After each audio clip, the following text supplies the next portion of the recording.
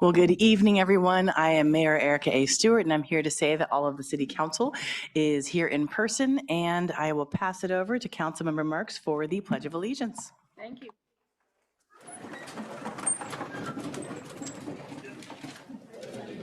To the flag of the United States of America, to the republic for which it stands, one nation, under God, indivisible, with liberty and justice for all.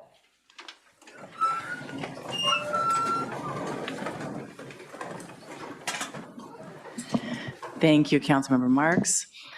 So before I get started, I'll be doing a presentation for Black History Month and presenting this to John King from the NAACP SLO County. But I want to say, I see more people in the audience today, so I just want to make sure if you wish to speak today that you've turned in a speaker slip. So I'm going to ask Mr. Collins, oh yes, a city clerk are waving, our Vanna's over here.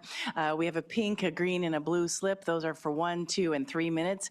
If you are so good as to have a 1 minute, you will be first. If you have 2 minutes, you will be second. And if you have 3 minutes, you will be at the end of public comment. So I just want to give you that heads up. If you want to coordinate with friends now, I would suggest it. Okay, so that leads me to our Black History Month. And agenda, which allows the City Council to approve okay. all at once with a Someone's single joining me. That's These exciting. include waiving the reading. Okay, so today is the 100th anniversary. 1926 is when we first had Black History Week. We didn't have a whole month until 1970s, so I just thought I would share that little tidbit before I got into the proclamation. So whereas Black History Month is an annual celebration of achievements by African Americans and a time for recognizing their central role in U.S. history. Whereas the City of San Luis Obispo values the diversity and contributions of Black residents and acknowledges the importance of honoring the rich culture, traditions, and history of Black Americans. The observance of Black History Month was established to remember and reflect upon the significant contributions of Black individuals, leaders, and communities throughout American history, including the arts, sciences, education, business, politics, and social justice. During Black History Month, the city encourages community members, businesses, and organizations to recognize, honor, and participate in activities that celebrate Black history, Black heritage, and promote unity, equity, and inclusion. The City of San Luis Obispo is committed to creating a welcoming and inclusive community free of discrimination, free of hate, and recognizes the ongoing work required to achieve racial equity and social injustice. Now, therefore, I, Mayor Erica A. Stewart, Mayor of the City of San Luis Obispo, on behalf of the City Council, do hereby proclaim February 2026 as Black History Month in the City of San Luis Obispo and encourage all community members to join us in honoring the legacy, achievements, and contributions of Black Americans to our city, state, and nation. John, can we meet in the podium?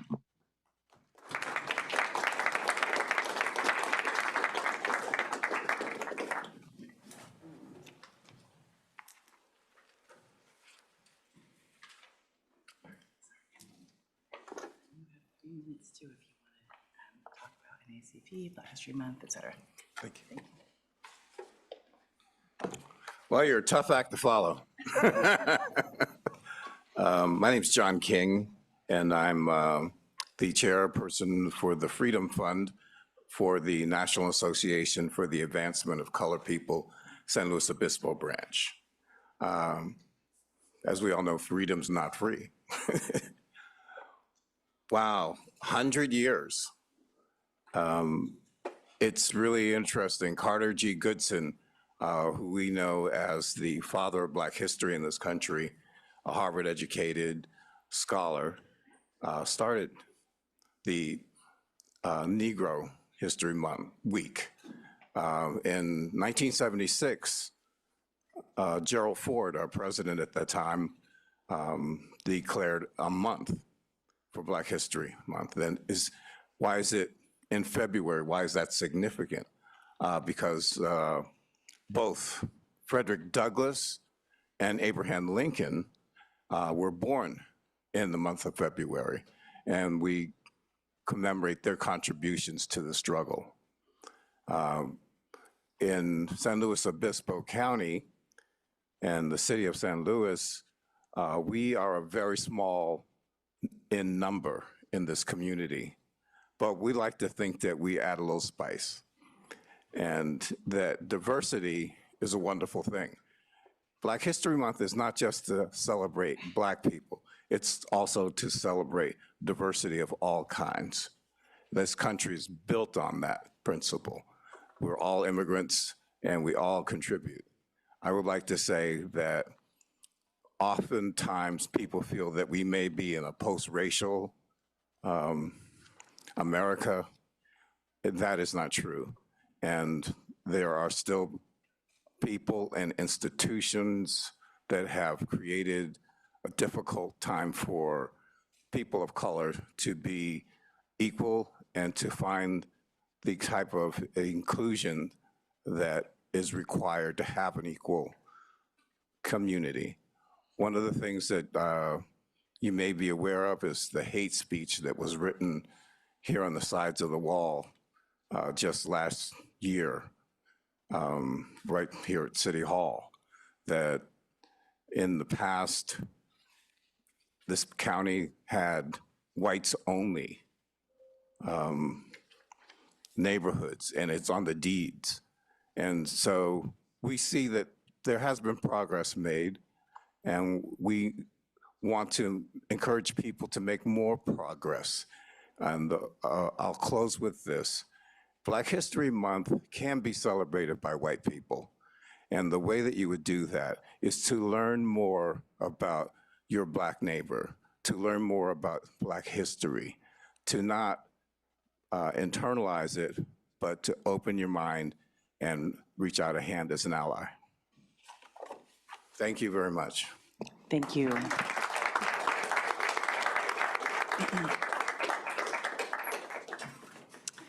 And we have another fun presentation today. I'll ask Chief Scott to come forward. It is always enjoyable to me to be able to see some of our employees get to be celebrated and recognized, and I look forward to Chief Scott to share that. Thank you, Madam Mayor, members of council. It is an exciting night tonight. We get to recognize and formally introduce you to Deputy Chief Aaron Schaefer. Very exciting, one of the two deputies that we have in the department, and while I can't clone myself, and some would say that's a good thing, these two individuals really lead from the front and take care of things when I'm certainly not available. You will often see Deputy Chief Schaefer at community events. He's going to be with you in front of council quite often, and then you'll see him all around out and about the town. Aaron is an 18-year veteran with the department, holding various positions, including crime scene investigator. He's been a detective, a training sergeant, and lastly, he was our administrative sergeant or lieutenant over our internal affairs section. He's also been a leader of the POA, which is our Police Officers Association, as well as SLOPSOA. So I will also tell you, as a former football player with Cal Poly, he gives back to the community and coaching others, as well as being a mentor for young athletes, and he utilizes his same care and compassion and spirit of teamwork and leadership for our SLO PD team. I will also, lastly, as I close out, just tell you that most importantly, Aaron is married to his wife, Carrie, who's with us still tonight. And they have two young children, young adults now, who've practically grown up for the entirety of Aaron's career at the police department. So we're very excited to introduce you to Aaron Schaefer, and I'll let him come up and give a few words on his own behalf. Aaron?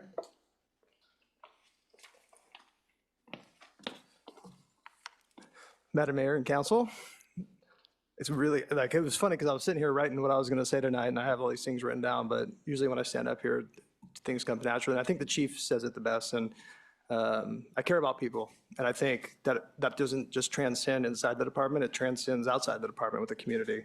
And I know I've had conversations with a lot of people that are in this room, and they understand that I'm a charismatic person, but I couldn't do this by myself. I didn't get here because Aaron's, knows everything, and I have enough humility to know that I don't. And when it comes down to it, my goal is to lead and direct people, but also sometimes the smartest person works for you. And so utilizing that and using that as a strength is very valuable to make a successful organization.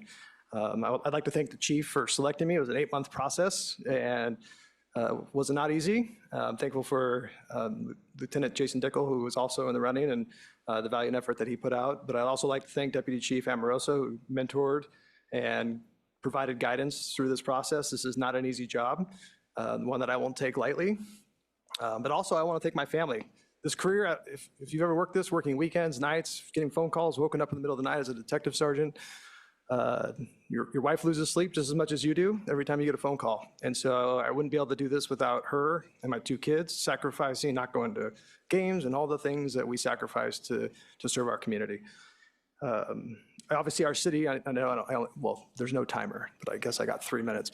You know, the police department went through a big incident 5 years ago, and I was directly involved in that. And when the chief told me that I got this position, I kind of just shut my door and you know, cried a little bit, because everything that we do in this profession make us better. But I think in the end, like, I'm a better person because of that, unfortunately, with the tragedy of Luca. And to say that I'm standing here today is kind of like bittersweet. But at the same time, I'm just forever grateful for the chief to give me this opportunity. So thank you.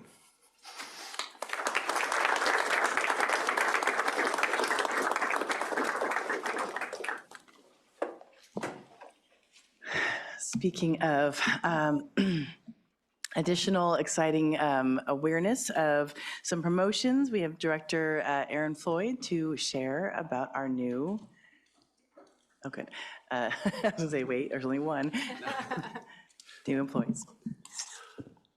Good evening, Mayor and Council. Aaron Floyd, Public Works and Utilities Director. Similar to Chief Scott, this really is one of the highlights of our career as well, serving the community, but also being able to share people who are coming up into these new positions who are amazingly talented. And tonight, this is actually 2 exemplary definitions of that, in that we have 2 assistant directors in Public Works and Utilities. So the first that I will introduce will be Madeline Casinta, who oversees the Public Works branch of the department, and then Shauna Scott, who oversees the Utilities branch of the department.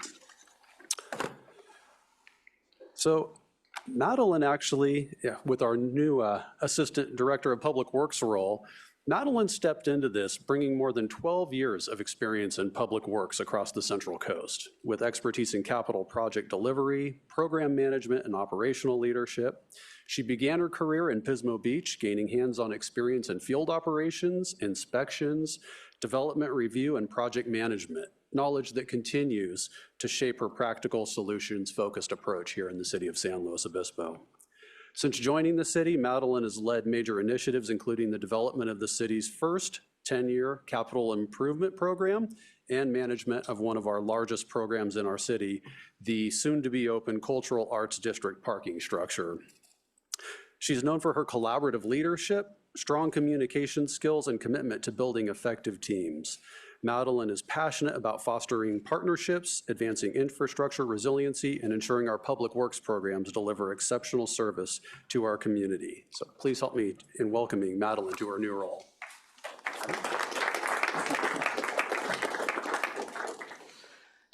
Good evening, Mayor and City Council. I'm truly honored to have been selected for this role and serve for the city where I live. My children go to school here, and where I get to see the impact of our work every single day.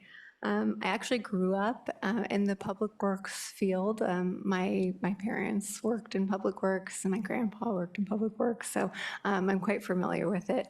And I learned early on that public works is like magic. Most people don't notice it until it stops working. So my goal is to keep public works strong, resilient, responsive, and as much like magic as possible. I'm committed to building trust, finding common ground, and communicating early and often. One of the best parts about this job is the incredible staff, the engaged community, and the support from this council. I'm thrilled to continue in this role and be more involved in a larger role in the city. So thank you.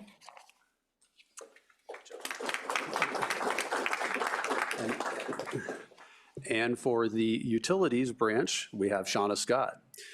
In 2026, this year, Shauna will actually celebrate 10 years of public service with the city of San Luis Obispo, which was preceded by 15 years as a planning and environmental consultant for municipal, county, state, and federal agencies locally and throughout the state of California. Shauna started with the city in 2016 in the Community Development Department. In addition to development review, they led and supported a variety of projects and teams and provided, and still do, California Environmental Quality Act guidance and oversight within the Community Services Group. In 2022, Shauna joined the Utilities Department as our Special Projects Manager. And for 4 years, Shauna has enjoyed supporting the administration of utilities water, wastewater, engineering and planning divisions through strategic planning and policy development, capital project management, planning and implementation, entitlement and utility plan review, ensuring policy and regulatory compliance, and facilitation of city staff collaboration and regional agency coordination. So I'd also like to introduce Shauna.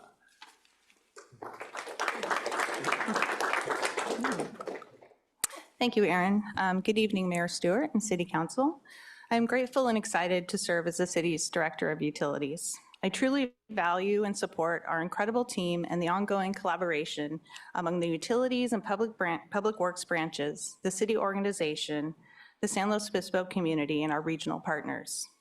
As we move forward as a reorganized Public Works and Utilities Department, my goals are to foster honest, productive, and solution-oriented conversations, further advance efficient communications and shared learning opportunities, expand operational infrastructure and water supply resiliency, and facilitate collaborative and strategic capital program planning. I am focused on the city's mission and provision of essential services and excellent customer service, achievement of our major city goals, employee support and development, and fostering and maintaining an inclusive and safe environment for our employees and our community. Thank you all for your time tonight and your service to this great city.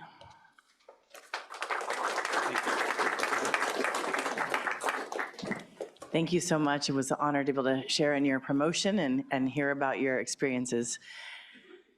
With that, we'll pass it over to City Manager Whitney McDonald for her City Manager report. Thank you very much. Thanks for the opportunity to introduce these new employees who are in new positions here with the city and really taking on that additional leadership role. So hopefully everybody in the community gets a chance to meet and engage and get to know each of our employees who we've just talked about because they're all amazing people and public servants. So thank you to everyone for supporting one another and each other and getting to this point. And with that, we have just a handful of slides of different events we want to highlight. The first is our Promotional Coordinating Committee's Cultural Arts and Community Promotions Grant Program is now open for the next fiscal year. The city, through this process, will award a total of $100,000 to promote nonprofit cultural events that are in or directly adjacent to our city that will take place between July 1st of this year through June 30th of next year. We want to make sure everyone's aware of this upcoming opportunity because funding is competitive and needs to be used for marketing and advertising expenses. We do have in-person and virtual information sessions offered in the coming weeks, so if anybody has questions about what this program entails, and if you have an idea and an event you want to propose, please come and get some more information. Our deadline to apply is March 17th at midnight, so I wanted to make sure everyone's aware of that. Next up, we have published our first performance monitoring report for our North Truro Greenway project. This is our 12-month report published just a week ago, I believe, in January. It's part of our post-construction monitoring program of this project. The project was completed a little over a year ago and includes 1.7 miles of low-stress bicycle and pedestrian infrastructure that connects neighborhoods north of Foothill Boulevard into the downtown via Broad and Truro streets. This process and the report itself is part of a commitment to monitor the effectiveness of the project at a 1-year and 2-year marks. It evaluates project performance during the first year after construction, and the data includes vehicle, bicycle, and pedestrian volumes, vehicle speeds and parking occupancy, and then just some in-person community feedback we've received. But we're definitely not done in gaining additional feedback, and we really want to make sure folks are aware. We're collecting more feedback through a citywide online survey that is open at our slowcity.org/opencityhall tool. Targeted mailers with survey details are also being sent to residents who live along the Greenway, and we want to make sure they're aware. And the survey will remain open through the end of March, so we hope people come and check it out and provide us some additional information about their experience. We want to highlight a couple of additional public art things that have happened or are happening. We want to make sure everybody is aware. We very recently celebrated the installation and ribbon cutting of a new sculpture out in front of SLOMA at the lawn in Mission Plaza. It is called Sculpture Jam, and it is brought to us by California artist Bruce Johnson. The sculpture project was brought to us in partnership with SLOMA, the San Luis Obispo Museum of Art, and is part of our public art program that supports a rotating art installation at Mission Plaza. This sculpture will be on display for the next 18 months and also includes a showcase of additional art within the museum itself. So we hope people go and check it out. Maybe that second picture on the right does show scale a little bit, because I was quite impressed at the scale of it, and hopefully folks are able to go by and take a look. It's beautiful, and we're really grateful to have it here in our community. More local art is occurring in our Laguna Lake neighborhood. Our local artist, Sally Lamas, in partnership with our public art staff, have completed the first of a few community painting days. This will be a community art mural project in the walkway between Newport Street and C.L. Smith Elementary. The first day of painting occurred just last weekend on Saturday, January 31st. We even had a council member stop by and get handed a paintbrush, put her mark literally on the wall. Our next community opportunity for painting is coming up on March 7th. Students from C.L. Smith 5th and 6th grade classes will complete the mural in April then. So for more information on this project and to find out just more about our public art program in general, please visit our Parks and Rec webpage at slowparksandrec.org. And then we just want to highlight what's coming up on our next agenda. Our next regular meeting is February 17th. We have a number of consent items. I want to point out we will be bringing forward our community development block grant funding recommendations, as well as approval of the local hazard mitigation plan that the county put together on behalf of the county and all of the 7 cities. And then our public hearing and business items will include our second quarter budget report, which will also include a conversation of potential spending appropriation of our year-end fund balance from the last fiscal year, and an annual city employee recruitment and retention trends overview. We will be having a lot of conversation about Higuera, South Higuera projects. It's actually 2 separate projects, widening in front of the Caltrans building, along with the Complete Streets project. We figured it's one street. It would be good to talk about it together. So we'll be seeking direction to move forward with trying to get construction contracts, and then discussing a grant agreement with the San Luis Obispo Museum of Art, which we discussed last year as well. So those are the items we'll be talking about on February 17th, and I'm happy to answer any questions. Thank you so much. It was also wonderful. I want to say that the daughters of the sculptor was there and with the scissors, and so it was really fun to watch them be part of it and share what their father has done. So thank you for bringing that public art in your report. Any comments or questions? Looks like none. So I'll move forward to public comment. So I want to remind people a couple things. This is public comment for items that are not on the agenda. If you have an item you'd like to share about that is already on the agenda, we'll talk about that in a few minutes. If you have not had a chance yet to, Vaness, please, our Assistant City Manager and City Clerk, we have our public comment speaking cards. So if you have not turned those in, please turn them in now. 1 minute, 2 minute, and 3 minute slips. So if you have 1 minute, you'll speak first, then second, 2 minutes, you'll speak second, 3 minutes, you'll speak third. With that in mind, I know we did do a bunch of clapping in the beginning, so I want to make sure to share. We had some presentations, so we did do some clapping for the awards and proclamations, but we do, during public comment, do just kind of our silent clapping, or if you are unhappy with something, you can do the downward boo sign so that people can keep talking and we can keep hearing them through their 3 minutes. So thank you for respecting that and respecting the people, even if you don't like the things they are saying. With that, who is our first speaker? So we have 6 speakers for items not on the agenda. I'm going to call 3 in a row, and if you could please be prepared to speak after the next person is done, that would help us. John Pronich, Sean Harris, and Bob Goldman.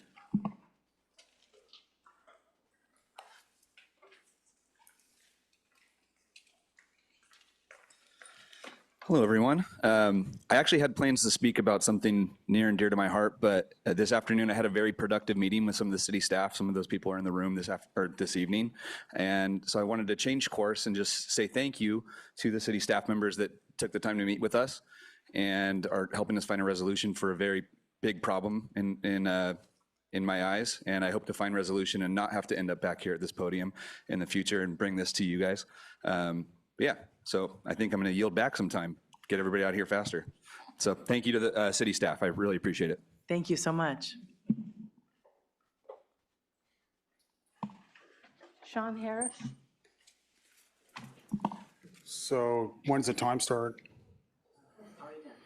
All right, I'll make this quick. I'll spend a minute and a half on one issue. I was detained December 29th on Bullock Lane in the dark at 6:15 in the morning by some individuals in tactical vests and a police patch. I am under the assumption they were ICE. That was on December 29th. In the dark, blocked in by 3 cars. I was doing nothing more than going to work. And then as a follow-up, I called the watch commander that morning and was told that there were some DHS operations in the county. And when I got detained, I asked the person that stuck their head in my car why they wanted my ID, and they said that they had a report of a stolen car in the area. And then later, when I requested some documents from the San Luis Police Department, one of them said that the department was, DHS requested assistance regarding a vehicle collision. So I've also made a follow-up to that, requesting documents to validate that document. And I'm still waiting, and I made that on December 26th. I'm still waiting for the report that the officer presumably made regarding that collision. So what I'm basically saying is I got 3 different reasons why I was detained in the dark at 6:15 in the morning, okay? Now, what my concern is that the policies and procedures, section 414.6 of San Luis PD, and I'll quote, request by federal immigration officials for assistance from this department should be directed to a supervisor. The supervisor is responsible for determining whether requested assistance would be permitted under the California Values Act. If it's not already in place, my question is, is there any way that the supervisor that would make that determination has been properly trained? And if so, do they go through some sort of matrix? Because it's a very complicated question, you know? I'm certainly not qualified to make that kind of decision. I wouldn't be at this point. But my question is, does the supervisors for the San Luis PD receive some sort of formal training on the implications of making that kind of decision?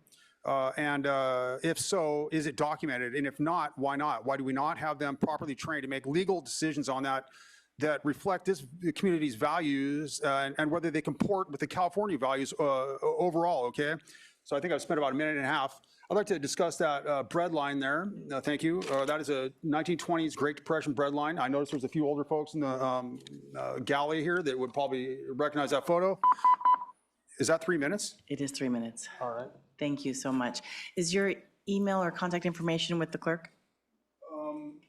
It might be. Okay, great. Yes, we have it. Thank you so much. We'll get back to you. Hello, my name is Bob Goldman, and I'm here to speak on a couple issues. I don't know if the council ever dealt with any of these, but these are issues that came to me using the dog park the last 10 months. We spent $1.2 million in the dog park. The parking is terribly inadequate. The parking area is where they sort of get the dogs ready, either leash them or not leash them. It's dangerous. We had a dog killed there last year. If you go up to the dog park, you only see about a third of it being used. 2/3 of it. What happened was that the rec department shrunk that thing down, so there's really only 1/3 of that park that's being used. The other 2/3 are both wood chips, which were unacceptable to us because they damage the dog, and pea gravel, which is also unacceptable to us. Neither the dogs or the owners like the surfaces out there. The grass, the 1/3 of the area that there's grass is overused. It's totally worn out. Another issue is the dogs are separated. We have the small dog park and the big dog park. What's happened out there for years, we've had social groups. We had a social group that's been out there for like 20 years, and unfortunately, with the dogs being split, that splits up our group. In my opinion, the only thing we can really do at this point to save this dog park is to get rid of those wood chips and to get rid of that pea gravel, and it's going to be an expense. And put some really hardy grass in there because that's a good surface for everybody. I also believe closing the park on Wednesday morning is really inconvenient for the users, and I don't know what maintenance really is required there, but I don't know why the maintenance worker can't show up off hours instead of closing the park for a half hour. Lastly, I've heard about talk of a new dog park in Emerson. I don't know where that's progressing. If we make these improvements to the Laguna Lake Dog Park, you won't have to do that at Emerson. And Emerson, I must add, is one of the last big open spaces in the city.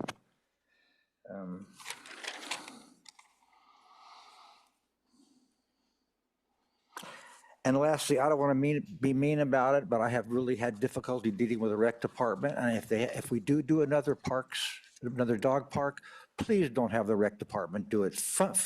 Go ahead and farm it out to an ad hoc committee that has dogs and knows what they're doing.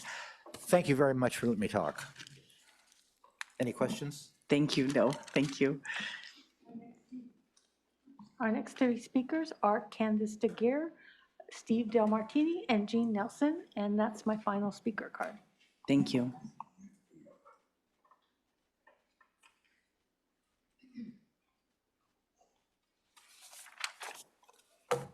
Good evening, Mayor and Council. I want to thank you for all the effort you guys do for serving the community. I'm here because I have a concern on the diet on South Higuera Street. I live in Chumash Village, which is 55 and older, and I'm just going to read what I have, okay? Road diet failures can include increased congestion, longer emergency vehicle response times, and negative impacts on local businesses. Some road diets may also cause traffic to divert to parallel residential streets, leading to cut-through traffic. These outcomes often occur when a road diet is poorly implemented, especially on corridors with high traffic volumes or significant driveway and intersection density, which coming off 101 on Madonna exit would be very, in my opinion, a very big problem because Madonna Inn is such an iconic place.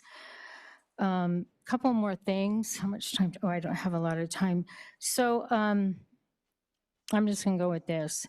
A reduction in the number of travel lanes can cause traffic jam, especially during peak commute times.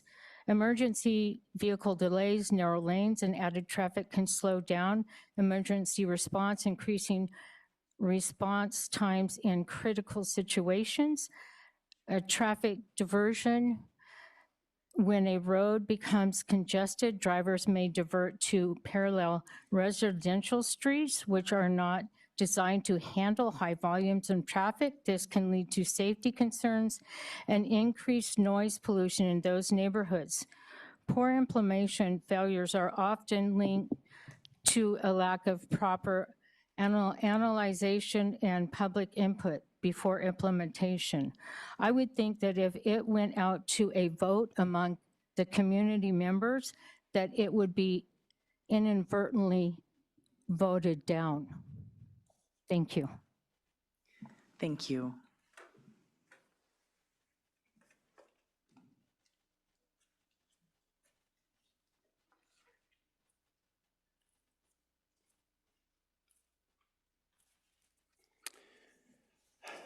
Honorable Mayor, council members, council, city manager, and the rest. I'm Steve Del Martini. It's nice to see you, and I'm grateful to be able to be here. I just want to touch on the upcoming discussions of the proposed rental registry that will be heard in a special session on February 24th. As in the past, the realtors are available for discussions about the registry, as we've been available in the past for such items as the point of sale sewer inspections, home energy rating, scores, and other various situations that come up from time to time. We are looking forward to continuing discussions with the council and staff. I want to be clear that there is 100% backing for safe and healthy housing. We have had meetings with city staff, professional property managers, the tenants union, et cetera. And from these discussions and conclusions so far, we're not sure that a registry will resolve the rental issues that have been discussed. One thought is that more emphasis should be placed on the existing business license application process that is already in place. I do want to let you know we have a lot of thoughts and ideas that we think are really great. If I'm following the numbers correctly, then there are about 2,600 rental business licenses in place, but there are an estimated 10,000 to 11,000 rentals out there. Creating a registry doesn't mean that more of the rental property owners will cooperate. In fact, it may mean less cooperation. I don't know the time and expense that it would take to track down owners to achieve a higher percentage of involvement, but the current staff in the housing department may not be enough. I believe that there are properties that are professionally managed are not the problem. I think there is a smaller percentage of owners that don't keep their properties up that concerns me. How are they compelled to do a better job is what I think is more to the point of that discussion. We'd like to offer up some suggestions in future discussions to take under consideration. We are looking forward to the next few weeks and a healthy, meaningful session on the 24th to bring everyone on board and have a resolution to this problem. I thank you for your time, and I think this is a really important issue. We think it's an important issue. There's a lot to discuss, and it may be one of those where you might want to even have another meeting after and not make a decision once we know what it's hard to know what the concerns are if we don't know what the plan is. And it's difficult to have that staff report come out 5 days before, then try to, round up everybody and get it done. So appreciate your time and efforts. Thank you. Thank you. And that too will be a study session, just like today's golf course, not at voting. Our final speaker card for items not on the agenda is Jean Nelson.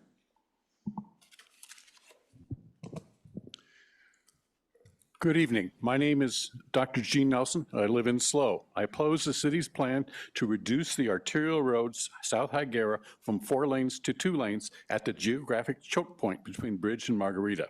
The final opportunity for the public to object to this harmful plan is during the city council meeting in 2 weeks.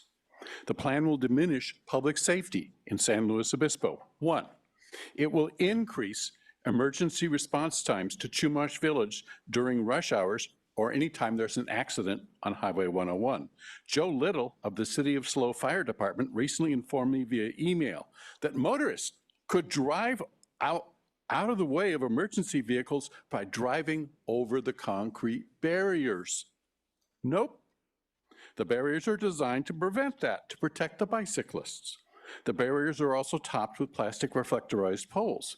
With traffic stopped in both directions in the 2 traffic lanes, emergency vehicles will then slowly drive through the remaining narrow turn lane. 2, the Pacific Palisades fire, which occurred more than a year ago, underscored the need for wide escape lanes from wildfires. Recall the roads congested with stopped vehicles. Residents were forced to run on their 2 feet away from the fire. Given CAL FIRE's recent increase in the fire hazard severity zones within SLO city limits and nearby, we could easily find ourselves in the same predicament as Pacific Palisades with this intentional blockage of roads. 3, the premise that reducing vehicle miles traveled in rural San Luis Obispo County will make any difference in worldwide emissions is nonsense. The key fact is the People's Republic of China has been consuming more coal than the rest of the world for the past few years. Emissions reductions in the West are nullified by China's coal consumption. Keep South Higuera at 4 lanes for safety. Put the bicyclists on the sidewalks on both sides, just as is done on the west side of Madonna Road between the Madonna Inn and Laguna Lake. Reduce the speed limit to 35 miles per hour. Problem solved. Thank you. Thank you. That's the final public comment? Sure, okay. Thank you very much. With that, we move on to the consent agenda. Before we do that, I just want to highlight, again, I know we have some new people in the room, and it's always hard because public comment are for items that are not on the agenda, so we don't add necessarily any comments or ask questions to that, but we do take notes to these so that we can hopefully respond to each person later. With that, we'll move forward to consent agenda. Before we go forward, is there anything that my council members would like pulled? Councilmember Boswell. 5G. Thank you. Vice Mayor Francis. 5H. Perfect, that's what I have too. So before we get to 5G and 5H, do you have any public comment, City Clerk, about the other items on the consent agenda, 5A through 5E? No, we do not, only on 5G and 5H. Perfect. All right, can I get a motion? Councilmember Marks. Yes, I would like to move approval of the consent agenda with the exception of 5G and 5H. Perfect, thank you. Councilmember Shoresman. And I'll second that motion. Thank you. Can we have roll call? Councilmember Marks? Yes. Councilmember Shoresman? Yes. Councilmember Boswell? Yes. Vice Mayor Francis? Yes. Mayor Stewart? Yes, thank you, and that motion passes 5-0. Now we'll come back to 5G, the tree. Shall we start with an update, city manager or assistant city manager, from our arborist or from anyone in particular? City manager? Thank you. We do have both our city arborist and our community development staff, as well as staff from our administration and IT department who have been working really closely with SLO Rep. And so we have a whole collection of folks to answer any questions you might have. So I might recommend we start with just making sure we're clear on the specific requests we need to address and kind of go from there. Perfect, thank you. I know for myself, I've asked previously if we could have some more clarification on the heritage versus non-heritage aspect of the tree, and maybe just a highlight of the trees that will be replaced if this tree is taken down. That's one of my first questions. Sure thing. So certainly, if you want, we can start there with asking our community development director and our city arborist to come up and help fill that in, and then we're happy to maybe go from there, if that makes sense. Okay.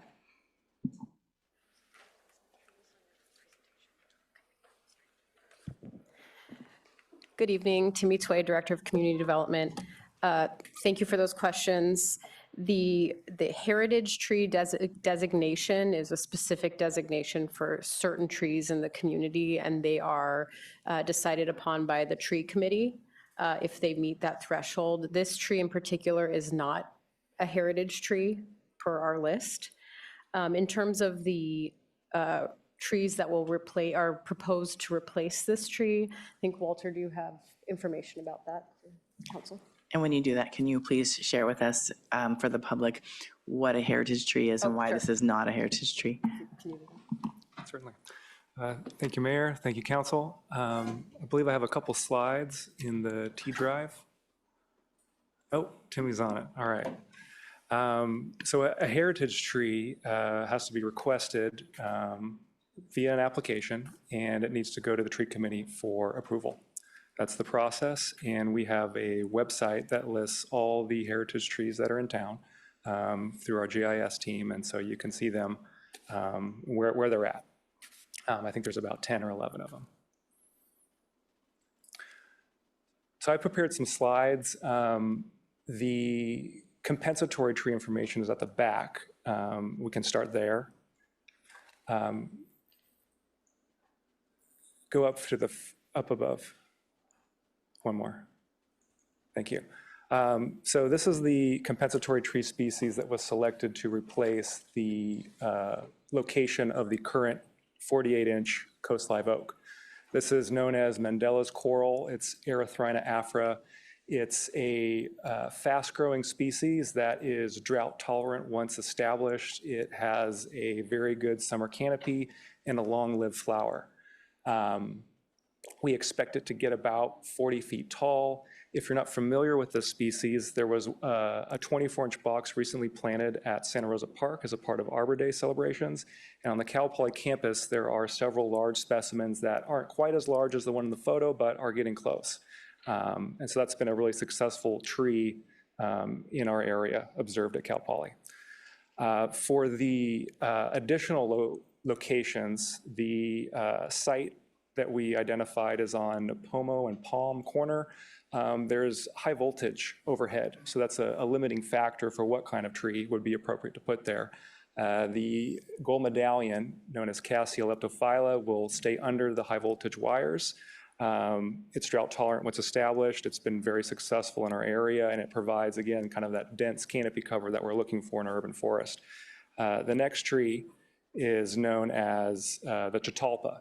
Catalpa is an interesting one. It's a hybrid of a California native known as the desert willow and a Midwest East Coast species known as the Catalpa, excuse me. And now this is the hybrid Catalpa.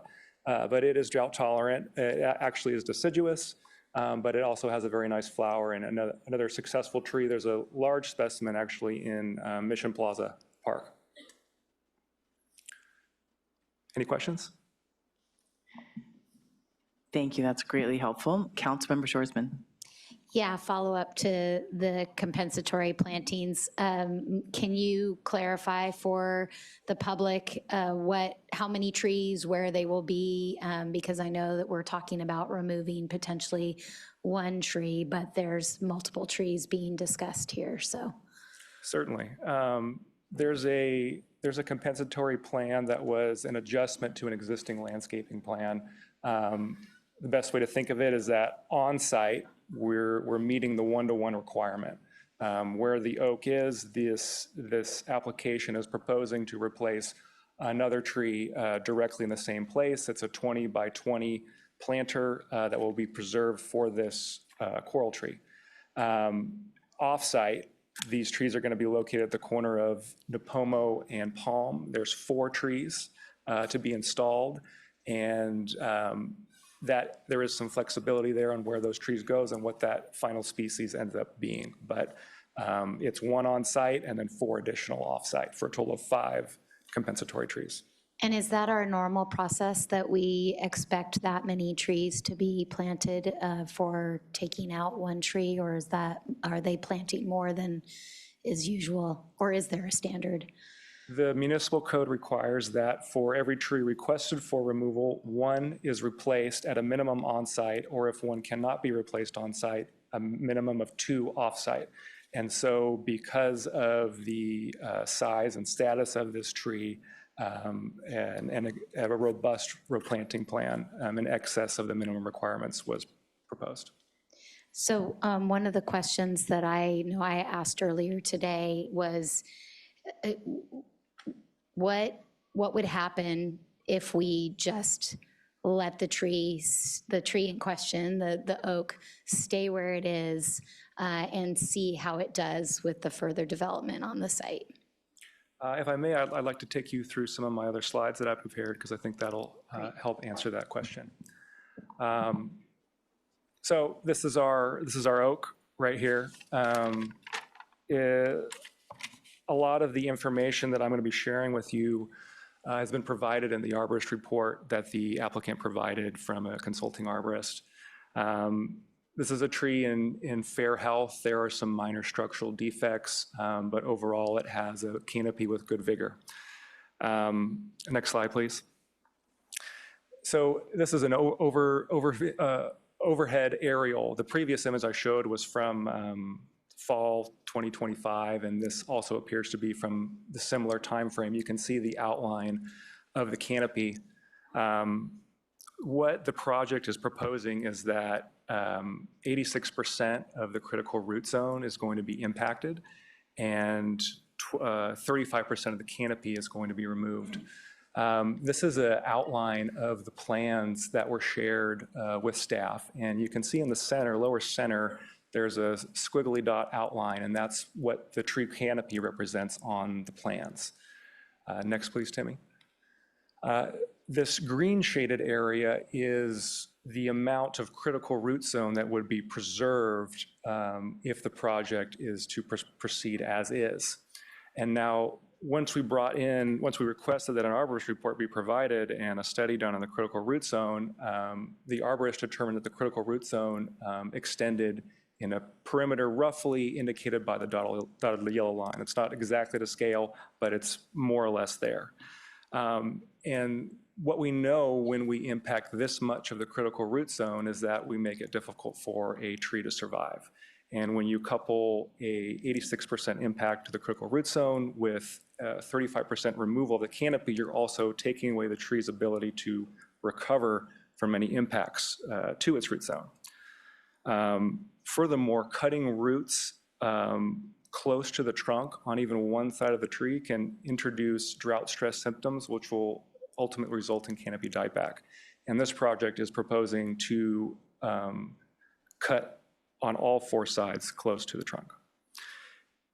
What we know from arboricultural best practice is that protecting the greatest amount of roots is the single best way to ensure the highest likelihood of success for a tree after a project has been complete.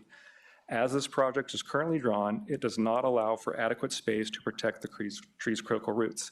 Without sufficient roots to sustain the tree, it will not be a long-term viable feature to the project.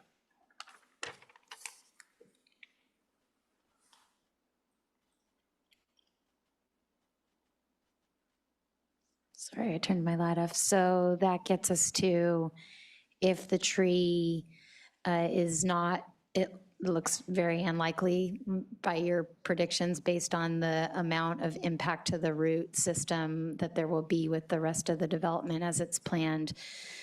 There's a pretty high likelihood that the tree won't survive. If the tree does not survive, if it's left in place, what happens then?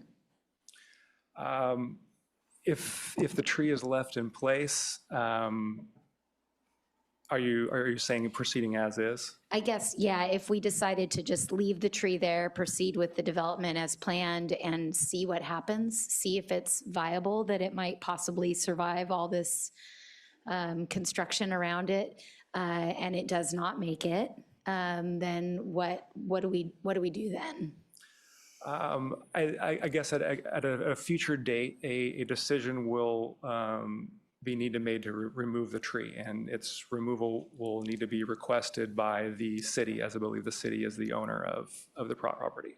And if it would meet the criteria for removal, then it could be requested and removed. So it could be removed at a future date, but I think what you said earlier today was that it could impact the infrastructure that is built around, that if depending on how you remove the tree, it could impact the cement or concrete or pavers or whatever is put in there or landscaping that is there. It would probably impact that and cost to replace whatever it disrupts in taking out the tree, correct? there could be some unintended consequences to the surrounding hardscape based on the tree removal. Okay, thank you so much. I know my colleagues have questions, probably similar. Thank you, Vice Mayor. Yeah, thank you very much. I'd love to go back to the compensatory planting. I know we got some correspondence about kind of a desire to maintain as many native California species as possible within the city limits. And I was wondering if you could talk to us a little bit about current best practices around natives versus non-natives and what the philosophy is behind the compensatory planting plan. That's a really great question, and it's something that I talk about a lot with my other colleagues in arboriculture and with folks in the city. Our approach to urban forestry is that often the urban forest is a contrived environment. It's not a natural environment, and we find in our studies of urban forestry and our observations that non-natives tend to do better in this contrived environment.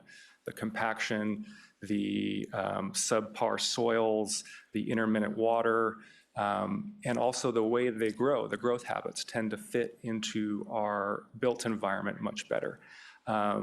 Also, as part of a diverse urban forest, the city's interest is to cultivate a diverse amount of species in that urban forest. And SLO is lucky in that we have some very unique features in our city. We have a creek running through the downtown corridor. We are surrounded by open space. And in those areas in particular, we do focus on natives. In the open space plantings, we focus on natives. In the creek corridor, we focus on natives. In the urban environment, there's a lot more unpredictability. And we want to go for what works. And I think a goal of the city is to have a canopy cover that's robust and it's going to last. And that also is beneficial to the maintenance staff taking care of it. And that also works for the space. And so, tree species can be changed. In this particular example, we were looking for a fast-growing species that could quickly provide canopy cover, and that was drought tolerant. Yeah, thank you for that. And this question might not be for you. We did receive some late in the day correspondence that had a question about the process and banding and public noticing. And I was wondering if we could get a little bit more information about ensuring that the process was followed and kind of check in on that. I don't have the exact correspondence, but I know the question came up, and because the oak tree was in an active construction site under management of a contractor, there were rules about entering the job site, and it was until very recently fenced off, and there was no public access. And so the decision was, I believe, allowing the applicant to not have to ban the tree because of the restrictions in place of the construction site, which is now changed as of, I believe, this week. And were there any public notices posted at all, like on the fence or anything in that area? Yes, we actually had to post twice. We posted on the fence in 2 locations, and then I was informed that the fences were taken down and the signs were gone, and so the next day we posted another sign, this time driven into a stake into the ground in front of the tree. Thank you. Thank you. Councilmember Boswell. Yeah, thank you. Maybe just a few follow-ups on some of the good questions asked so far. Could you speak a little more to why this specific, the Mandela's coral, was selected, or will somebody be able to speak to that? Yeah, certainly. It's been observed to be successful here in SLO. Cal Poly has planted a lot of rare and unique tree species, and one of the goals of urban forestry is a diverse urban forest is a resilient urban forest. And one thing as a city arborist I try to be mindful of is overplanting one species or being over-reliant on one species. And so if there's an opportunity to incorporate diversity, I tend to go for that. So you're looking for potentially something we don't have any or much of in the city to help you inform your decision. Yes, and also being aware of climate-adapted species. There are projections about how the climate of California is expected to change, and that could lead to a migration of species. There's a California native known as the Engelmann oak from Southern California that is likely going to find more favorable conditions further north. And then also a tree like Mandela's coral, which is a subtropical that can handle intermittent rainfall throughout the year, but is also drought tolerant, is also something that we're anticipating is going to be useful in our urban forest. Great, thanks. Another question I had is, I know we have this term heritage tree. Explain that. Thank you. Also, in our conservation open space element in 7.5.1, we have something we call significant tree, and I saw that was referred to in the environmental documentation for the parking garage. Can you tell me a little bit more about that designation, and do we have a list, or do we know how many trees carry that designation in the city? And this tree, my understanding, is not carry that designation. Correct. This tree is not, to my knowledge, a significant tree or a heritage tree. So the policy you're referring to is 7.5 in the conservation open space element, and it reads, protection of significant trees as determined by the city council upon the recommendation of the tree committee, planning, or architectural committee are those making substantial contributions to natural habitat or to the urban landscape due to their species, size, or rarity. Significant trees, particularly native species, shall be protected. And then it goes on. So that's the significant tree program. The tree program moved to community development from Public Works fairly recently, but we have been looking into documents, and I cannot find a list of significant trees, but that doesn't mean it doesn't exist. So we'd have to phone some of our friends who are around Public Works where the tree program was, but we do have a list of the heritage trees, and so we'd have to see, that one is more readily available, but that significant trees is not something we see often. Great. Thank you. That's all for now. Thank you. Councilmember Marks. Yes, I'm not sure who could answer this question, but to me, this is, I won't say a comedy of errors, it's a tragedy of errors. I'm very concerned about the situation. So who is responsible? I followed this project along for years, both on and off council, and preserving this tree, maybe we didn't give it the designation of a significant tree, but it's been very important. And now at the last moment, we in the public are being told that, well, trees got to go, even though all this planning and all this time has, much of the focus has been on preserving this tree. So who is responsible for the situation we're in right now? Whose error was it? I can speak a little bit to how we got here, if that helps. So one of the answers to the questions in the agenda correspondence from staff related to the process as it was when this project was going through the entitlement process and now, and we have made some changes. So in generally the entitlement process, which is the planning process, is fairly conceptual and high level. And at that time, when things like this were going through the entitlement process, we did not necessarily ask for an arborist report. Now, partially because the tree program is in community development, we, I believe, have a much more robust review of tree-related issues during that entitlement process. And so, you know, if this project were to come in today, we would have Walter take a look at it as part of the planning entitlement review. And hopefully his concerns would have been raised of, hey, you know, is there an arborist report about where the root zone is and how are you going to protect this? That wasn't necessarily done. In addition, you know, if a project was built around a tree, I, you know, would also hope that the project development team would have engaged an arborist to make sure that it was designed appropriately. So I think there are things that we have all learned from this over time and ways that the city is doing things differently to try to ensure that we're catching things like this earlier in the process. The reason it came to our attention at this point is because they are now in the process of getting their construction documents approved. And that is also routed to our city arborist. So Walter was looking at it and at that time asked the applicant, how are you going to protect this tree as part of the process? And I believe that's when the applicant engaged the arborist, and at that time, it was discovered that the root zone was different than what was previously thought. And so I think there are a number of things, to learn from this project that we are moving forward with in the future. And I think it does help that the tree program is in the community development department, where there are a lot of reviews happening for projects. So I Hugh, have City another- Manager, did you want to join in and add to that? Sure.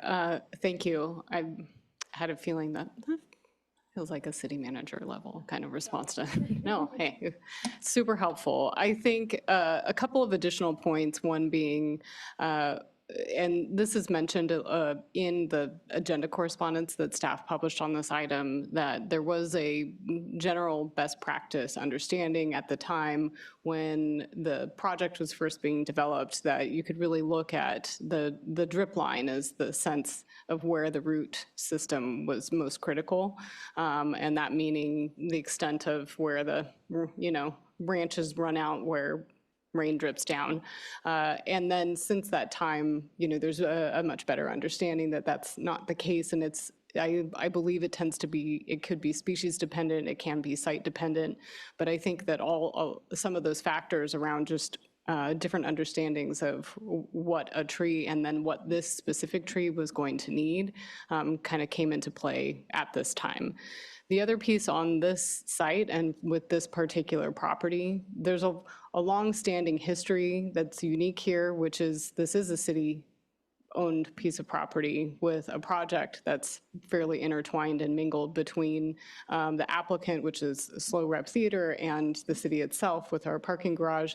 And so there were accounts being taken in the documents we all came together and agreed upon that make reference to the tree and ensuring that the applicant is essentially doing what they can to save it and incorporate it into the design. And at a point, there, essentially comes a reckoning, I think, with whether that's possible or not. And unfortunately, we're at that point, and I don't think anybody is happy about the outcome or what's being presented, but trying to make sure our eyes are wide open, and that I think maybe one of the worst things we could do is allow it to move forward and have the tree die in a few years and not have accounted for the realities of what it would be facing. We do have a number of folks in the audience, both from our staff who've been involved with the development of the agreements about developing the property, but also from Slow Rep Theater, who I know have been working really hard on this issue to try to make sure they are evaluating and taking all reasonable steps to address what they can do for the tree and to accommodate it within the site.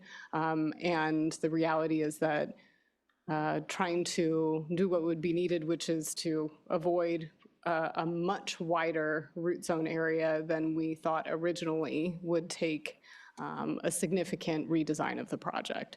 But I'm just here to share that's where we're at in my understanding, and certainly there are folks in the audience who can speak more directly, who really have been looking at this very critically, again, with the effort of trying to not get to this point, but recognizing that here's where we are. So Thank you. I have two more questions. I know just from general experience that oak trees can be transplanted. Is there a chance that this tree could be transplanted rather than destroyed? Sorry, can you press your button? Oh. Oh, there you go. Am I on? You're on. Okay, Perfect, thank you. Sorry. You can move the mic up so that you can stand up straight. There you go. Oh, thank you. That's better. There are contractors who specialize in moving large trees, but I don't think this tree is one of those trees due to its structure, its age, and its size. I think a feasible move would be a smaller tree than this one. But that hasn't been evaluated. Is that correct? No. All right.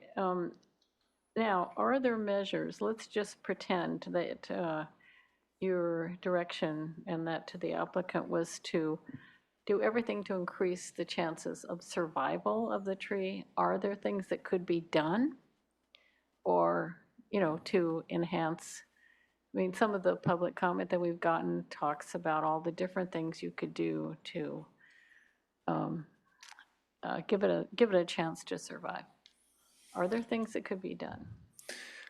There are directions in our engineering standards and specifications for how to approach tree protection zones and what you do when you encounter roots.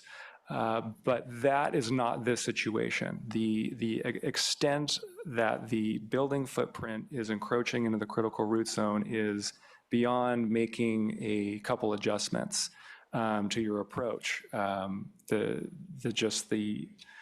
Impact is just too extensive to do a couple tweaks.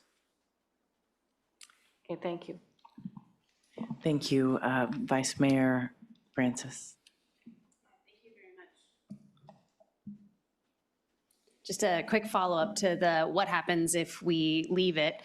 You've talked a lot about the change in how critical root zone is determined, and I was wondering if you could tell us a little bit more about how precise that process is, because I imagine it's quite difficult to determine with roots that are deep underground and going in different directions to know how far and in what direction they're, the most critical of the critical roots are going. So I guess I'm wondering, is this something that's fairly precise, or is this something that's kind of more based on an informed guesstimate, previous tree experience, that type of thing, just so we can know if it's worth giving a gamble to leave the tree in place? Sure. There's best practice that inform how arborists approach trees in construction, and there are standards that we refer to. Generally, the older a tree is and the larger it is, the less resilient it is to construction impacts. And the younger it is, and some species are more resilient, they can bounce back. But when we think about the critical root zone of a tree, generally, it's about an inch or a foot of radius for every inch of tree diameter. That's like kind of the middle of the road, nothing special. This tree, nothing great, nothing bad. If you were to just kind of take an average tree on an average day, it's a foot of radial critical root zone for every inch of diameter. And that's what the arborist used when writing his report to determine the critical root zone. So that's a radius of 48 feet from the trunk. And we also know from best practice that when you cut large roots closer than 6 times the diameter, which would be 24 feet in this case, you induce that drought stress. And that's where we're going to be pruning the canopy away and taking the tree's ability to recover. And we're also going to be cutting roots close to the tree. We're inducing a drought stress shock syndrome. And we're doing it on all 4 sides. So there's several thresholds that are being crossed. We have the generally accepted maximum allowable impact for tree preservation and construction is 25% of the critical root zone. We're at 86% here. Generally, you don't want to come within 6 times the DBH and close to the trunk and pruning, and we're coming well within that. So there's several layers of impacts that arborists use as thresholds for determining whether a tree can handle it. And then maybe if there was a little bit more room, this tree could make it. But based on the plans, it's hard to say that it would. Just one last one. On the sidewalk side of things, there's going to be some disruption, obviously, but perhaps less deep than on the other side where the building foundation and all of that is going to go in. And just kind of curious about this particular species root behavior, and if it tends to stay fairly close to the surface, or if having grown next to a sidewalk already, if some of those roots are fairly deep, because we're looking at a half moon drawing of where the critical root zone is, but I imagine that's actually more of a full moon there of where those roots had gone, unless they ran into that road bed and kind of came to an abrupt stop. Can you tell us a little bit more about that? Certainly, that's a great question. So this yellow line is what's called the calculated critical root zone, and it's acknowledging that fact that there is a street there and there was a hardscape and a sidewalk, and that there's likely not to be a lot of roots in that area. And so the focus of the critical root zone is back into the lot. most tree roots inhabit the top 18 inches of soil. That's where all the oxygen is. Roots need oxygen to thrive, and they don't. They like to be near the surface. This location is sloping down, and I believe with the grading cuts that there were a number of roots that had to be cut to make the frontage improvements. Thank you so much. You're welcome. Thank you. Councilmember Shoresman. Yeah, just one more question, and thank you for asking that one, because I know just walking near the site, the tree is quite a bit above where the sidewalk level is, and we did get another question from a constituent about, could we do permeable pavers or something like that other than regular sidewalk to try to help protect the roots? But the roots are already, as you said, they would kind of be almost behind, I don't know if there is a retaining wall there, but they're above sidewalk level by several feet. So they've already been cut at that level before they even get to the sidewalk. So just wanted to emphasize that, because I thought that was an interesting point when I heard it this afternoon. And I don't know if you can answer this question. I know there's some folks from Slow Rep here, and maybe they'll want to comment on this if they choose to make comment, but the zone there, the yellow zone, is obviously quite a bit wider than the green area that was originally planned for. And so it looks like it goes where the building is supposed to be. So there would be damage again to the roots from the building of the building. And if we were to ask them to accommodate this larger root zone, would that inhibit their ability to actually create the theater there? I mean, would they be forced to make it such a much smaller footprint that it wouldn't be a feasible project anymore? Any knowledge of that, or maybe they can respond when they come up? I can't speak to the design of the theater. I can only comment on the proposed impacts and what it's going to do to the roots. I see Executive Director Kevin Harris coming to the podium. Good evening, Mayor Stewart and Council. Thanks for the opportunity to speak and to answer any questions you have. I have significant head cold, so appreciate your patience as I read through this, but I'll answer anything that I can. This situation is not ever one that we wanted to be in, of course, or even anticipated. We always believed this tree would be a significant part of our overall design and landscape, and we never contemplated that the tree would be damaged before we even set foot on the site. As most of you know, Slow Rep began the design process for this building 14 years ago in 2012. Since then, that project has undergone 3 major design revisions, all developed collaboratively with the city and approved through all the appropriate channels. I mention this because the protection of that tree, of this tree that's now in question, has always been a top priority for Slow Rep. Every version of the building has been intentionally designed around it and the assumed critical root structure given to Slow Rep based on best practices back in 2012. When our arborist visited the site in July of last year, his sole purpose was to gather information to finalize our construction phase tree protection plan. We were dumbfounded when he reported the extent of the damage to the already done to the tree's critical root structure, and his professional conclusion that in its current condition, the tree was very unlikely to survive. Since receiving that information in July of August before submitting our application, our design team explored every alternative, including a complete redesign of the building, and in every case, designing around the remaining intact root system, as Councilman Shoresman was pointing out up there, would be necessary given the damage that's already occurred, and that the resulting design, no matter how we moved it around the perimeter, would reduce the building's footprint and usable square footage to a level that would make the theater financially unsustainable, most likely. But more importantly, it would absolutely prevent Slow Rep from achieving the economic and cultural revitalization goals that have driven this project from its inception. Slow Rep worked for 14 years on this project, and to protect that tree, I assure you of that. We have never set foot on site. Today, both the staff report and our arborist agreed that the tree has been significantly damaged and will pose increasing risk to both the public and the building. In response, as you know, SLOREP has proposed a tree replacement plan that far exceeds the city's minimum requirement.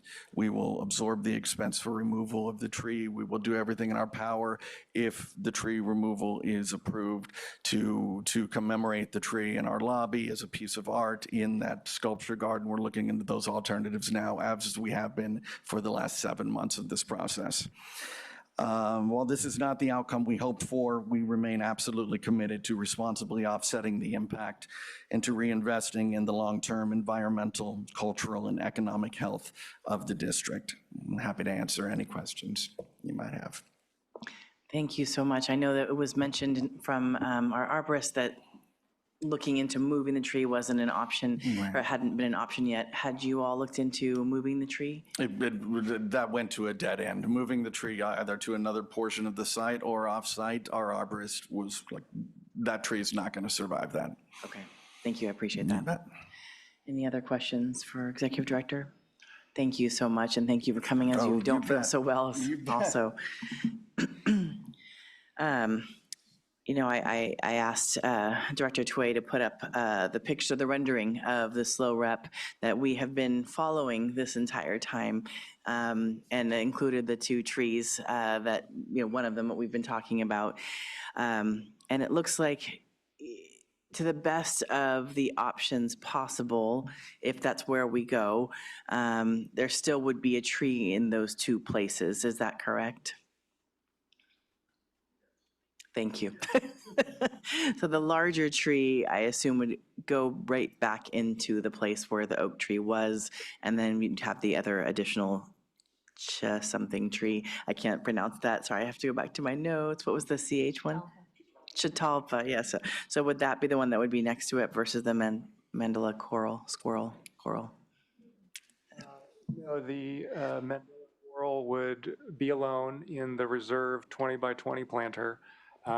There will be other trees on site as part of the landscaping plan, replacing other trees that have been removed on site. But the 4 off-site, which is the gold medallion and the Chatalpa, those will be at another location as street trees. Okay, so the remaining tree in this beautiful rendering would stay, right? Just to confirm. I believe those are going to be newly installed trees as part of the final completion of the project. Okay, thank you very much. Okay, I think that's all the questions from us at this time. Can we have public comment? Yes, we have one public speaker for 1 minute, and that is Daniel Glidden.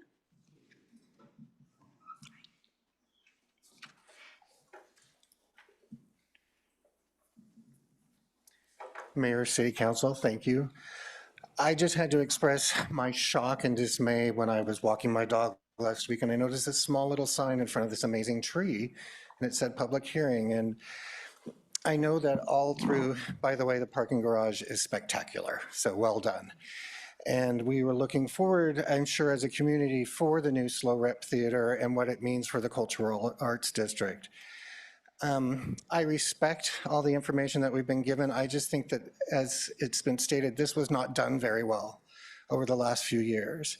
There were actually 2 trees originally. One was a yew right on the corner, this huge tree that was removed, but it's a non-native species, so I understood it. This one, I also understand that they came through, but it doesn't mean that they can't change a plan, that you still can't build around. We are a community, an architecture school. There's houses and buildings all around the world built around trees. There's no reason it can't be done here. Thank you. Thank you very much.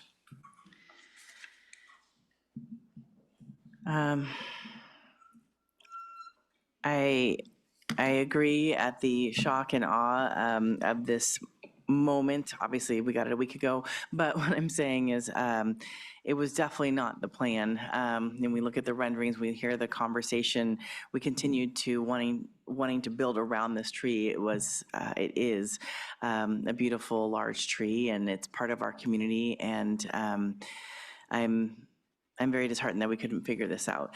And as you talk about the roots and 89% of the roots being damaged in construction, that to me doesn't seem like a very good odds for the tree. And I have to say, Councilmember Shoresman, I kept thinking, can we just try? Can we just make it happen and see what happens? I also know that taking something out after we've just brand new built a beautiful new location feels a little bit like the Rigetti conversation we had around Rigetti Park, which was, well, we're going to go with alt 1 and alt 3, the alternative 1 and alternative 3, the pickleball and the bike pump track, because when we look at the entire phasing, this will be the best with the construction and what we're going to come out with. So I kind of feel like we're in that point right now where to leave something to then die and then have to come back, take everything out construction-wise that we've just finished building, to then put in a tree seems like an extraordinary amount of extra work that where the forethought maybe didn't happen before in the last couple of years. I think this is the forethought that is happening now, so we don't have that happen going forward. So that's my 2 cents right now. Councilmember Boswell.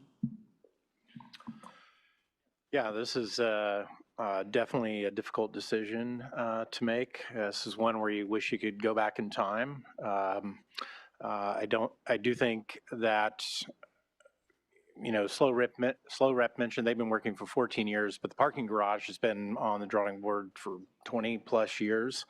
I suspect this tree was probably doomed when that decision was made to switch that entire block ultimately into a parking garage. We should have had procedures in place at that time to look at a tree like this more in advance. We did not. That's unfortunate.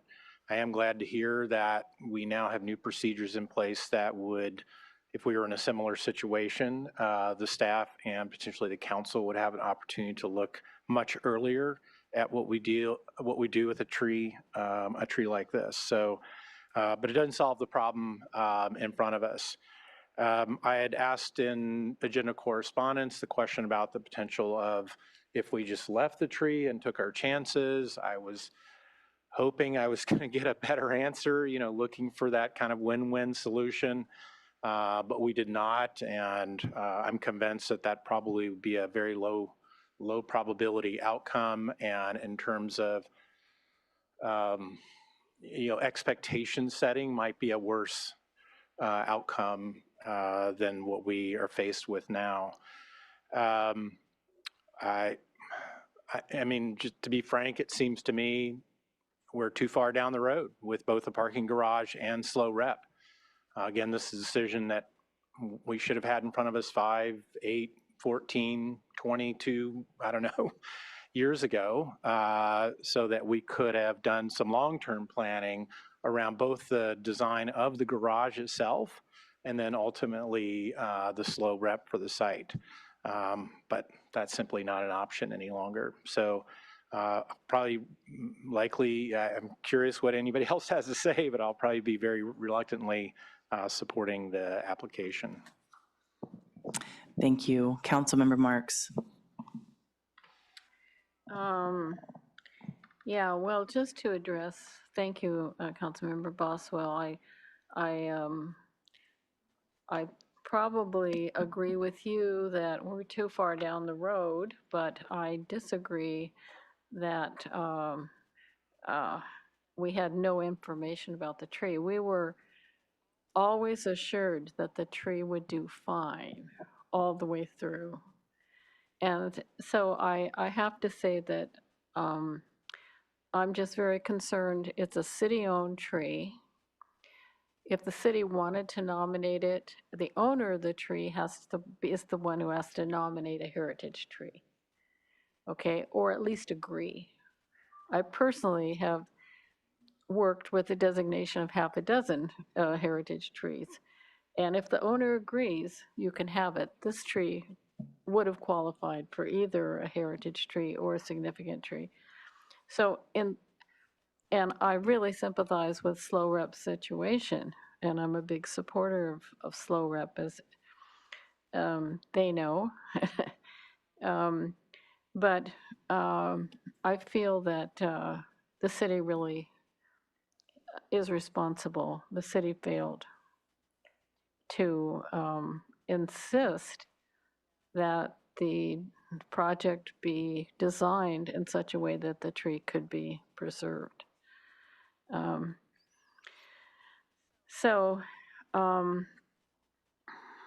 At this point, I'm just feeling mournful and sad. But if my colleagues all vote in favor of it, I will probably vote no. So thank you. Thank you. Councilmember Shorsman. Yeah, I empathize with a lot of what my colleagues have said. I feel mournful and sad about this also. It's heartbreaking. In case anybody doesn't see it from our responses, we're a community and a council that cares about our trees very much. And this is one of the things that I'm going to say when I came on to council, this is not one of the things that I expected to be making decisions about. Just to be honest, I just didn't have, didn't think that this kind of thing would ever happen. I am torn because I am concerned that saving the tree right now in the short term could lead to losing a theater that many, many people have been working on for a very, very long time and have tried to make accommodations for with the information that they had at the time. I think everybody was acting with the best intentions and the best information that they had at the time. Could we have done better? Clearly, there's a potential that we could have done better, but we didn't know what we didn't know, unfortunately, in this situation. And so I'm honestly not sure how to vote on this. To be honest, I'm concerned, like I said, about losing the entire theater. I'm troubled by potentially having to make the choice between saving the tree and losing the theater. I guess if my colleagues are all interested in giving it a try, I could probably be persuaded to wait it out and see what happens, but I don't think that it's very likely that it will survive this whole process. So that's where I'm at right now. Thank you. Vice Mayor. Yeah, thank you so much. This is just really heartbreaking. I spent all week feeling that we probably could go with the wait and see approach, but the more we've asked questions and talked through this, it just doesn't feel like a viable option, particularly just based on the damage that's done already. And it's exactly these types of scenarios that I think members of the public get really frustrated, and you have a project that looks one way, and then over time, process changes and the design changes, and just really bums people out when something that they assumed was going to be part of a project goes away or changes fundamentally. And I hate making a decision that makes people feel like they were sold a false bill of goods. But I think we also have to. We listened to staff today. Best practices have changed. The science has changed. Everybody who was a part of this really was doing their best to preserve the tree and to have the information that they needed. And I'm really hopeful, based on what we heard from staff today, that we have a new process in place and a new understanding of how this works in place, that we won't end up in these types of situations again, or at least they'll be less common. And I'm appreciative of how much work went into trying to find an alternative path to keep the tree. So I just want to acknowledge that I think even though we didn't end up in a good situation here, I think people were really working hard to preserve the tree as it was and the site as it was. And it was a really beautiful site with that tree. I think just based on what we've heard about the science, there isn't really a path where preserving the site with the tree makes sense. And with sorrow in my heart, I think I'm going to support the removal of the tree, and just grateful to see that there's extra compensatory planting happening. and grateful that we have a new process in place. Can I ask one more question before, sorry, Councilmember Boswell? So back to if the tree can be moved, sounds like it would be very expensive and difficult, but we don't have that answer one way or the other right now.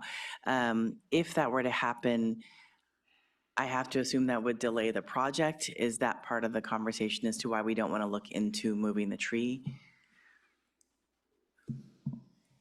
For that, I would call up the applicant. I think they had more conversations with an arborist about moving the tree and what that would take. I don't know if they got that far into the conversation, but. Thank you. To be absolutely honest, the timeline or possible delay of moving the tree was not part of our conversation. It ended far before that as to whether or not the tree would actually survive being moved at this point. So I can certainly follow up with our arborist, get some more information about the potential delay of moving that tree, but I'm confident that the answer we'll get back from Rodney is you can try, but it's probably not going to make it. Got it. Thank you. I understand that some of the roots are already damaged, and so that move could be very difficult. Thank you. I also, I do appreciate both Councilmember Boswell and Vice Mayor highlighting that, we have done some new changes as far as our procedures and moving the tree work and the community development departments more aligned. So I appreciate that going forward. With the city-owned heritage or city-owned trees that could be heritage trees, is that part of the work plan for within the next 2 years around significant trees or heritage trees that are city-owned? There's no work plan that I'm aware of to process I think they come up naturally, as we're looking at things. And so we're always open to receiving applications, whether from ourselves or from someone else who owns the tree, for it to become a heritage tree, but there's no proactive look at that I'm aware of at this time, unless there's something I don't know about. But we're always open and, happy to get applications for heritage trees. Okay, thank you. Just as we're looking at this, don't want to run into the same situation again, so trying to be kind of look ahead and hope that we don't do that. I would say that in the smallest way of joy today is I do appreciate keeping the current tree as a public art piece to at least give a little bit of homage to it. It doesn't make it a joyful moment completely, but I do appreciate that. Councilmember Boswell. Yeah, just one more thought. This is one of those situations where, well, it's not. Often what we try to do is try to find the win-win solution, right? Like, we've got a dilemma, there are different sides to the issue. Can we find something that works for everyone? I think we put a lot of effort into doing that. I know I certainly, and my fellow council members asked a lot of questions of staff looking at possible options, but nothing really came up that didn't seem like some kind of gamble and some kind of creating some false hope possibly. I do want to acknowledge that, we got a fair amount of email and mail on this from folks who are upset about the tree being removed. And, I feel quite similarly. On the other hand, as we've discussed, there's a lot of people that have worked a long time in this community for realizing the vision of the new SLO rep facility. So it's unfortunately one of those moments as an elected official and in public policy where you have to make a decision that's going to disappoint folks. And so I just want to acknowledge that I'm doing that, we're doing that, or might be doing that, and say we'll try to do better. Thank you, Mike. Well said. Sorry, Councilmember Boswell. Well said. At this point, can I get a motion? Councilmember Boswell. Yeah, let me get the agenda item up so I can move the correct. Move staff recommendation. Yeah, I guess I can just say move the staff recommendation. I'll second. Can we have roll call? Councilmember Boswell. Yes. Mayor Stewart. Yes. Councilmember Schwarzman. Mournfully, yes. Councilmember Marks. This is largely symbolic, but I'm going to say no because I feel it's a real tragedy of errors, and I don't want to ever see anything like this happen again in the city. Please put that in the minutes. Thank you. Vice Mayor Francis. Yes. Thank you. The motion passes 4-1 with a lot of forlorn, but thank you for all the work from staff to get us to the point where we are today, and to Slow Rep. And we thank you for all the work on your community theater and our community theater going forward. And I look forward to seeing what happens next. With that, we're going to take a 5-minute break, and then we'll come back to talk about the 5H, the Diablo Canyon Power Plant. Okay, thank you for our extended break. We'll get back to it. Just a little quick update. We're going to talk about the 5H, the draft letter to the legislators regarding Diablo Canyon Power Plant. Then we're going to skip down to 7A, the Laguna Lake Golf Course. We have quite a few public comments on both items. I want to make sure you all get to give your public comment. And then we'll come back to 6A, the introduction of an ordinance to amend municipal code, chapter 2.40.040, campaign contribution limitations. That will be right after the Laguna Golf Course. So just giving a little lay of the land so that everyone's aware of what's happening and can give their comment. So with that, we'll move back to 5H, approving a draft letter to legislators regarding Diablo Canyon Power Plant. First, I just wanted to ask the Vice Mayor, no, just kidding, Councilmember Shoresman and Councilmember Marks, if you could share just a little bit about how you came up with your letter, if there's anything we should know.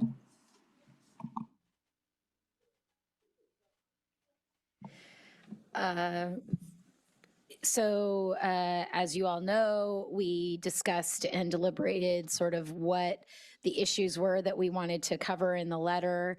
And then we, staff, based on our deliberations at the last meeting, staff put together a draft that was consistent with both what we talked about here on the dais, as well as what was consistent with our legislative platform.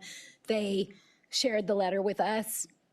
We met last Thursday or Friday and reviewed the letter and tweaked and made some changes to it. And then that is the letter that you see in the packet. Thank you. Council Marks?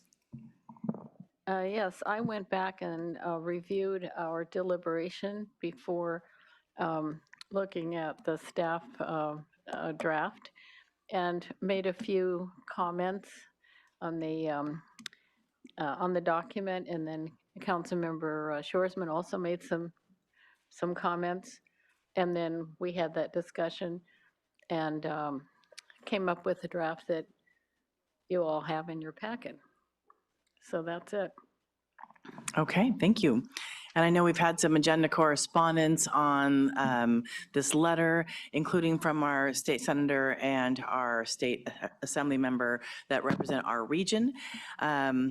And I didn't know from the agenda correspondence if any of my colleagues would like to amend the letter or maybe add anything in the memo to our legislators as far as what our letter says in relation to what they said. Sorry, that's a very complicated process to ask. Councilmember Shoresman. I think what you're getting at is the agenda correspondence that came from staff, where there is a proposed couple of sentences to be added to the letter draft that we have already. I guess I have a question about that. The letter is to be addressed to our legislators specifically, or is it going to the legislature in general? Who is the two? Usually we send it to Senator Laird and Assemblymember Addis is our two main people. We obviously include all of their staff as well, and often the county if it's relevant, which in this case it would be, but they would be in the CC section. But so since both Senator Laird and Assemblymember Addis wrote us these letters, and our information is similar but a little different, wanted to make sure that we acknowledge that. Thank you, and this is our response. Oh, okay. So I'm content with the letter as is. It seems a little bit strange to reference a letter that the senator sent us in the letter back to them, but I'm also fine with adding the additional language. I would think that maybe since both of our legislators, Assemblymember Addis and Senator Laird, did write to us that if we are going to reference them in the letter back to them, that we should probably mention both of them.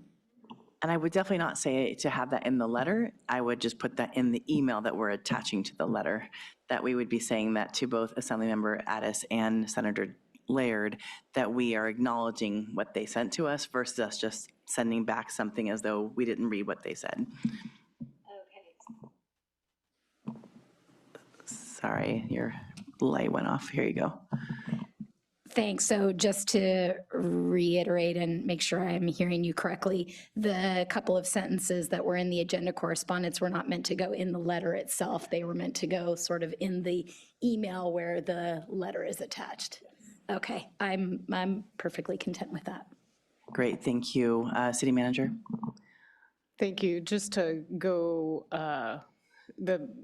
back just maybe one step, the original request from the county was to sign on to a letter that they had drafted to all of the members of the state legislature. And so with that idea in mind, we were going to similarly address our letter, since we wanted to kind of provide like a companion to the letter that the county would be sending. And so that was part of the thought of wanting to acknowledge that we had heard directly from both of our, well, in the staff agenda correspondence was sent out at the time that we had received a letter from Senator Laird, and we received a letter from Assemblymember Addis soon after that. And so we would recommend acknowledging both, and the thought that we wanted to make it clear that we'd heard it, we appreciate the sentiments. At least that's a thought or a recommendation for your consideration, that if you would like to make sure that folks are aware that we have heard and been in direct contact with our own representatives who may or may not, we know and we've heard from them that they're working on this issue. And whoever ends up sponsoring the bill, they'll still be heavily involved in that, but also wanting to acknowledge that our own legislators have been looking at this and been in direct dialogue with us on this issue. And to whatever degree you as a council would like to reference the correspondence we received directly from them and or any of the issues and items listed in either of those letters, we're happy to walk through that a bit. We do have Natalie Harnett here ready to, if you'd like to, take a look at the language itself and make any modifications, we're happy to do that here as well. So just wanted to let you know we're ready to take that direction. Thank you. I personally don't think we need to change anything in the letter. I just wanted to make sure that we're giving acknowledgement in the email that we're sending it to them. That was just my 2 cents. I have some personal thoughts I will add in deliberation, but at this point, I don't have any other questions. Councilmember Schwarzman? Nope, just kidding. All right, so with that, is there any public comment? Yes, we have 6 speakers on this item. The first one is Kara Woodruff, then Jean Nelson, and then Rachel Whalen.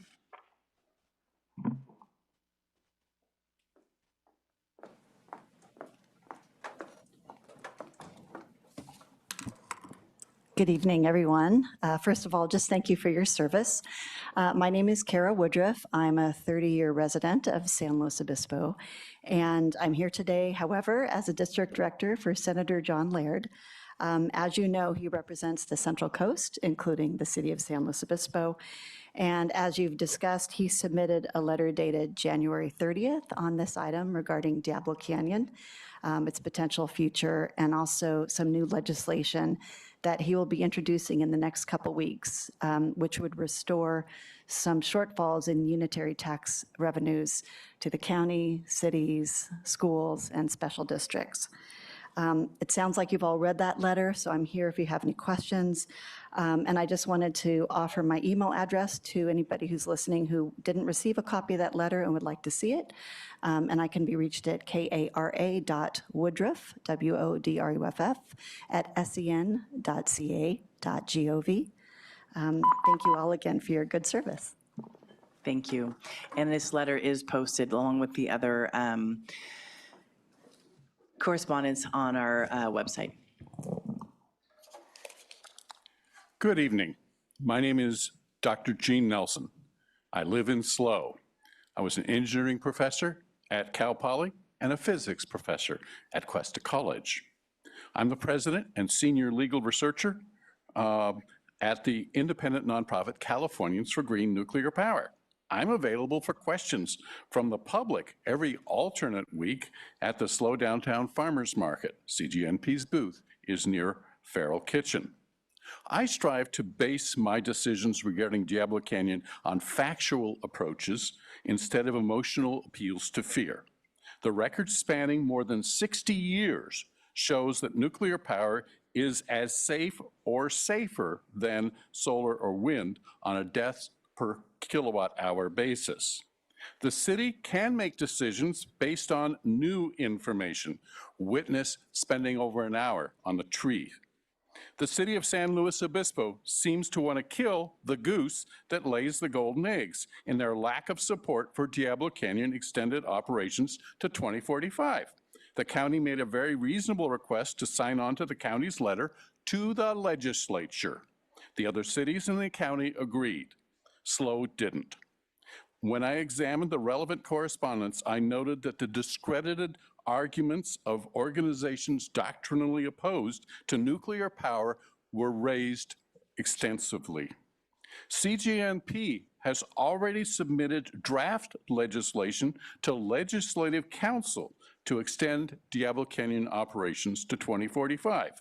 We propose an innovative method to restore funding for the county and cities that were severely cut by the loss in unitary taxes paid by PG&E starting in 2017. We also have a meeting scheduled with key members of the Board of Equalization this Thursday. We respectfully request the city sign on to the county's letter so there is a united front in support for Diablo Canyon operations. Keep Diablo Canyon running. Thank you. Thank you. Good evening, Mayor Stewart and council members. I'm Rachel Whalen, the Governmental Affairs Coordinator at the SLO Chamber. We appreciate that you pulled item 5H from the consent agenda to allow for discussion and provide an opportunity to consider the Chamber's perspective before taking action. We appreciate the city making us aware of Senator Laird's correspondence regarding Diablo Canyon. Thank you for sharing that information. While we understand the concerns outlined in his letter, it does not change the Chamber's position. I'll keep this short since we've already sent you a letter. The Chamber continues to support the continued operation of Diablo Canyon and the extension of the unitary tax due to the significant benefits our community receives through its operation. Diablo Canyon remains a major clean energy asset for the state, a cornerstone of our local economy and the largest private employer in San Luis Obispo County, supporting more than 1,300 head of household jobs. Equally important, the unitary tax is only available for as long as Diablo Canyon remains in operation, and 5 additional years is simply not enough. Our community relies on this revenue to support local schools and essential public services, and the loss of the unitary tax has already had real and lasting impacts. Restoring the unitary tax through state legislation is essential to maintaining financial stability and protecting essential public services.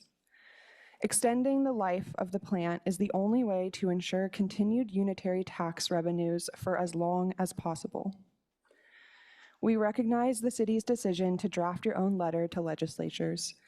However, we believe it is important for the council to consider the business community's perspective before finalizing your position, particularly given the long-term economic and workforce implications for our region. Thank you for your time and consideration. Thank you. Our next speaker is Suzanne Brown, then Ben Lippert, and then Aaron Abbott.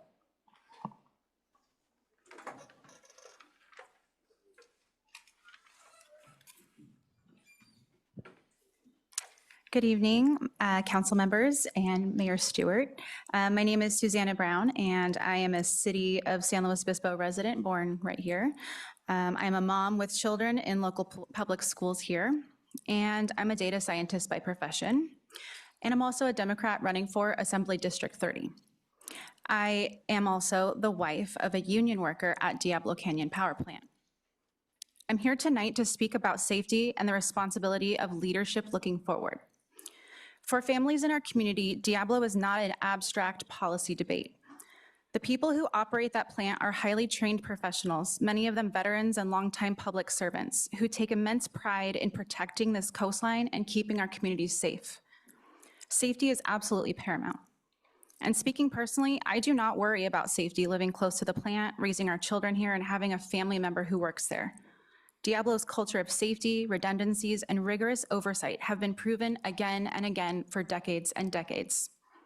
As California considers the future of Diablo, including a potential 20-year extension, this cannot be only a conversation about mitigation or looking backwards. A longer extension must come with a real roadmap. Continued oversight, necessary upgrades, workforce stability, and long-term certainty for this entire region and the city of San Luis Obispo. It also creates an opportunity for more stable planning around local revenues like the unitary tax and for investing in the infrastructure and workforce pipelines that support our schools and the reliability of our grid and business community. I urge the city to look back and continue conversations with our county. Solidarity matters. I also encourage you to advocate boldly and clearly for sustainable long-term planning with the infrastructure upgrades that will be essential if Diablo is a part of that California future. This is what leadership looks like, ensuring our community is prepared, protected, and at the table shaping what comes next. Decisions will be made in Sacramento on this topic. And either way, the question is whether San Luis Obispo will have a strong local voice at the table shaping that conversation and the support of their constituents in the city. Thank you for your time. Our families and future and children deserve nothing less. Thank you for your time. Thank you. Do we have any other speakers? Yes, Ben Lippert and then Aaron Abbott. Sorry. Hi, Madam Mayor, council members, staff, members of the public. I found a non-squeaky seat, which I'm very excited about. First, I want to just thank the council again for considering property tax issues separately from extension of operations beyond 2030. You know, I'm a dad. I'm one of the co-founders of SLC PIN. We've sort of maintained from the beginning that tying those issues together kind of unnecessarily puts school funding considerations in the middle of, as you're seeing, a bigger political and economic and emotional sort of battle that comes with Diablo Canyon considerations. That said, when I think it comes down to it, I'd really would love to see direct language that just says at a minimum, PG&E should pay property taxes on the fair market value of its assets at Diablo Canyon. I know that doesn't sound controversial, but we're kind of, that's where we are right now. That's where every other property owner in this county and in the state stands. And I'm so glad to hear them talk about the infrastructure that I shouldn't say they, I'm really glad to hear the community talking about the infrastructure that would come with continued operations. Because near as I can tell, PG&E's position is that they don't have to pay property taxes on those infrastructure improvements as long as they're not in the rate base. And so I'm not trying to make this about the details about rate base and unitary tax and stuff like that, but I think it's important that we focus on the revenues that are going to my kids. And it's really just paying property taxes. That's really what it comes down to. There's a level of representation and transparency that I think is really essential going forward on this. I know a lot of people don't want to talk about the past and 2022 and 846, but the fact of the matter is, as a new resident to SLO and as a parent, my kids were not properly represented when they extended operations. That's just how I feel about that. And my goal going forward is to make sure that does not happen again.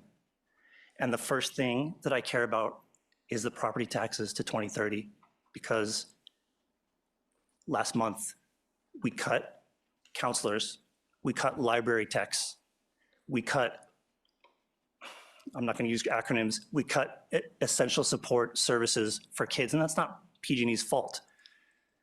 The fact of the matter is, though, our revenues are tied to operations at Diablo Canyon.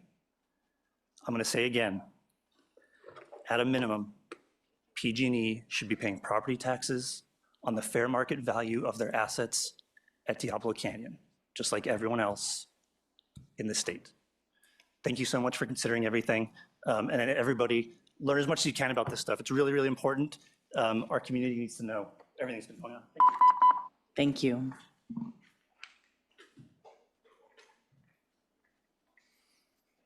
Good evening, Mayor and council members. Apologies for the attire. I came straight from coaching soccer. My name's Aaron Abbott. I'm a local resident, business owner, been here for 25 years, and I'm the 2026 board chair for the SLO Chamber of Commerce. I've submitted more detailed comments by letter, so I'll be brief and focus on a few key points. First, I appreciate the city's thoughtful approach on the issue. I like the county's letter, but appreciate the nuance the city wishes to express. In the short term, unitary tax is the most direct local community impact of this discussion, and I believe it should be addressed regardless of the length of any operating extension. Looking really long term, I believe we need the opportunity to plan thoughtfully and deliberately for the next generation of local power production, while keeping this critical workforce, tax base, and energy asset anchored here in our region. Expressing support for long-term planning is not about bypassing regulatory review. It's about acknowledging the practical need for a reasonable planning window and the full regulatory process as the full regulatory process continues. Given the importance of the carbon-free energy produced, the economic development benefits involved, the potential for stable local tax revenue over time, and the extremely long timelines required to develop large-scale energy projects of any kind, my respectful request is that the city consider acknowledging the importance of long-term planning certainty in its letter in parallel with continued regulatory review and public engagement. Thank you. Thank you. That was our final speaker. Thank you. And you can wear whatever you want to the council, just so you know. Okay, right, true. Okay, sorry. I was saying you don't have to be formal. That's all I'm trying to say. Wow. With that, I really appreciate everyone's comments today, and I also appreciate the many phone calls and texts and conversations I've had about this throughout the community over the last few weeks. One of the parts about having a unified voice of the county is being involved first. It would really help, but here we are. So we're here 4 or 5 weeks later, 6 weeks later, having this conversation about something that many people in our community have had real factual feelings about and emotional feelings about. And so I think all of that together is why we're here today. So I'm just going to say my 2 cents first. I usually wait till last, but I think I'm going to be the opposite of everyone, so I'll just get it done with. I appreciate the letter and the nuance it has because it represents all of the different people in our community. So I just really first and foremost want to say thank you to Councilmember Marks and Councilmember Shorsman, because that was very thoughtful and well put together. I also feel the unitary tax, I really appreciate one of our public commenters, whether it's for 5 years or 20 years or whatever years in between, that unitary tax has to be put into play. I I don't know as far as property tax and board equalization, all the details. I'll let them figure that out. They're the experts in that. But I do think that we need to make sure that unitary tax, that we are providing that support. Senator Laird and Assemblymember Addis heard us on that already, which I appreciate.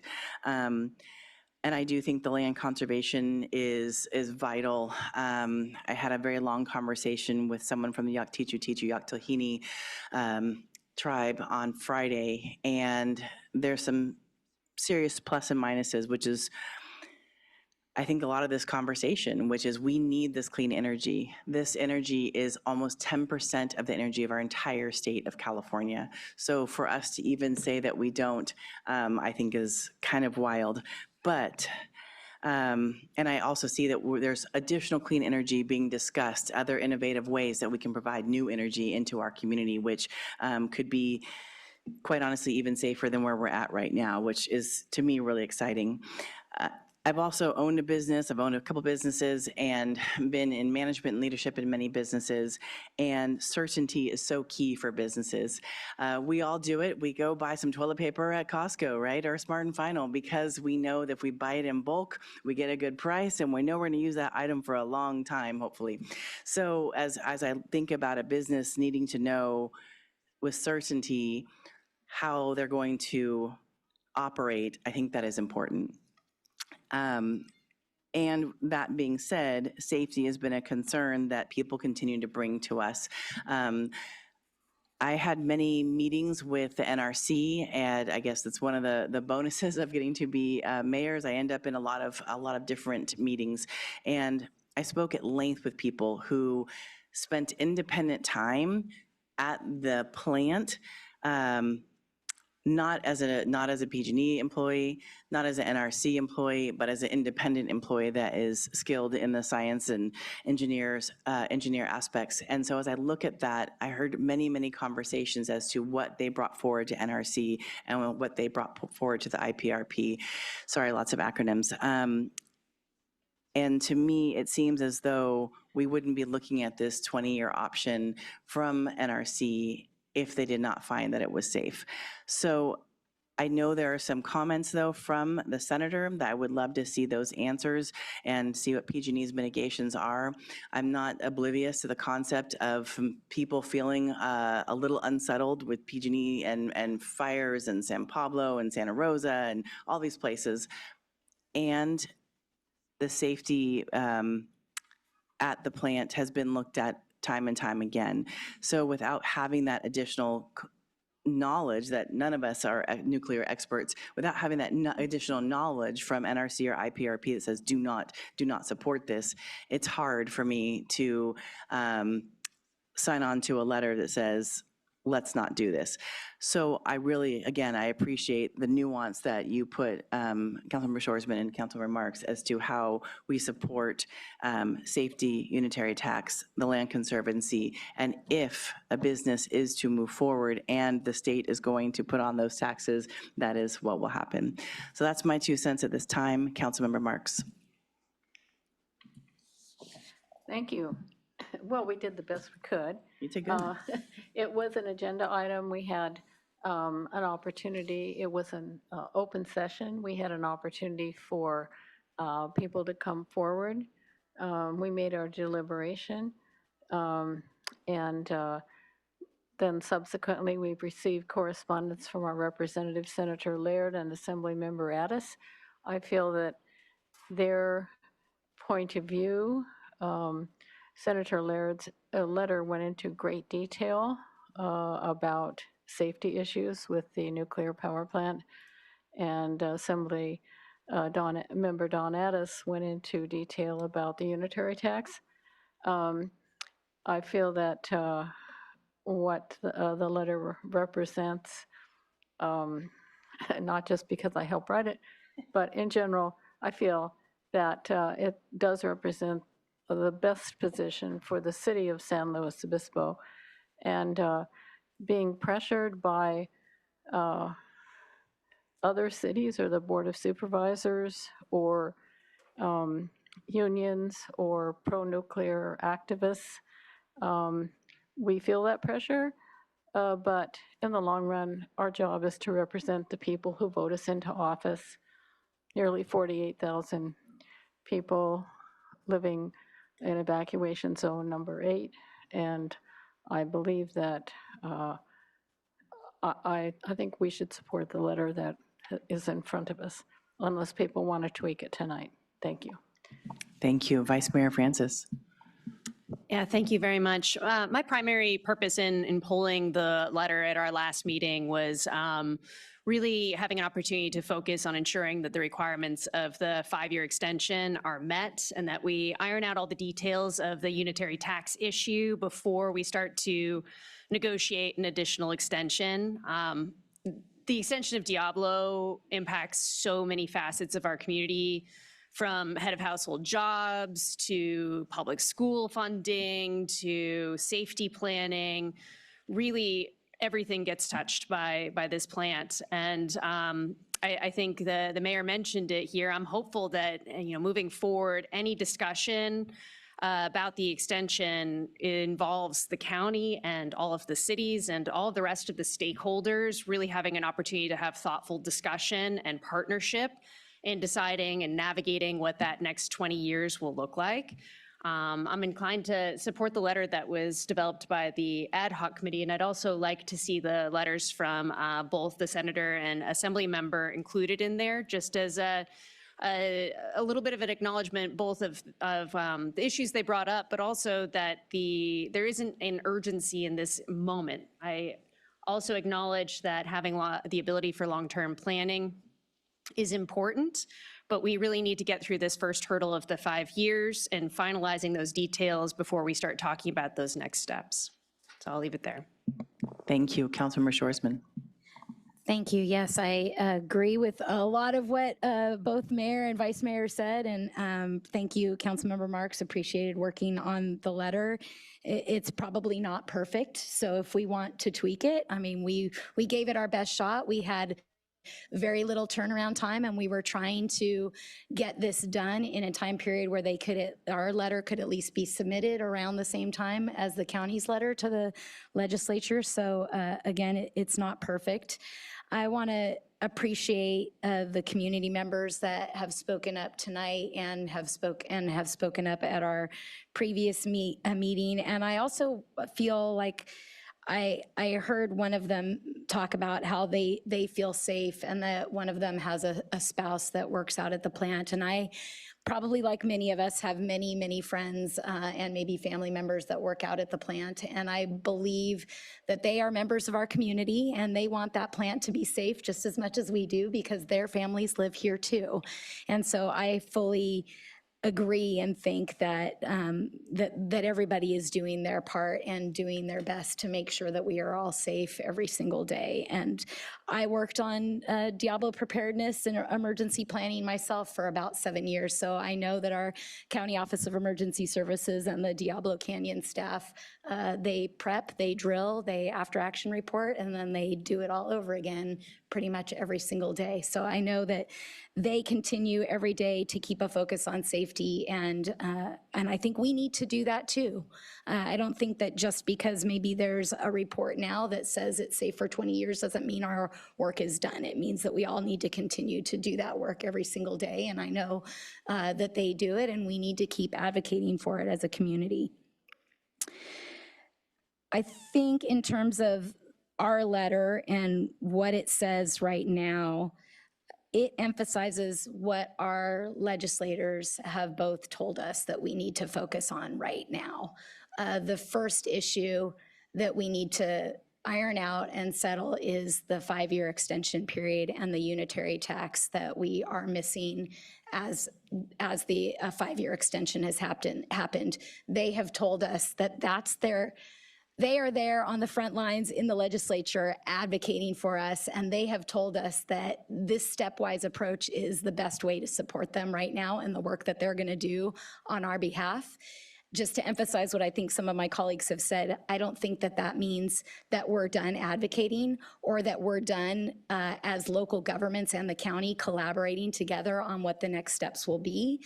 But right now, in this moment, we need to take a stepwise approach and give our legislators the support they need to get the first job done, and then we can move on from that afterwards. So That's where I stand with the letter. Of course, I helped write it, so I'm going to support it. But if there is tweaks that we want to make, if we feel like, for example, what staff has suggested we add, I now understand a little bit more why they're suggesting that we add a reference to the senator and the assembly members' letters within the letter.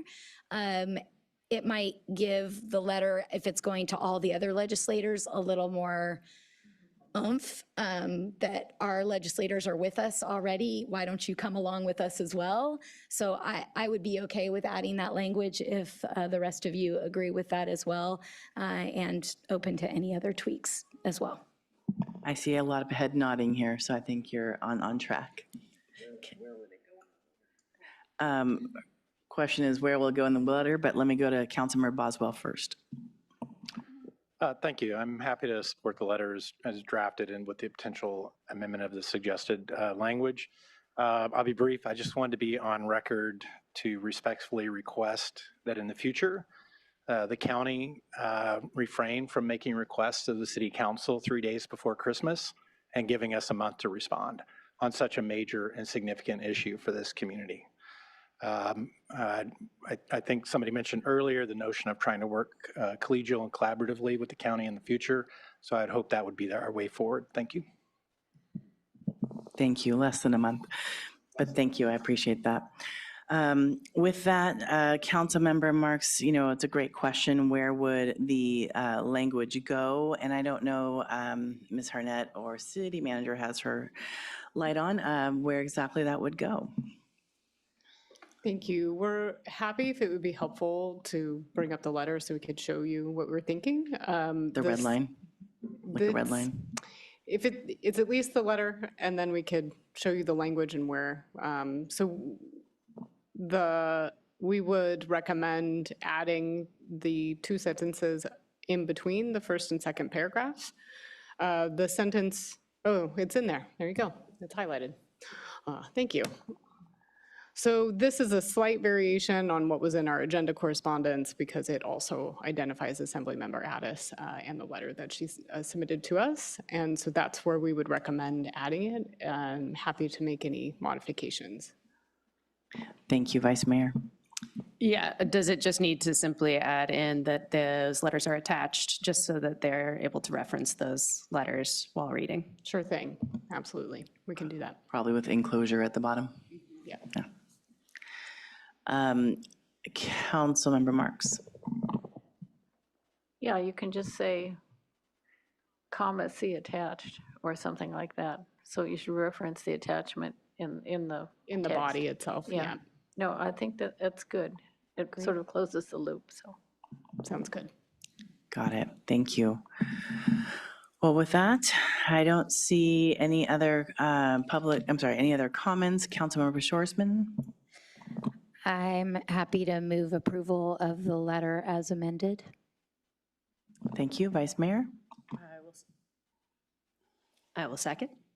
Sorry about that. Thank you. City Clerk, can we have roll call? Councilmember Shorsman, Yes.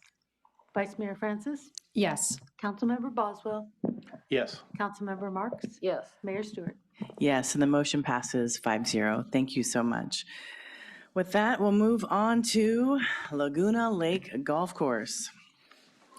So I just want to make sure that we are, as everyone's getting settled into their new spots, that this is a study session. No voting is happening today.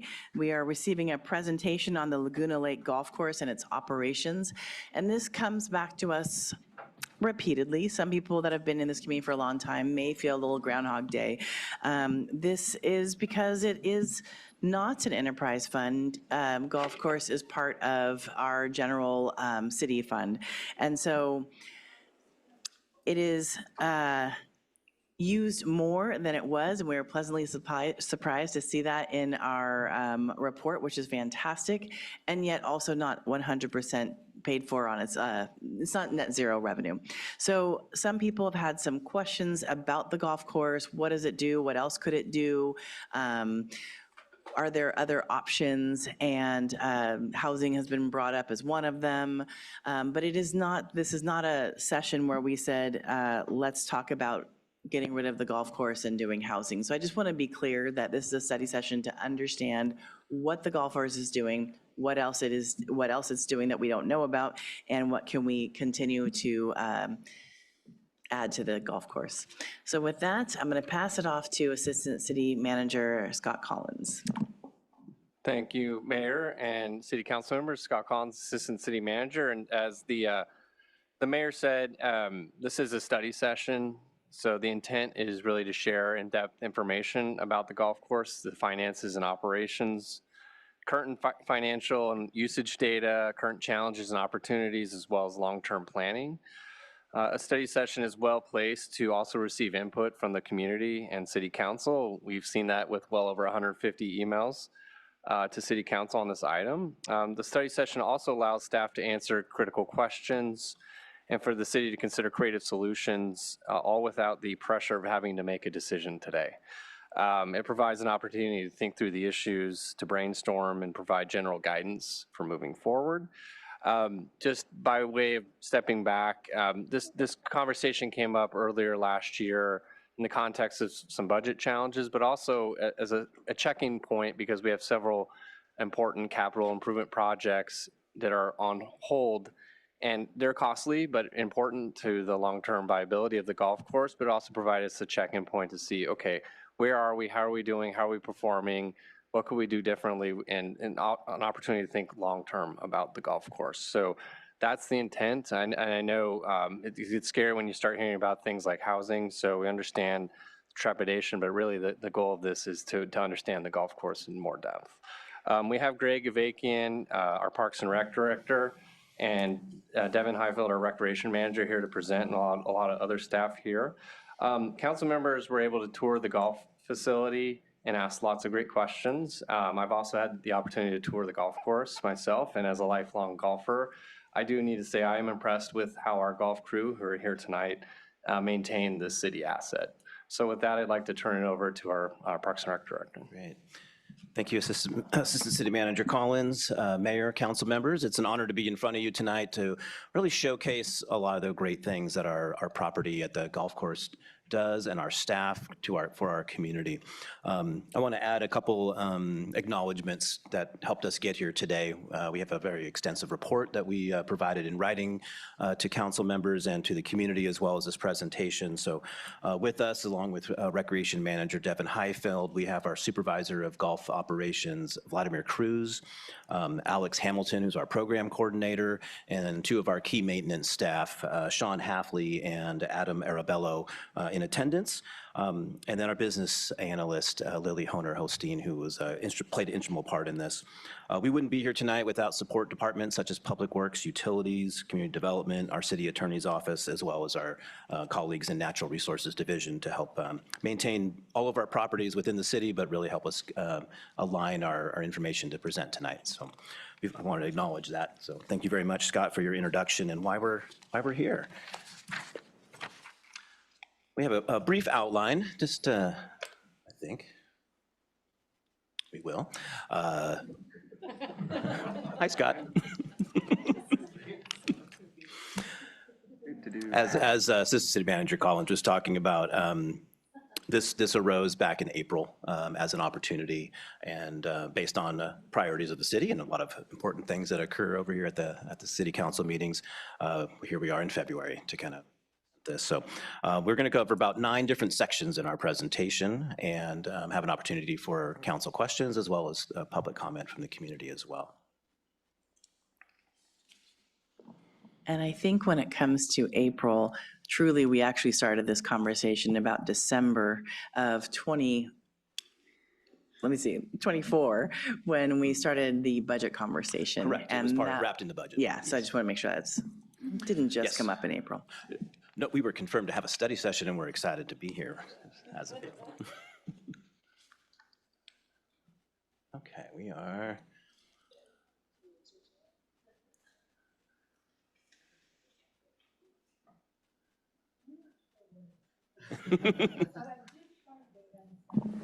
Just for anyone who's watching, we're having a little tech difficulties. We'll be back in a minute. Well, I believe kind of the core principles of why we're here tonight are listed in our staff report and on the agenda. And there's three topics that we're kind of presenting here tonight, like we mentioned. We're hoping to get feedback from council on some direction on any future amenities or polishing up a little bit of our programs at the golf course, or opportunities to have some feedback on what we're currently doing. Provide some direction on our two significant projects with the Pro Shop and the cart and pedestrian bridge. That's a big support area for connecting the two sides of the golf course together. And then we have a nice opportunity to provide some potential opportunities or discussion on future of the property. That's 26 acres of programmable kind of space out there for a multitude of opportunities. So we were going to present all that for you tonight.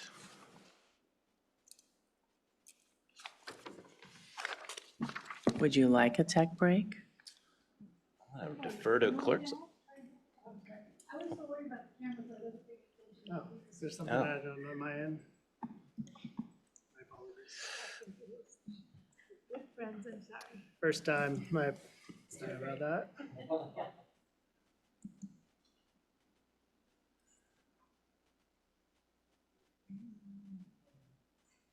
I see it.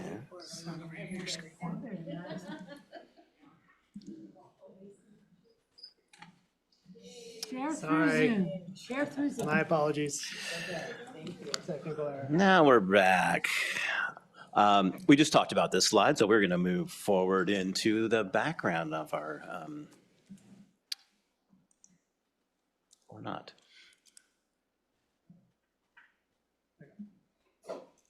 Great. Apologize for the size. It's hard to put 26 acres into a small slide on our presentation, but what you see up there is sort of an overview of the property outlined and some of the amenities. But again, this is a municipal course. It's 10-hole layout. It's a par 3, kind of executive style course, originally built in 1964 as part of a housing development and run by sort of an HOA type model for that. The city was approached in 1978 to take over operations, and over the about a decade or so, it was operated as a leasee type format, and then officially part of the city's oversight and staffing for operations.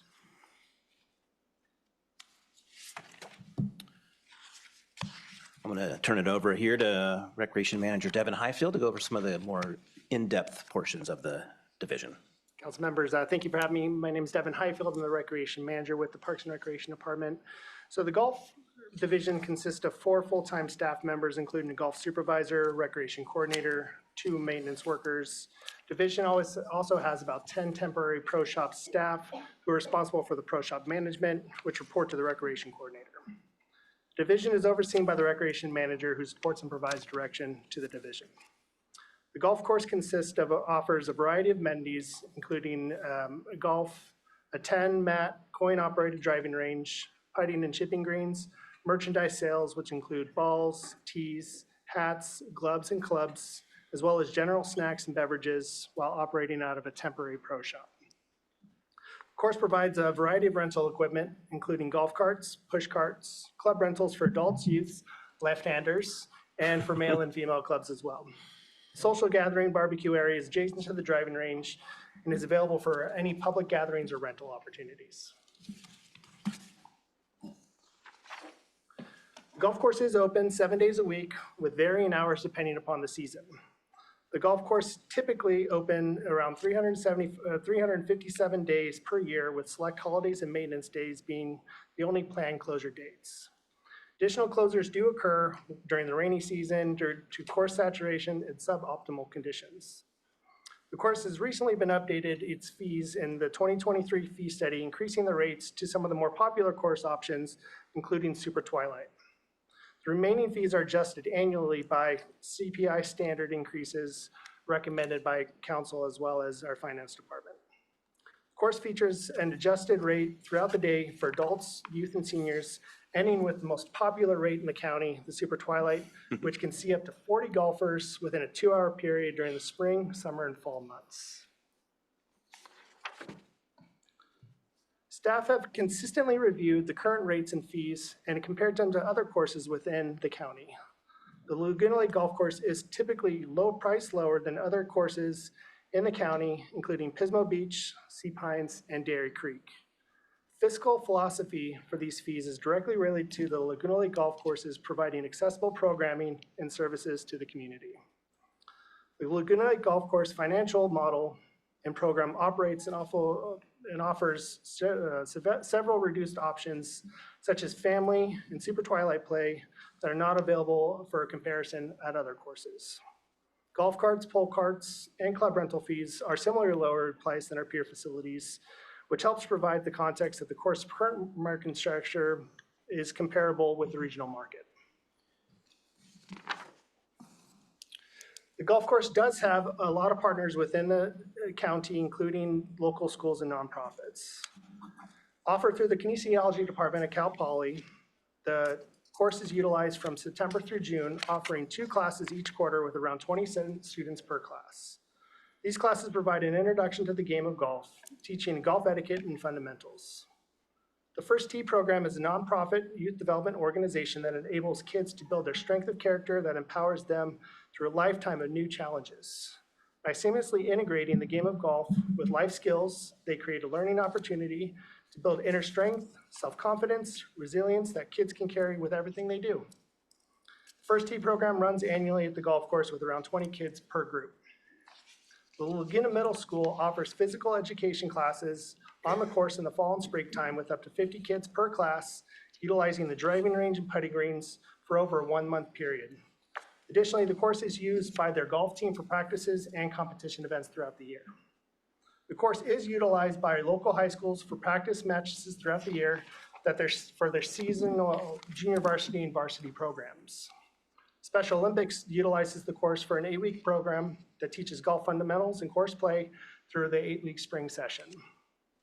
EcoSlow partners with the golf course in planting trees through our 26-acre property. Over the last 6 years, EcoSlow has planted over 60+ drought-tolerant trees within the course boundaries. So over the past 6 years, the total rounds have increased steadily from over 16,000 rounds in 2019-20 to just under 24,000 paid rounds in the last fiscal year. Youth participant over the same period of time has dramatically increased from 1,600 to over 7,500 participants, which is an increase of about 468%. The course has suffered setbacks in 2020 due to the global pandemic, in 2021 due to the Pro Shop flooding, and again in 2023 due to the storms from January to March, where the course was closed 72 days over that 3-month period. This graph highlights the overall totals broken down by under 18, which you see in blue, 18 to 55, which you'll see in orange, and green, which is the 55+ category. Adult uses rose slightly over the years, while 55+ has actually decreased in that year span. The common reasoning is being that the Pro Shop is closed and that we have a bridge closure as well, which causes a little bit of a safety concern during those timeframes for that age group. This pie chart's a little bit difficult to read, so I'll kind of walk you through a couple of the steps on here. So this shows the overall breakdown of the user groups that we track on a consistent basis. So every fiscal year, this is the categories that we break them down through. The largest group is the student group, which is kind of the light yellow one in the left-hand corner. So that's the student group under 18 ones, which is the majority of our uses, 31.65%, which accounts about 7,611 rounds for that age group. Senior uses, which is the bottom green, is about 4,937 uses, or about 19.56%. Super Twilight is dark orange, kind of over in the corner, 16.21% of uses, which is around almost 4,000 users. And regular uses, which is the orange one up in the top corner, 15.32 of 3,551 or 3,751 user groups over that time period. The chart to the right represents the breakdown of total rounds per category, which is rounds, which is individually paid rounds, play passes, which is utilized rounds purchased over beforehand, complimentary rounds, which is usually a makeup rounds, it could be an employee round, a birthday, or a super senior, which is our 90+ category, and promo rounds, which is essentially the Central Coast Golf Card, which offers essentially complimentary rounds for golf advertisements on the radio. Over the past couple of years, these ones have consistently provided a lot of different variations that we've come to expect today. The bottom chart does show a breakdown of when the course is being utilized by the majority of the users, both weekday and weekend, both in AM, PM sessions, AMs prior to 12, PMs after 12. Typically, the rounds in the PM are the most attended rounds, with twilight, which is after 3 p.m., and then super twilight, which is essentially 4 to 6 p.m., making up around 24% of the total rounds that are offered only through March through April. It's a lot of time period through that one. So we're going to throw lots of numbers at you. So we're expecting questions and revisit some of these slides later. So we're okay with that. Kind of going into the revenue portion versus the demographic and stats. As mentioned prior, the Pro Shop that provides many amenities to the golfers at the course, along with the typical play or tee time style of play of golf. We provide golf carts, push carts, and club rentals, which are also a revenue generator for the program, as well as the passes that Devin had mentioned. And you get a discount if you buy ahead of like a kind of like a swim pass you would have at the swim center. Same thing for the golf course. While the revenue of the golf course, as you can see in sort of the bar chart there, the traditional golf play is the largest revenue generator. These non-golf items do contribute significantly to our merchandise sales. One of the concerns that you can see is not having a concessionaire as far as a food vendor has kind of impacted some of our opportunity for facility lease or additional support. Our staff at the course have kind of pivoted in that model and are able to sell merchandise such as the gloves and tees and some hats, but also some basic food prepackaged, if it's waters or canned drinks, as well as some snacks to kind of enhance the environment over the last couple of years.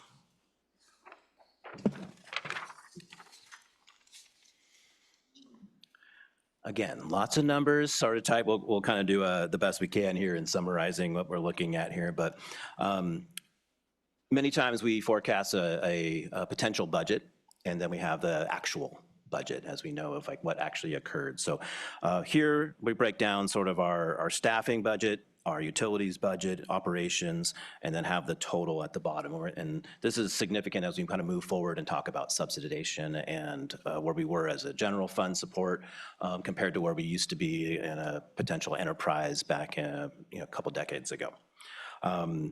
So over a 6-year period, primarily the major changes have been in the operations with utility costs. We've had a lot of increase in part-time wage increases for minimum wage. And then the aging infrastructure of the irrigation leaks has been an impactful for both staff resources, but also in utility costs with that.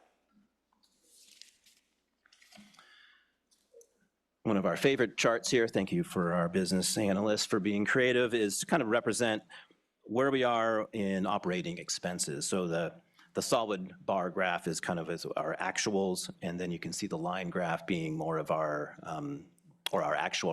our forecasted is the bar chart portion, and the line graph is our actuals.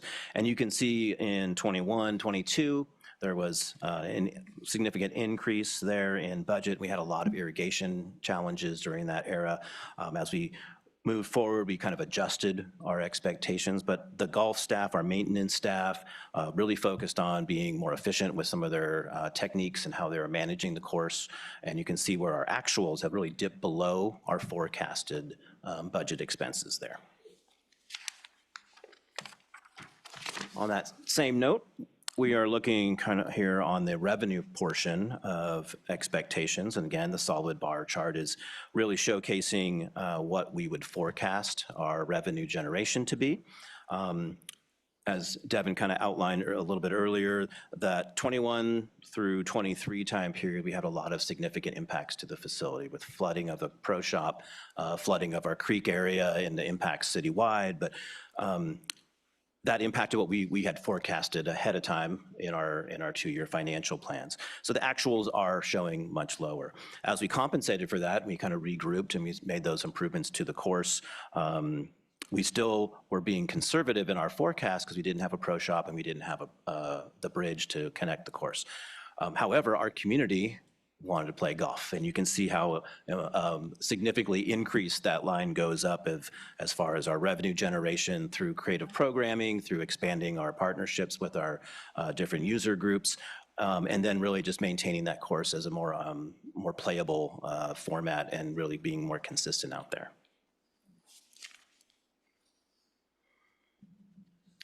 And then our favorite topic here is subsidies. And we are showcasing a few numbers here, and you can kind of look at the left-hand chart there with the financials. The right-hand column is showing the percentage of subsidization, not a percentage of profit. So as you can see, there's a couple little notes there of 2019 through 2021, where we had sort of pandemic impacts, some flooding impacts, which really lowered our expectation of users. And I think you mentioned 72 days of closure at one point. We had 4 months of closure in the pandemic in that era.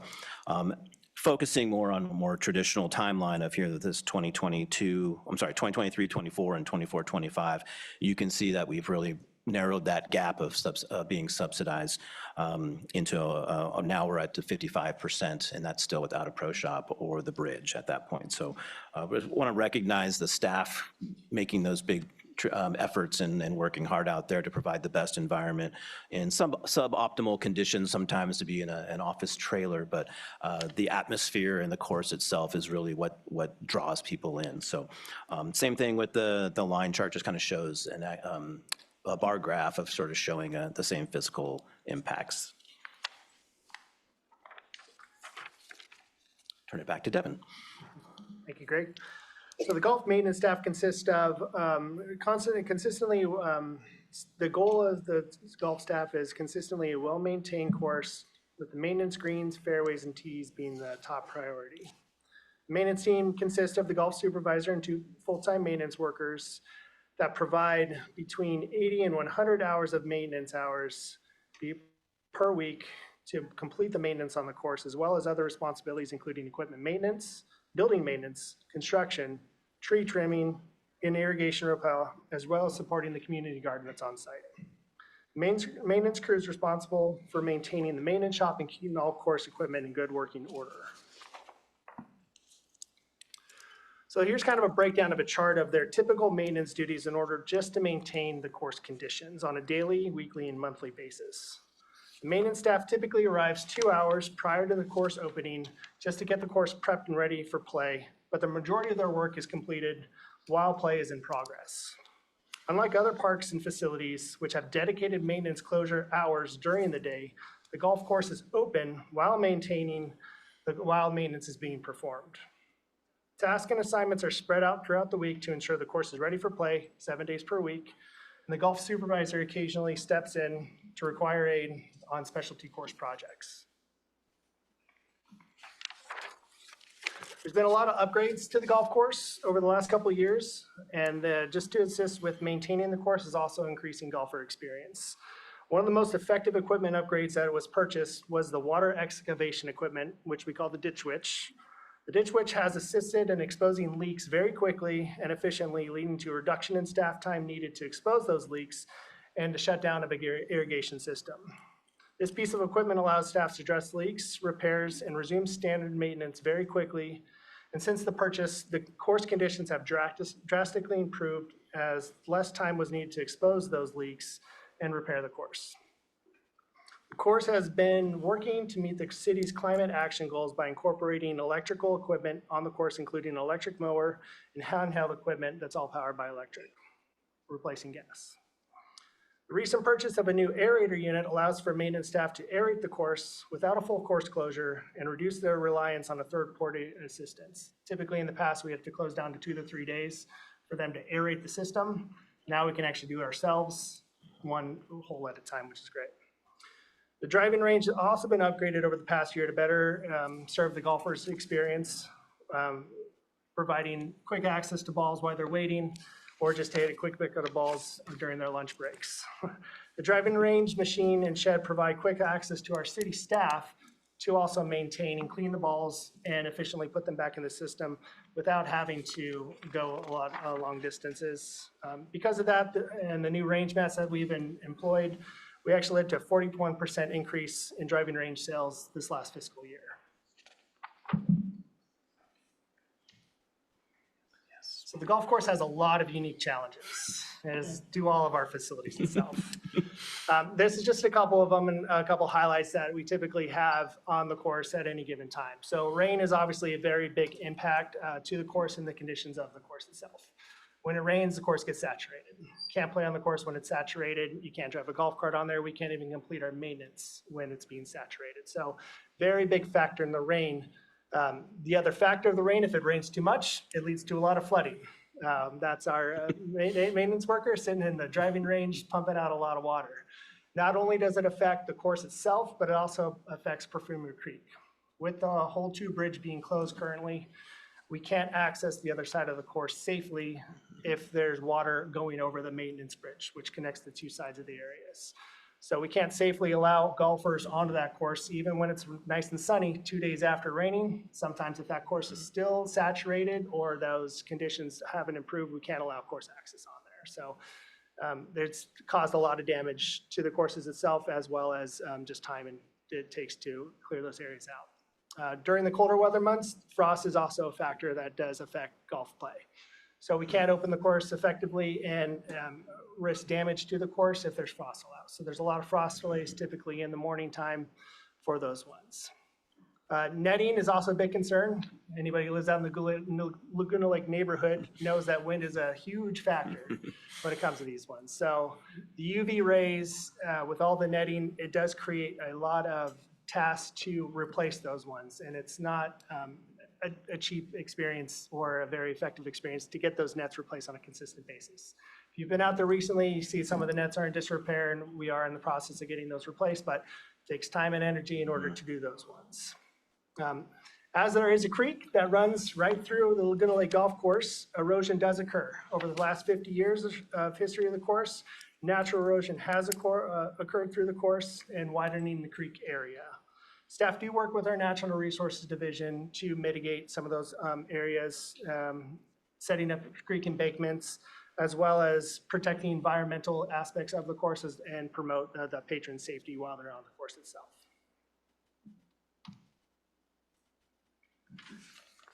Now the fun ones.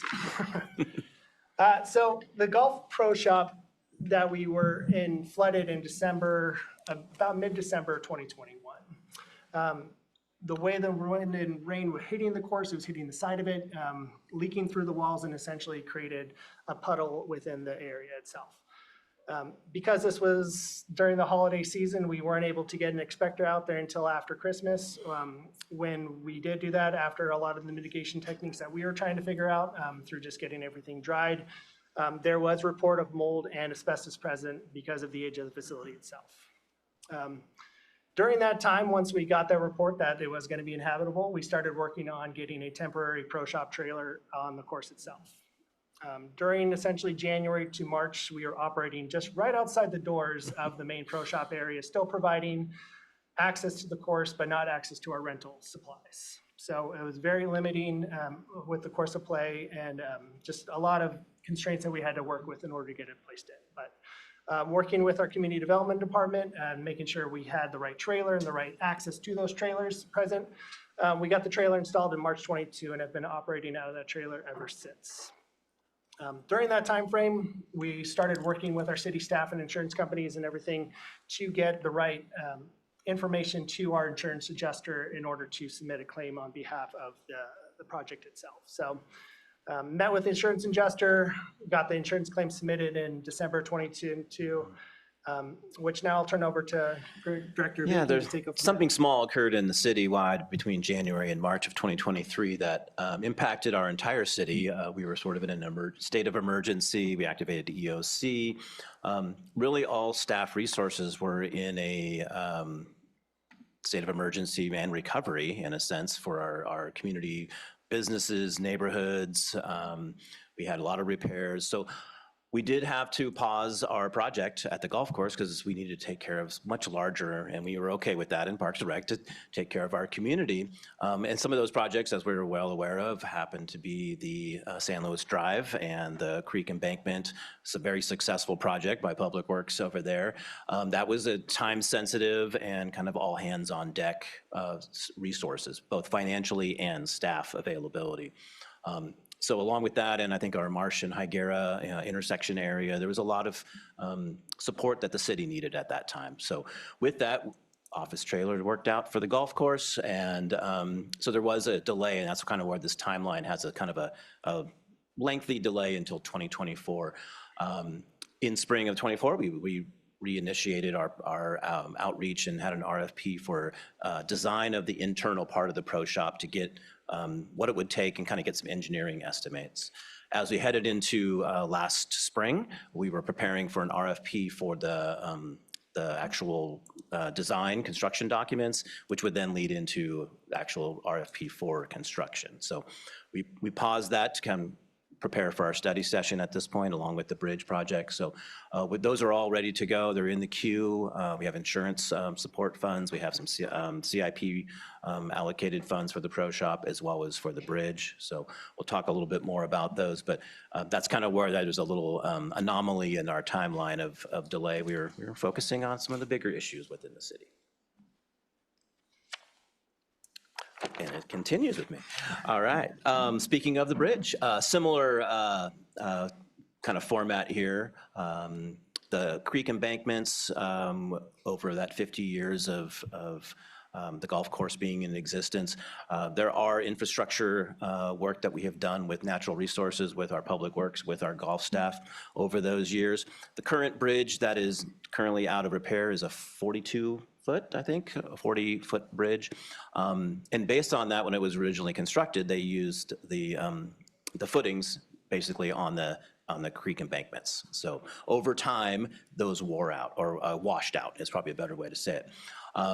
So that was deemed a risk, not able to be crossed over by pedestrian or our golf carts. So we pivoted to utilizing our maintenance pathway, which is kind of at creek level. So as Devin was saying, during traditional rains and obviously heavy rains in the winter, it's not accessible. Even some of our maintenance staff can't make it over there with certain vehicles. So we started the process working with Public Works engineers to kind of assess the bridge, but also the creek repair for the embankments. That's an important part of our ecosystem, and our Natural Resources Department spends a lot of time down there doing their sampling and testing.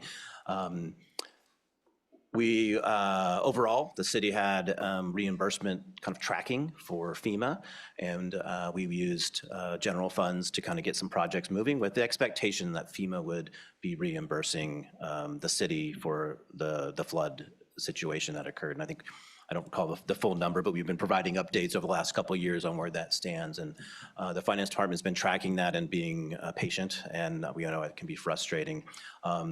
Due to that, we originally were looking at an October installation, and then the funds weren't coming through as planned for reimbursement. So we kind of paused on that, moved that project into a traditional CIP to move forward and funded in that next financial plan. And that was scheduled for a fall 2025 installation. With our budget questions and topics from last winter and spring, that has been on hold, and we're here tonight to kind of hopefully get some direction on where we can pick that and move forward. The nice thing about the bridge is we have a 100-foot bridge in our courtyard ready to go. It'll be the length over the creek embankment. It will no longer have to be, it's double the size basically. So it'll have plenty of room to not impact the creek area. We look for long-term use of that. The last time a bridge was replaced was more of a foot walking bridge in 2008. So it takes a crane, it takes some closure and some work on that, but we're working with our partners in Public Works to have that prepared to move forward with direction, hopefully after this evening.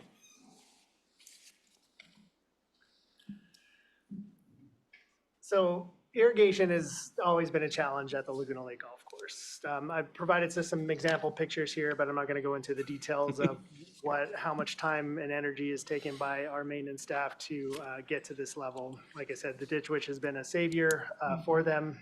Usually some of these projects would take sometimes 3 days in order to accomplish. That means 3 days where the course is not getting water.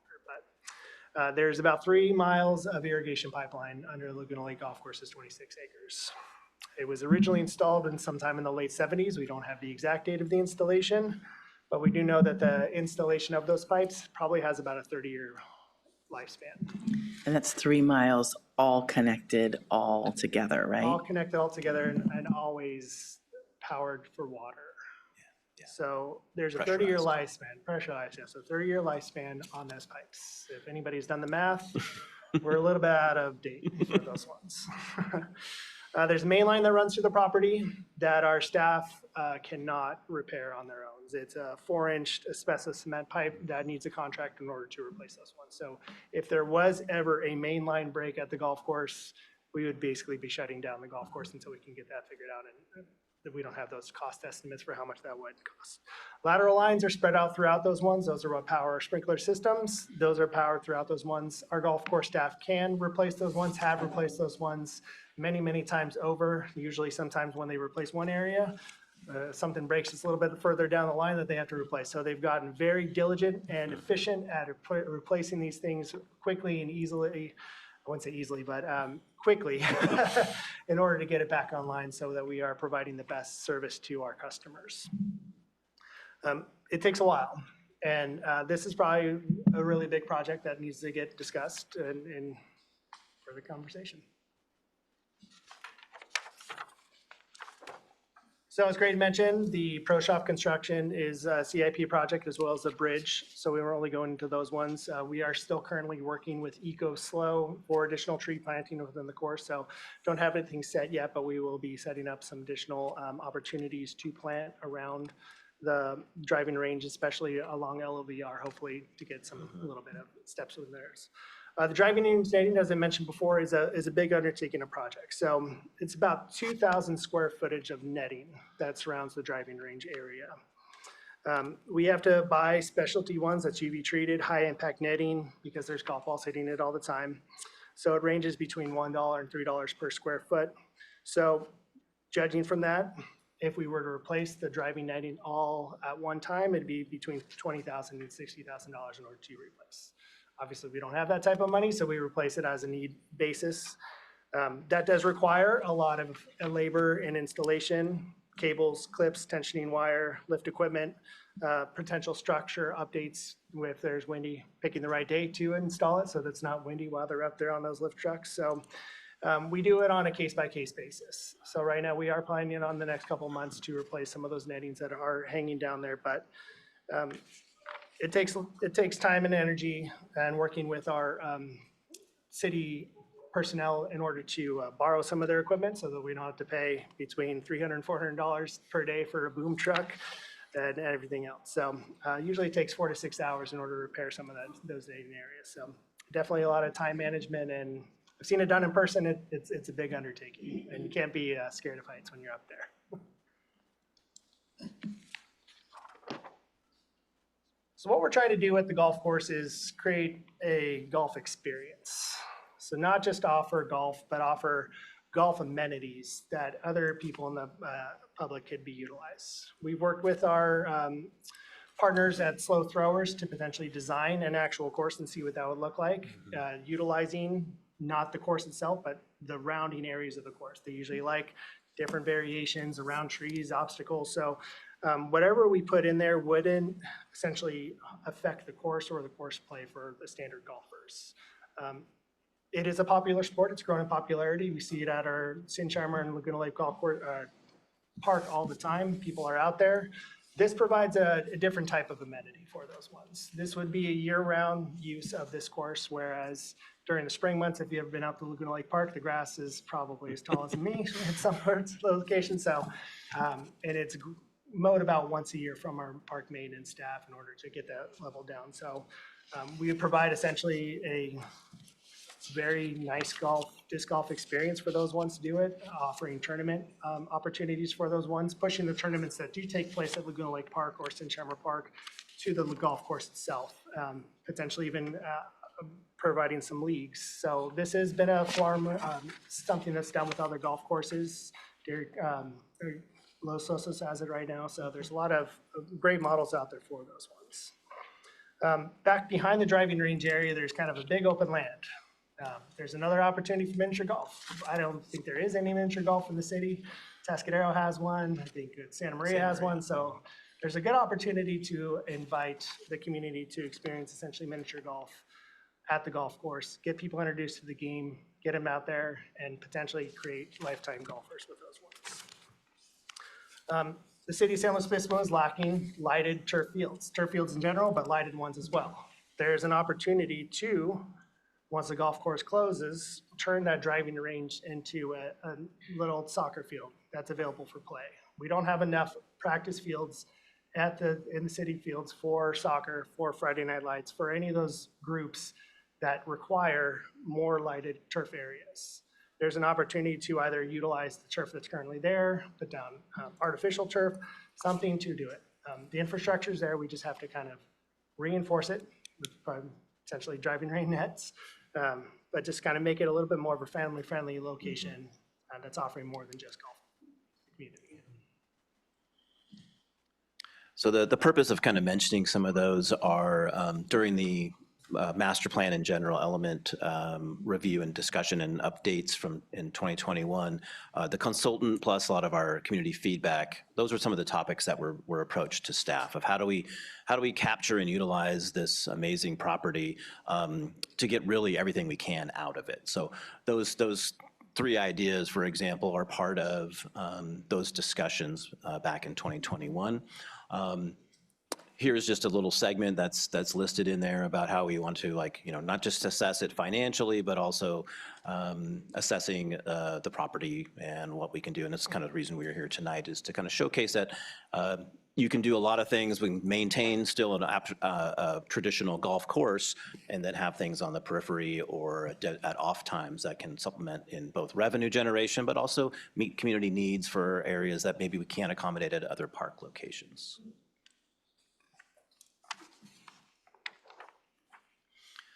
So as we kind of transition, the next portion of our presentation will focus a little bit on alternate uses of that property that might not be related to golf or a different way of managing golf. So at this time, I'd like to reintroduce our Assistant City Manager, Scott Collins, who's going to talk a little bit about our opportunities for housing. Thank you, Greg. So I'm going to go through slides pretty quickly, and thank you for your patience on this comprehensive presentation. Just looking globally at the opportunity for housing on this 26-acre parcel, some things to consider on the first slide is the zoning. It's a public facility zoned currently and would have to be rezoned to something other than that for housing to occur, and there's a process for that, of course. The next slide, please. This shows the deed restricted part of the property or the site, kind of the top left-hand corner.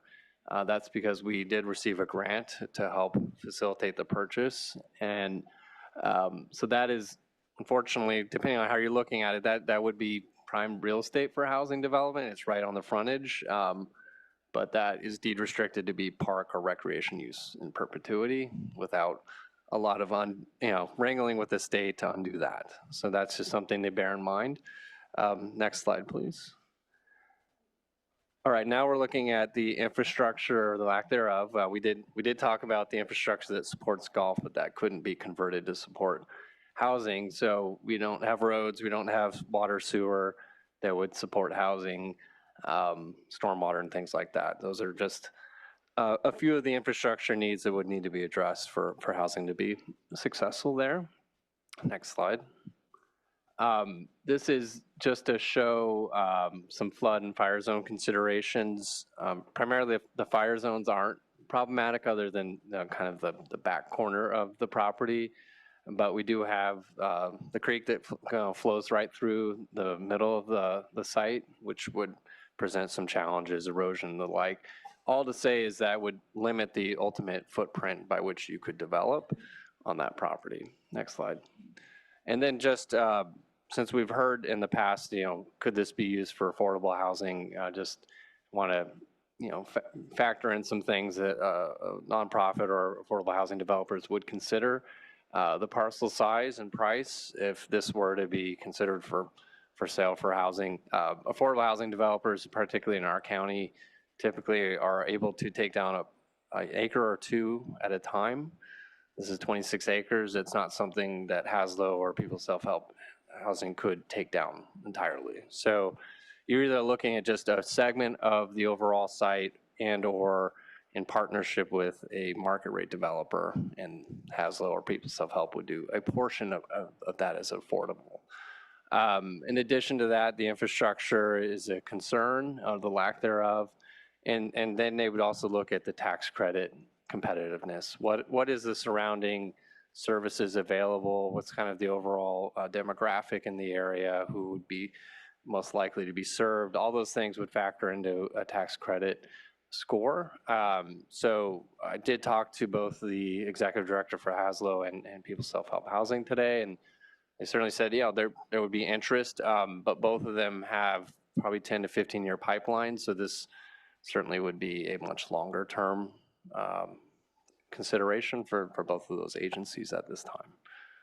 I think that's it for housing, but I'm here, Timmy's here, others are here to answer more questions on this if it comes up.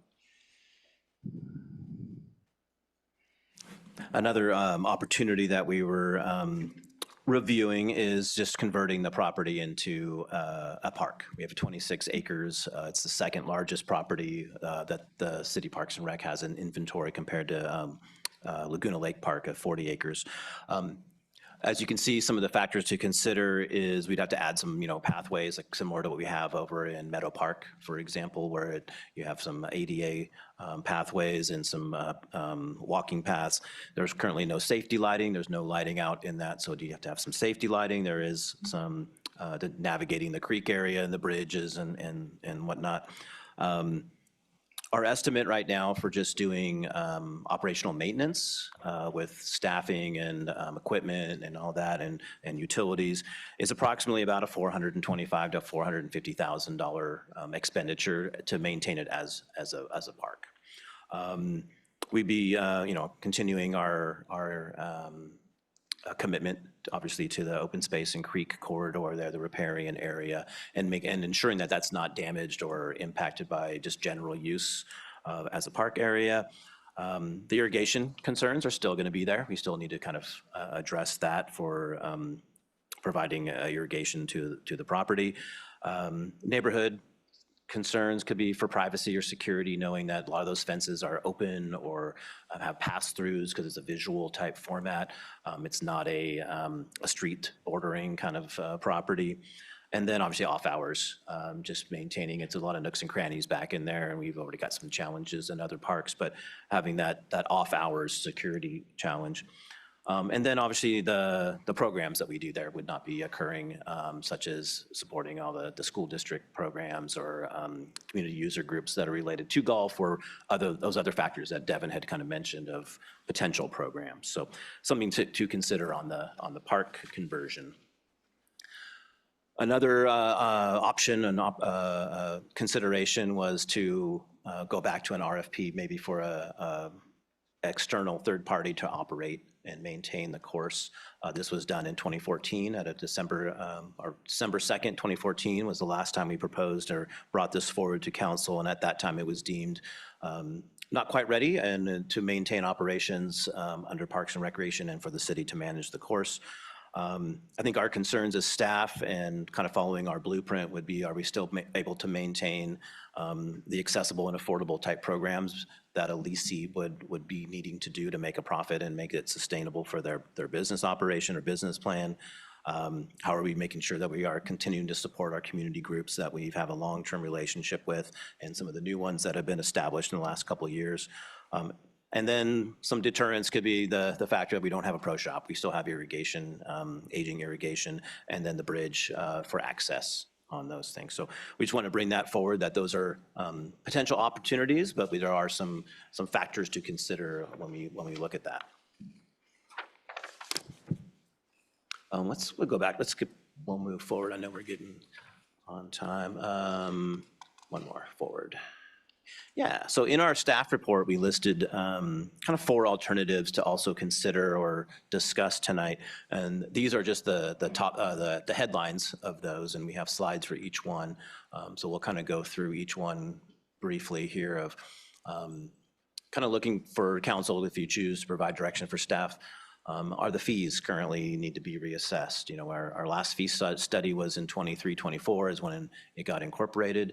The comparison that Devin showed on the screen were our current fee structure, but the 2026 fees of our kind of competitors are comparable. So there might be some opportunity to review that or recommend as we move forward with our next user fee study to have a different, maybe philosophical view on resident, non-resident, or getting a little, finding that delta where we're not outpricing current opportunities for our community, but still able to kind of return a little bit more on that or reduce that subsidized portion. The other one is, there you go, returning it potentially back to an enterprise fund. And what would that look like as far as what would the cost factors be required to charge per day or per use to kind of get to an actual enterprise type format. And then our third of the 4 is to look at decommissioning the golf program and going back to that community park, which we highlighted. And the 4th one is to investigate alternative usage. And it kind of goes back to Assistant Manager Collins' statement on looking at housing or a blend of something of that nature. So I want to first thank you for your patience, everybody, on our presentation, and hopefully the staff report provided enough detail to help spur on some good conversation tonight. Thank you. Yes, it was a lot of information, but it's what we asked for was let's understand what's happening over there at the golf course. I was hoping to get like a football aerial view where you could like just like draw the entire 3 miles of the irrigation, but that's okay. That was, okay, just change that up. No, I'm sure they have that in a map ready to go for you. I'm just kidding. No, it just was such a huge, obvious challenge that just wanting the community to be able to see that. With that, so what we're going to do is we're going to have some questions from council, and then we have about a half hour of public comment. So we'll do a little break before we get to public comment, and then we'll come back to deliberations. So just as a little view. So questions, Vice Mayor. Yeah, thank you so much. What a great presentation. I have to say, coming out and doing a tour, you just have the best crew out there doing a really incredible job. I have kind of a random assortment of questions, and actually I'll start with one that kind of gets at that first piece there, your awesome crew. I'm curious, and this is kind of a squishy question, but are there other identifiable bottlenecks that limit usage of the course currently beyond the identified infrastructure improvements like the bridge and the pro shop? Meaning if Parks and Rec were given more resources, could it result in higher usage in its current form? I guess really what I'm asking is, does it need more staff in order to run better as is? Just staff or staff and resources? Staff and resources. Okay. In the world of Parks and Recreation, we would never turn down more staff or resources. And I'm sure Yes, all my partners behind me and the leadership team are probably saying absolutely for themselves as well. We're a small and mighty crew. I think that's Parks and Rec. That's probably most of our city departments. You know, we do a lot with a little and make things happen. We have a very dedicated crew. They're very committed, as you hopefully know. They're here tonight. As far as upgrades, you know, I think we've been able to forecast appropriate funding to get the right equipment to make their jobs a little more efficient. I wouldn't say easier, but efficient. I think the real area would be course improvements. You know, we don't have cart paths. We have carts, but we don't have cart paths. So during some of those rainier or squishy type days, we might have the course open, but you can't use a golf cart.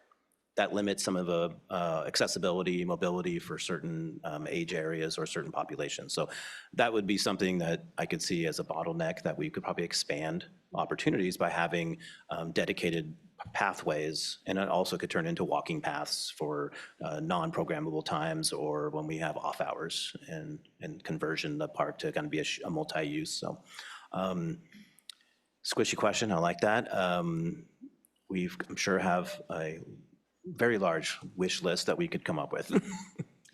You were talking a little bit about the enterprise fund option, and I was kind of contemplating as you were talking about that what would that look like? Have we ever done that in our history? Is there a glide path back to doing that where there's subsidies that sort of reduce over time?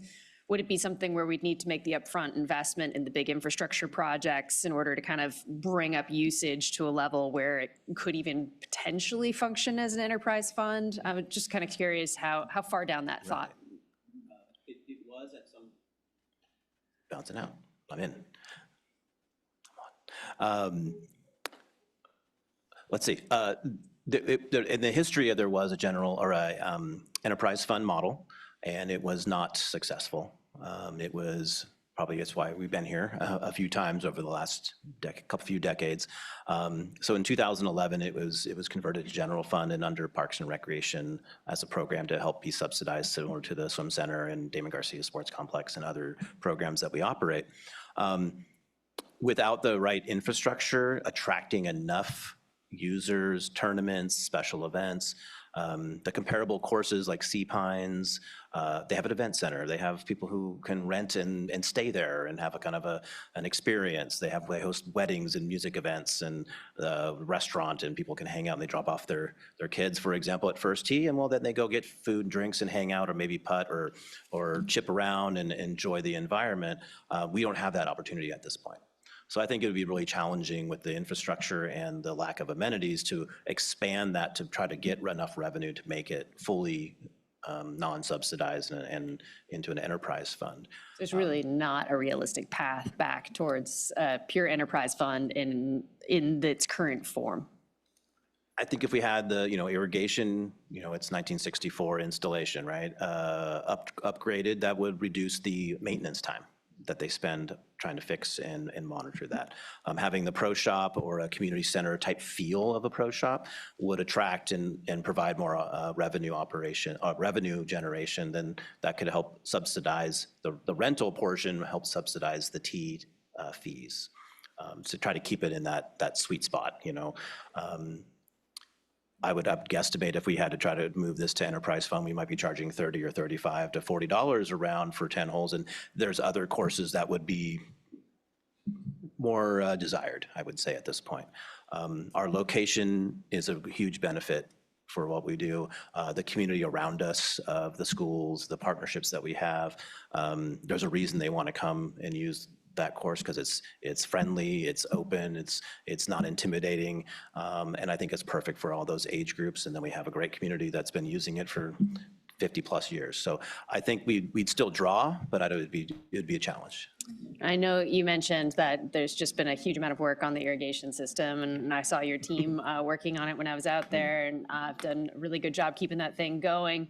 Do we have an idea how much of it is original? Is it like a ship of Theseus at this point where it's mostly been rebuilt, or are we really dealing with one that was in its mostly original form? I'm going to turn that to Devin. It's probably very Frankenstein put together, but yeah, I was just going to say it's probably very Frankenstein. In some parts have probably been Frankenstein more times over.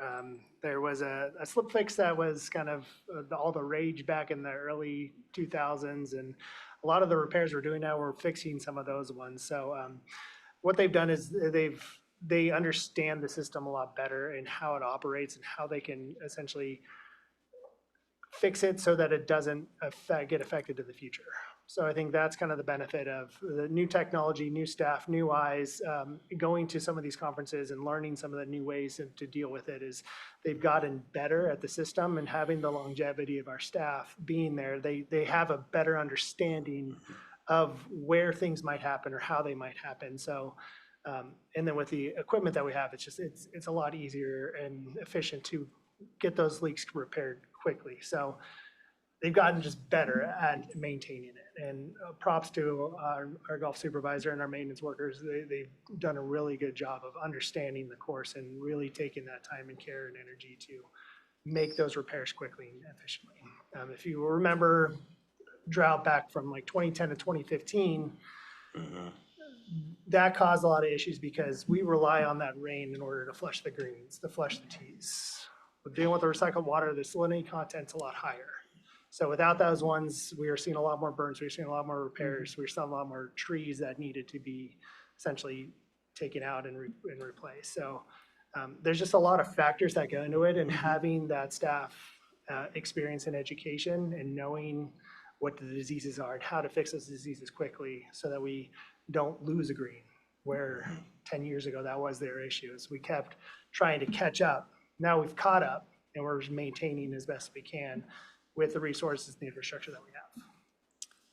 And forgive me, I didn't ask the next question ahead of time, so you might not have an answer offhand, but I had some fun going through the archives and reading all of the New Times articles and the TT articles that kind of talked about every time this has come in front of council in the past. And I saw that in the not too distant future or past, there was a discussion and the council passed alcohol sales out there. And I was wondering what happened, if that just kind of fell off the radar. Oh, well, we don't have a pro shop. Yeah. So did it actually? We were able Okay. to serve beer and wine as our license. When we had a food truck kind of vendor for a short term, we could have it permitted out there, but they had to have their own license for that. But we were able to get the zoning and the code enforcement for that. So when we reopen the pro shop, that would be something that we would still pursue. And that purely is, just a space it's a issue. revenue generator, but it's also, it brings people to socialize and stay longer, and then maybe they'll come visit, and maybe it's also a destination for non-golfers. Yeah, thank you. And just one more, I was curious, you mentioned that there were some off-hour security concerns if it was used as a park versus a golf course. And I was wondering if you could kind of give a little clarity on why there'd be additional concerns about the security if it's no longer a golf course. Right now, we have staff there 6 a.m. to 6 p.m., it's like, if it's light, they're there, right? At the same time, then we turn sprinklers on, and that's our deterrent, and we also take care of kind of irrigation mostly in the evenings. A lot of our parks, our hours are 5 a.m. to 10 p.m., so we'd have to kind of address that. We have, we have impacts and concerns at Laguna Lake Park, at Santa Rosa Park, even Meadow Park, which is surrounded by neighborhoods.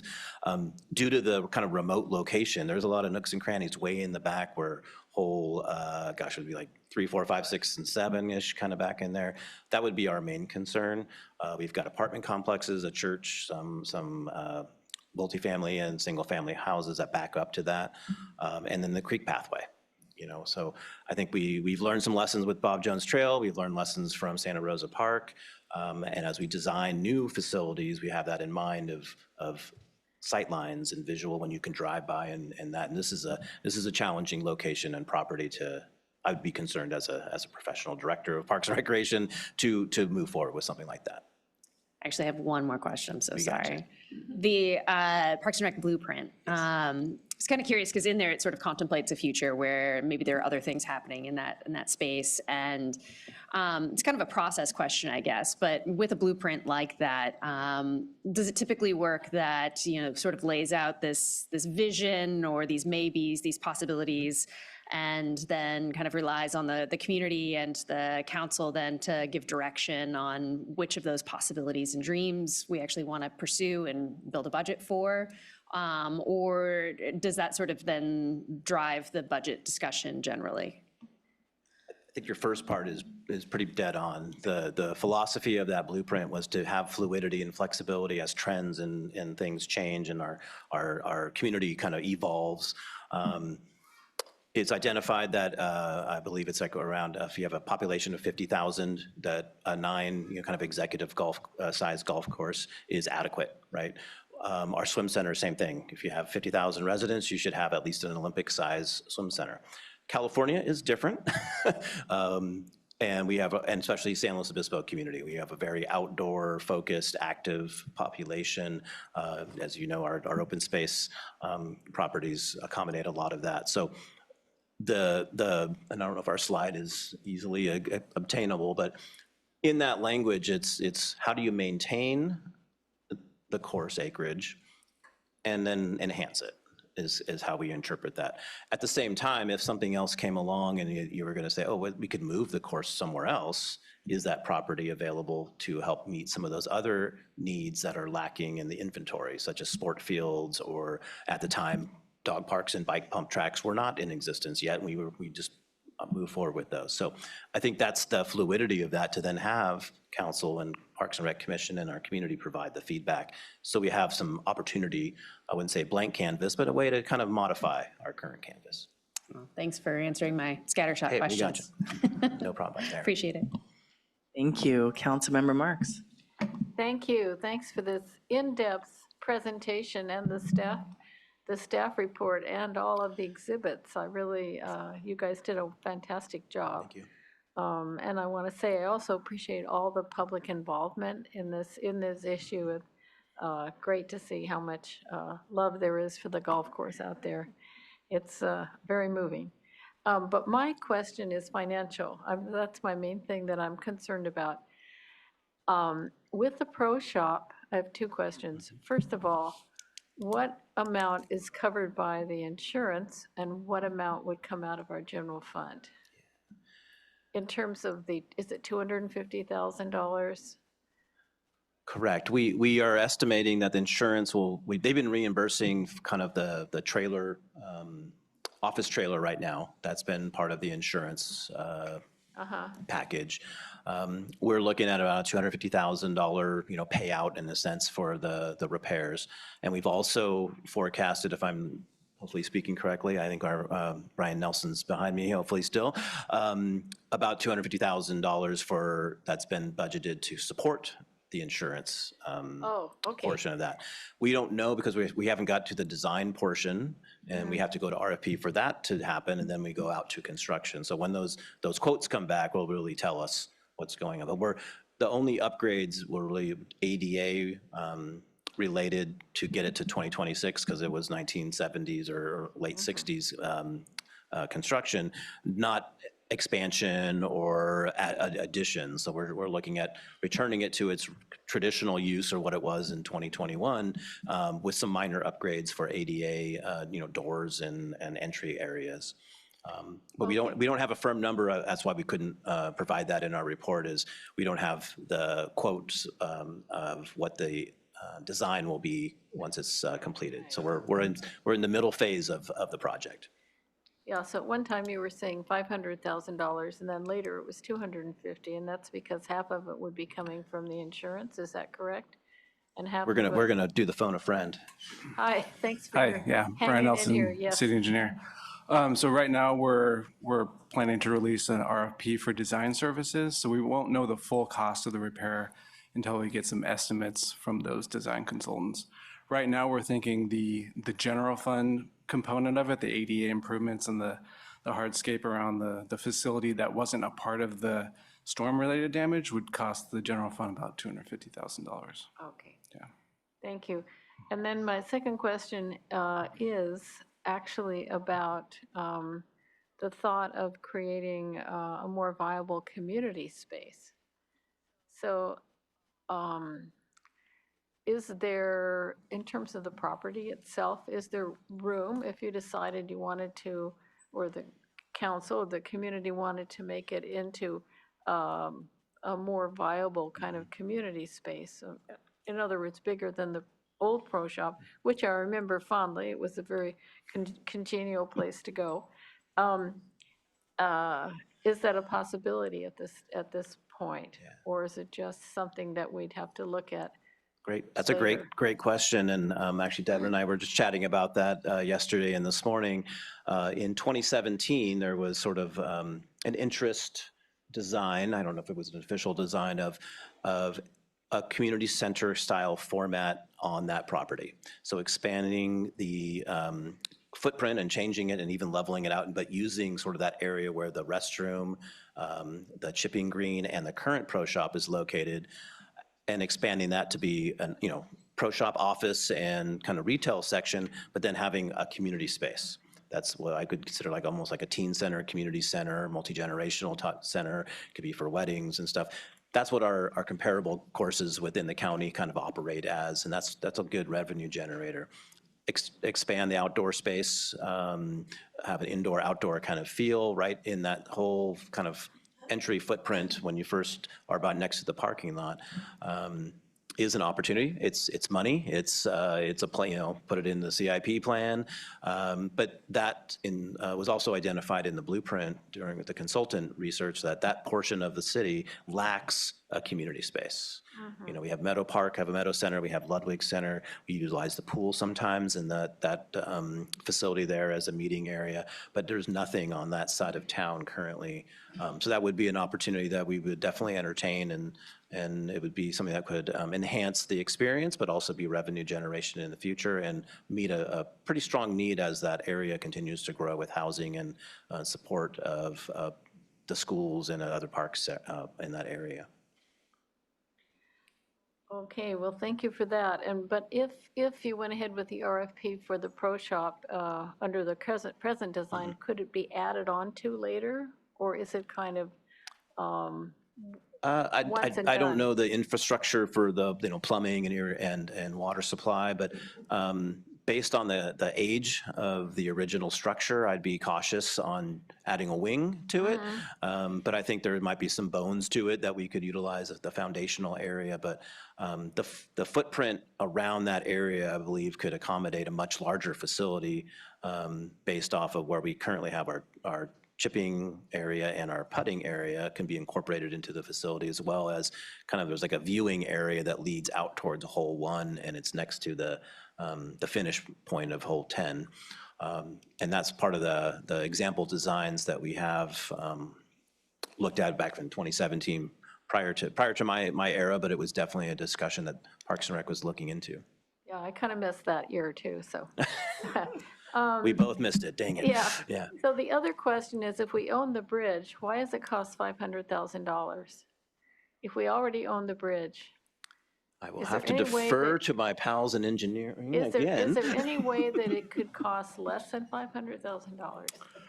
So we have to demolish the existing bridge and place new abutments on either side of the creek, outside of the limits, and then place the new, or really the existing city-owned bridge that currently resides at the courtyard. We have to haul it to the side, place it, and pave some new pathways connecting to it. So there's some demolition work. There's also some construction of the abutments. That's the real cost. Placing new concrete footings on either end of the bridge, drilling footings and foundations for those supports is where the cost comes from primarily. Okay, thank you. Yeah, and my third question, I think, has already been answered, and that is ways that the revenue could be increased. And you mentioned rate increase when we look at our rate study, which is coming up. Are there any other ways that in some way could help produce more revenue so that there's less general fund support? Absolutely, and I think our emphasis was when we get some of the infrastructure of the Pro Shop and the bridge repairs and actually completed, that expands the opportunity to host tournaments, events, increases the amount of play that can occur. I think Devin was sharing, was it close to 25,000 tee times and rounds were in 24-25. The capacity, we are not even sure what the capacity could be, but it could be 30, could be 35,000 rounds based on access. We are closed certain days. An example was January of this year. We just got our numbers from our program coordinator. We were closed for 8 days.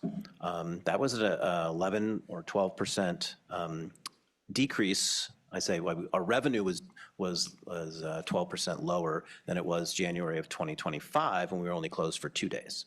And that's all really rain impacts, because it might rain for 3 days, but again, we might be closed for 6 because we don't have access across the pathways. Those are big hits for us. As we increase the driving range capabilities with upgrades, that helped kind of supplement some of that.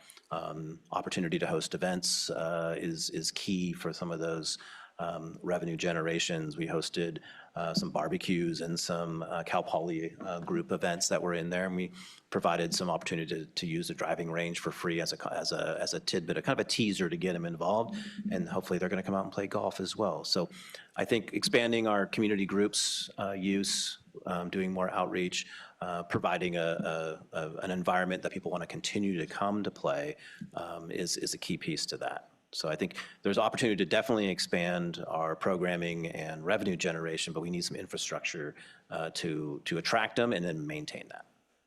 Okay, thank you. That's You're all welcome. I have. Thank you. Thank you. Councilmember Schwarzman. Thank you. Yes, you answered most of my questions in agenda correspondence, but just a couple that have come up as we've been chatting here. I haven't looked at the blueprint in a while, to be honest, but it seems to me that hasn't Laguna Lake also been contemplated as a location for a community center type building? Yes. So this isn't the only location where that type No, and of... it kind of goes to Vice Mayor Francis's question on the fluidity. Like there's properties, Meadow Park currently has a small meadow center. That has been identified potentially as that footprint can be doubled in size or two-story or something of that nature. So the purpose of the blueprint was to identify and assess every park area, including Santa Rosa and Sinsheimer, for all the opportunities, and then give that fluidity for the staff, flexibility for the community and the council to kind of identify where we need to move things over there. Swim Center was also proposed as an opportunity somewhere on that side of town, and it could be at Laguna Lake Park. Sport fields like diamond-style baseball, softball, were lacking in those as a kind of a destination sports complex. Is that Laguna Lake? Is that somewhere else within the city? So the blueprint has a lot of those opportunities. It's our job as professional staff to assess that, get feedback from the community, and obviously from Parks and Rec Commission and the council to help direct that. I guess I asked the question because I don't want it to seem like if we move forward with the pro shop improvements now that there isn't another opportunity potentially on that side of town for a community center if we decide to prioritize that in the future. Just because we aren't doing it now doesn't mean that opportunity is gone. And there's also the opportunity where you invest, $500,000 or $250,000 plus hopefully insurance subsidy. And is that a 5 to 10 year, fix as we go into something else for that property, and we make some facility rearrangements where the driving range is currently to where the current pro shop is. There's a lot of property that, Devin was outlining where the miniature golf could go, or our event space, or where we host the September Scramble kind of social zone and kind of the start-finish area. There's a lot of potential in that to be looked at, but it would take a program, a CIP project to kind of assess that. And that's not 2 or 3 years away, right? So we have to kind of look at the value of what's funded, what can we get funding now to maintain certain things, but then is that a Band-Aid, or is that a permanent fix for a 10 to 15, 20-year type program, or is that a 5 to 10-year thing as we look for the future? So I think we have some flexibility and opportunity to assess all that as we kind of move into the next phases of the blueprint. We're 5 years in and we got 15 more to go. So we're excited to pursue those. Thank you. I know that you've mentioned it just a little bit in the agenda correspondence, but in terms of potential revenue generating opportunities, I know there's at least one member of the audience here today that has had a wedding there. And so I'm wondering how many of those types of events, and if that's something that we've talked about, sort of larger social events like that could be rented as an individual. We love those things. Yeah, like the September Scramble, for example, is a city-managed one. In Devin's era as a recreation manager for 7+ years now, that's kind of his role. We host weddings at Jack House. We've done different special events throughout other parks. Same thing could occur. Again, I think Sea Pines is a great example of an opportunity of how they have the supporting infrastructure of facilities that can host more weddings. I think it needs to be an attraction, right? There's no reason we couldn't put a tent up and do an outdoor style wedding similar to you might see at Avila Beach area, right? As an example. We don't turn those down when they come at us, but we also haven't promoted that because we don't have don't think the venue is an attraction yet. We're close. We're getting there. We've been a lot of time, last 3 years spent on the maintenance and the beautification of the environment. So I think we're ready to kind of start pursuing those. But it is a challenge when we don't quite have the infrastructure of supporting the advertising of that kind of venue. Thank you. Okay, my last question is about the 10th hole. So I do this all the time. explain that to me, and would that be, I don't know exactly where on the course that 10th hole is, but it seems like, is that a space, is that a normal thing to have? I thought that was usually a 9-hole course. I'm gonna start and I'll pass it on to my colleague. The original course was 9 holes. Due to some safety concerns in the back, probably hole 4, 5, and there's a weird, I don't know if we have probably can't really zoom in too much on a picture, but there's an area where we actually have the only walking bridge back in the kind of far east corner. There was a course realignment that needed to occur for safety, like balls that were kind of unsafe for neighborhood and that. So if you're looking at probably the, let's say 5:30 on the clock, that little weird kind of cutout, and say 4 o'clock, that kind of zone is a narrow path that the course was realigned on purpose to shorten it, and by shortening it, it had an opportunity to add a hole. Okay. So I'll have Devin take the history from here. We basically added some extension on the left-hand side of the diagram to make it a 10-hole course. So it's around hole number 3, number 4, where we were seeing a lot of errant balls hitting different complexes around the location. So that 3rd hole was added as a little bit of a shorter one, so there wasn't those errant balls hitting those properties.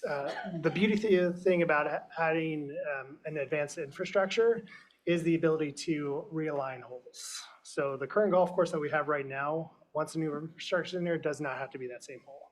So we have met with some consultants. We have internally proposed some ideas of making this a true 9-hole golf course, providing it, but it's the infrastructure needs to get fixed before we can do that.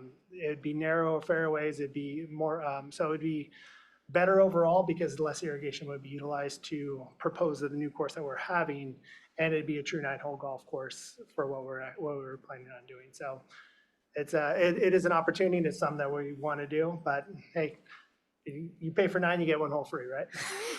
It was just a curiosity. It's our marketing so scheme. Thank you for humoring my curiosity. Thank you. I feel like it's the, when you buy so many cups of coffee, you get 1 free, so, you know. Baker's dozen. Right, Baker's dozen. Well, thank you. You answered so many questions of mine in agenda correspondence, as well as many of the questions were asked today, so I will not re-ask them just for the purpose of looking like I'm asking questions. Thank you very much for everything that you've shared. I think there's continual questions when we talk about feasibility. That's the one thing that, with all of these different alternatives, it seems like we need some additional studying done.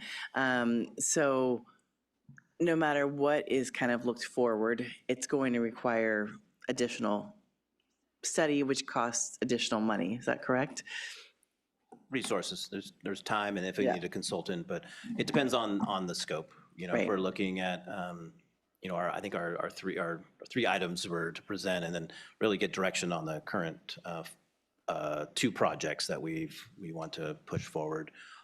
As far as additional or alternative type format, you know, the user fee kind of study would probably be the least impactful, but it would take time and resources and some resource, I don't know if it's allocation and funding, but it definitely in staff time. And then it'd be based off of what maybe council direction on timing of that would occur.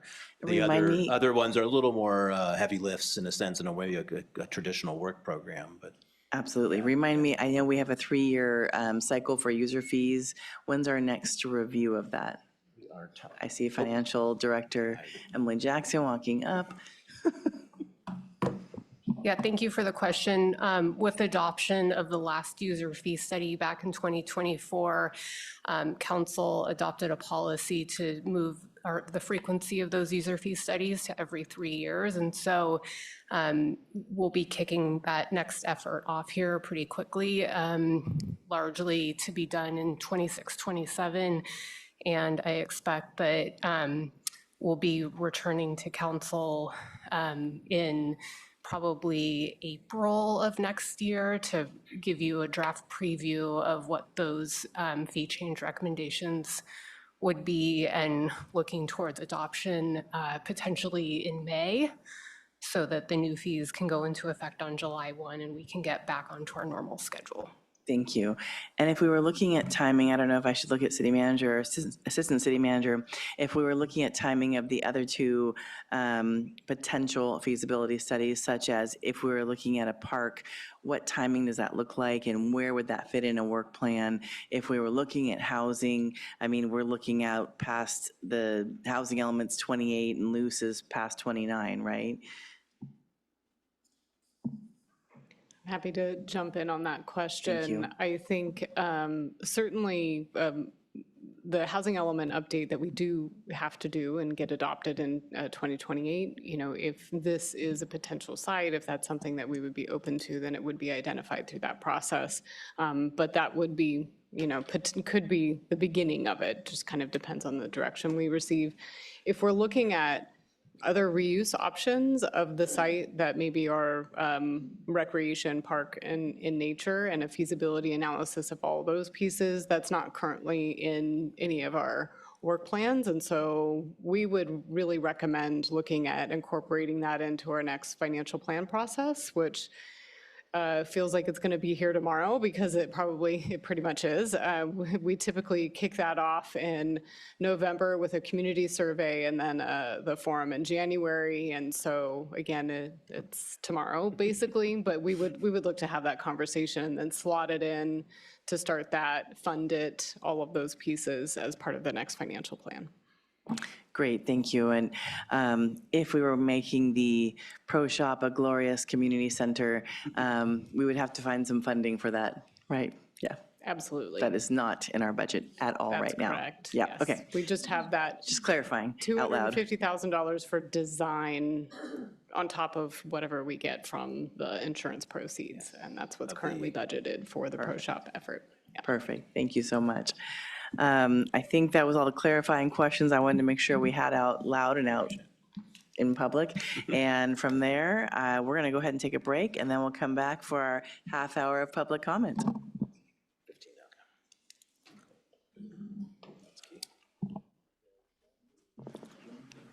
Well, thank you, everyone. Thank you for the questions from council, and thank you for all of the staff answers so far.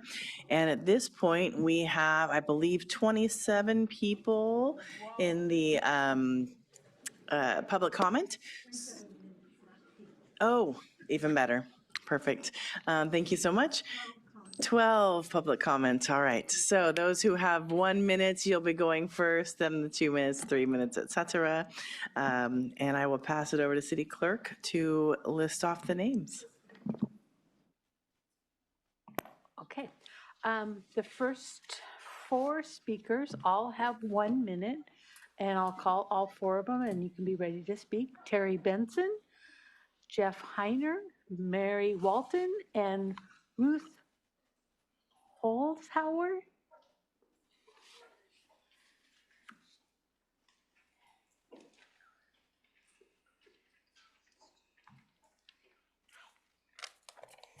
Hi, thank you. Thank you for all you do. My name is Terry Benson. I am the PGA golf professional and a first tee coach. I've had the pleasure of teaching at Laguna Lake Golf Course for over 20 years.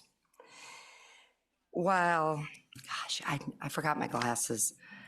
While running First Tee program, helping kids build confidence, responsibility, and life skills.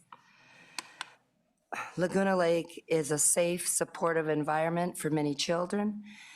This golf course provides safety, mentorship, and positive role models that they may not have had elsewhere. I understand and respect the city's need to address affordable housing. Removing this golf course would permanently eliminate opportunities for the community to belong, grow, and be supported. Laguna Lake Golf Course has quietly shaped lives, strengthened the community for decades. Thank you. Thank you. I appreciate you. And I appreciate the audience. Thank you. Jeff Heiner. Mary Walton.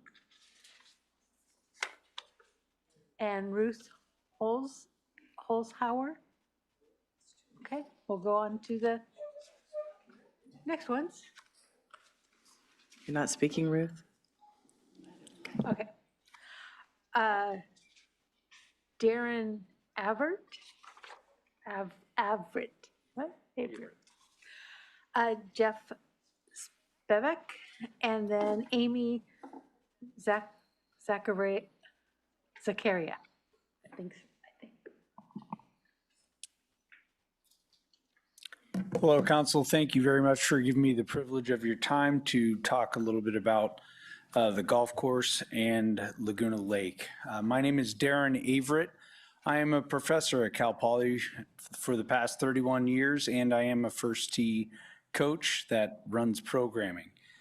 I want to express my concern for any other consideration other than a golf course to be at this location for our community. Golf is a recreational program, just like the pursuit of anything from volleyball to snow skiing, basketball, hiking, walking trails, anything like that. It is the same thing. If you choose to use this as a multi-purpose facility and create another park, I don't know any other park in our community that runs 27,000 people through it in 1 year. We need to understand what golf does to our community, what we do for our kids, because we had our families here and they had all their little signs ready to go, you know, let's save Laguna Lake, because it's a community process. And our kids and family came because they wanted to say, this is an area that we need to put funding into in order to make it that much better for our communities to come and do these types of activities. If you're worried about funding, run some golf tournaments. They make about $20,000 every time you run a quality golf tournament, and we do that through the First Tee all the time. We're here to build community. We're here to make sure that our land is being used properly.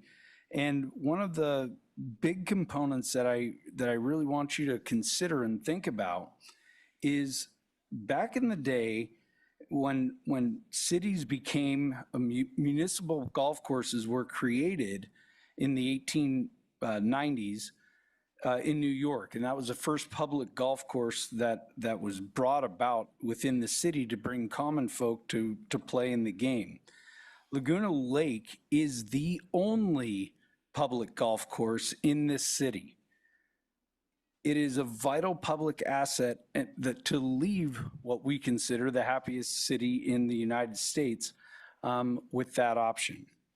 The other thing I want you to recognize is that our community is in desperate need of affordable housing, but with housing becomes need for recreational facilities.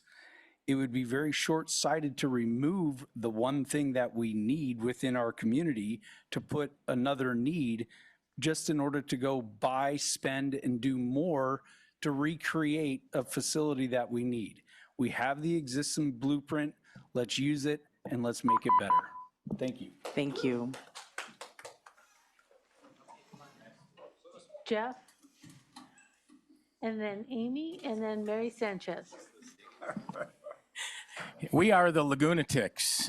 We play Laguna Lake Municipal Golf Course every Tuesday morning for about the last 20 years or more. And we've sent you many emails. There's a lot of words about all the reasons that we should keep Laguna Lake Golf Course. And just because there's been so many words, we're going to sing our message to you.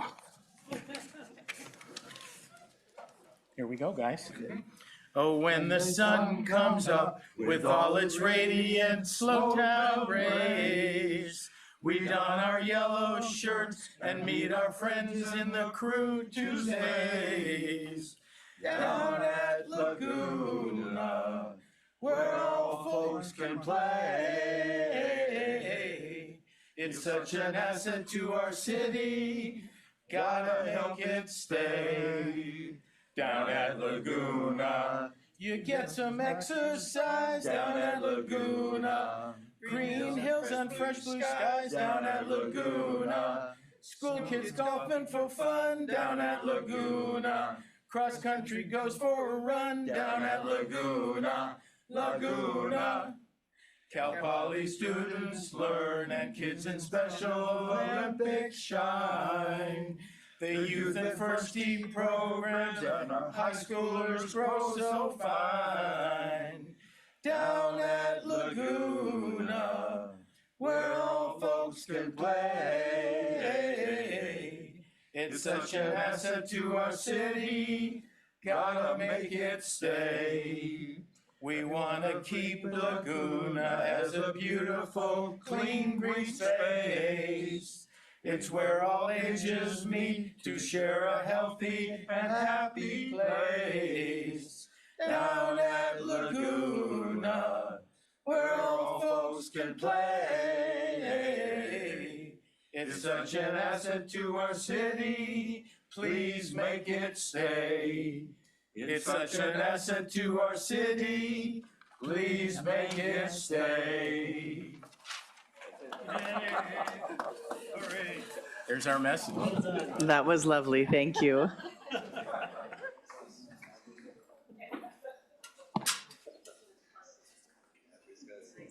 Amy, and then Mary Sanchez and Steve Silberstein.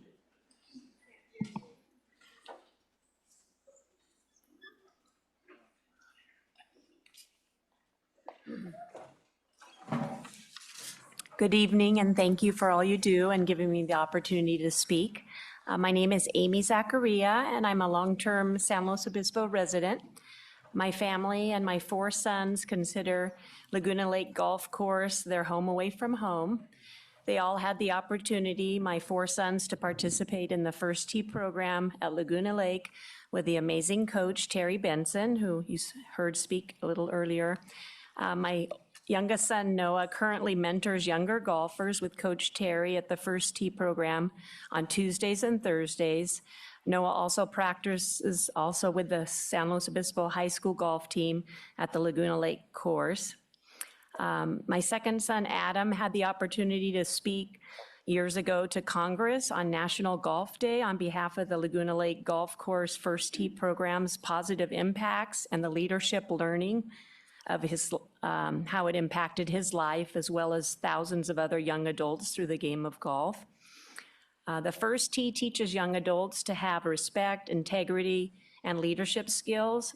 And our family also believes in community service, and our extended family volunteered more than 10 to 12 years on the Laguna Lake driving range in the past.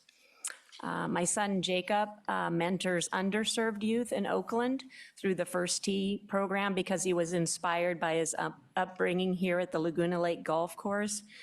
And I just want to remind you that, as you know, it's very affordable, accessible to all ages, and the only municipal golf course in the city of San Luis Obispo where families can walk to the course and play a round of golf. The First Tee program at Laguna Lake has positively shaped thousands of young lives and encouraged them to be their best versions of themselves through their character building programs. Laguna Lake is truly a treasure to families in San Luis Obispo, and I would hope that it would remain open for future generations to enjoy. And I thank you for your time and consideration. Thank you. Thank you.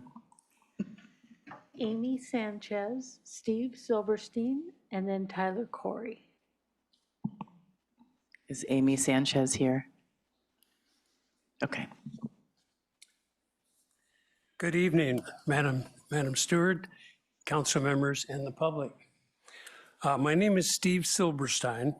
I am not a golfer. I have been to golf courses at least 50 times. I've been to weddings. I've done bicycle riding. I've done hiking. I've gone to rock concerts. I've gone for dinners. I've gone for bird watching, myriad activities. Why? Because these were beautiful open spaces. And the Laguna Lake Golf Course is one of those. What's at stake here? Well, this is an open place for our community. It's one of the reasons why San Luis has been rated very highly among all these articles about the best place to live, is our use of open spaces. The preservation of the open spaces is your job. You're the only ones that can do it. So this is nothing to take lightly. When does developed land ever get converted back into open space?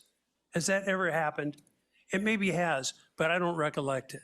And it's not likely to happen, even though in San Luis itself, there are properties that have been vacant for decades that could be used, but are just not, because somebody owns them and they don't care or whatever. So it just doesn't happen. Things don't revert to a natural state. So what's at stake here is our open space versus the needs of developing something. So who's served by a development? Well, the contractors are. We do need housing. I'll go along with that. My wife and I tried to buy a house in San Luis initially, and we went to one of the new ones over there behind Target, and they said, oh, well, this is $980, that's $999. I said, well, where's the affordable ones? And the guy, well, we had a couple of them, but they're sold. You know, that was kind of rude, really, but that's the fact of the matter in San Luis. We have low-income housing. We have high-income housing. Any housing put in that place would not operate as a medium-income housing area. It would have to be one or the other. So we do need housing. There are other places where it could be found. If that land is developed, it will be covered by asphalt and cement and buildings. You will need more sewer, you will need more water, you will need more traffic control, you will need more service from public agencies of all kinds, no matter what the development is. So I thought, well, if I'm going to come up and speak about this, I looked into the past, and I saw in the meetings from this meeting here that they had a problem with the clubhouse roof leaking in 29 and 2010. They didn't fix it. 10 years, 15 years, 16 years. It's not fixed. Fix it. Make this place into something we're proud of. Thank you. And Tyler is our final speaker.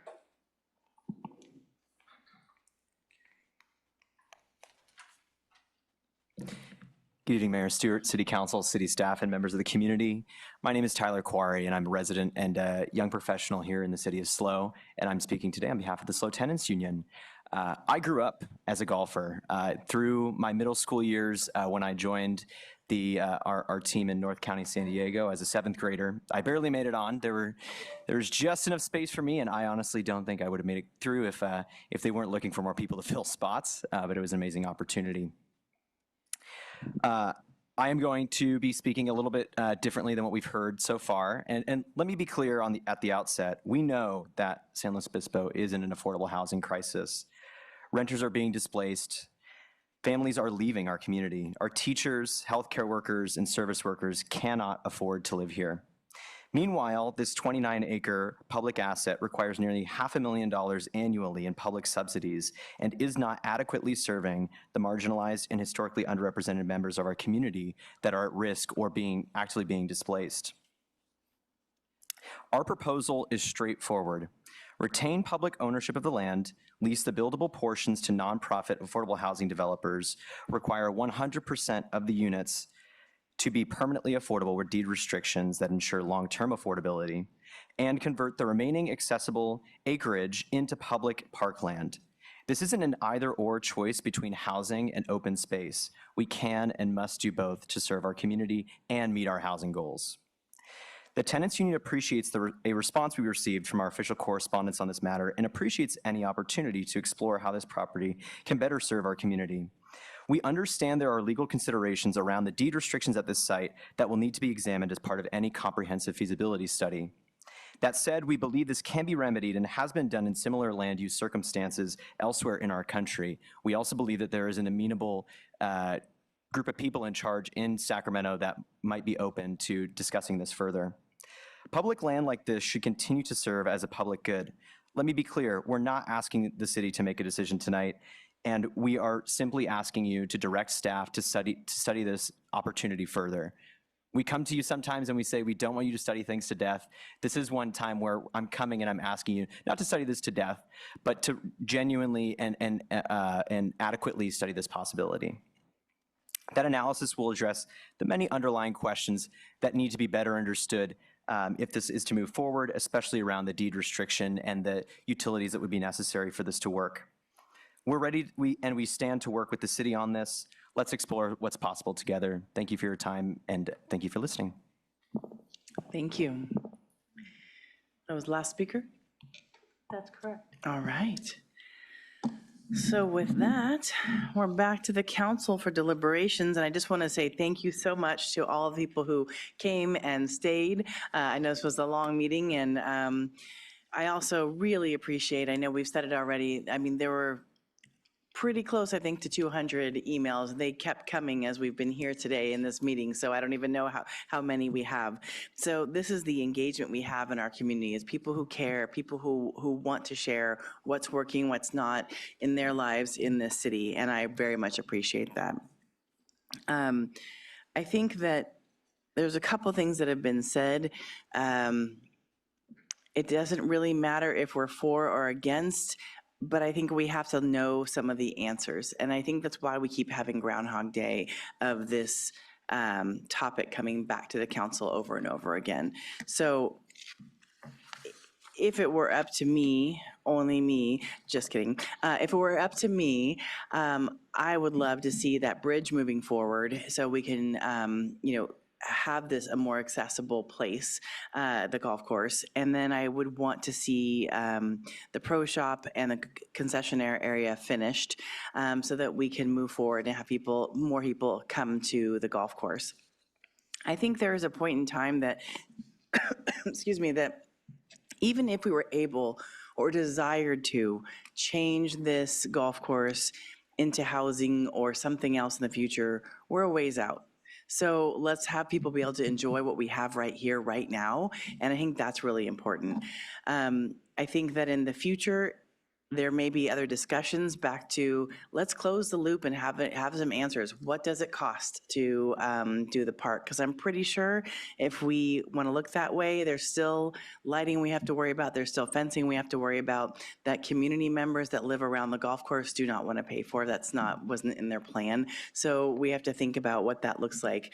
Is that something that property managers or property owners now have to deal with, or is it something that the city has to deal with? There's a lot of questions. I won't even go down the long line of questions, but I think that's a conversation that we have to look at in the future, not in this financial plan, don't worry. This is not in our work plan right now. We do have a housing element we plan to look at. We do have land use circulation element we plan to look at.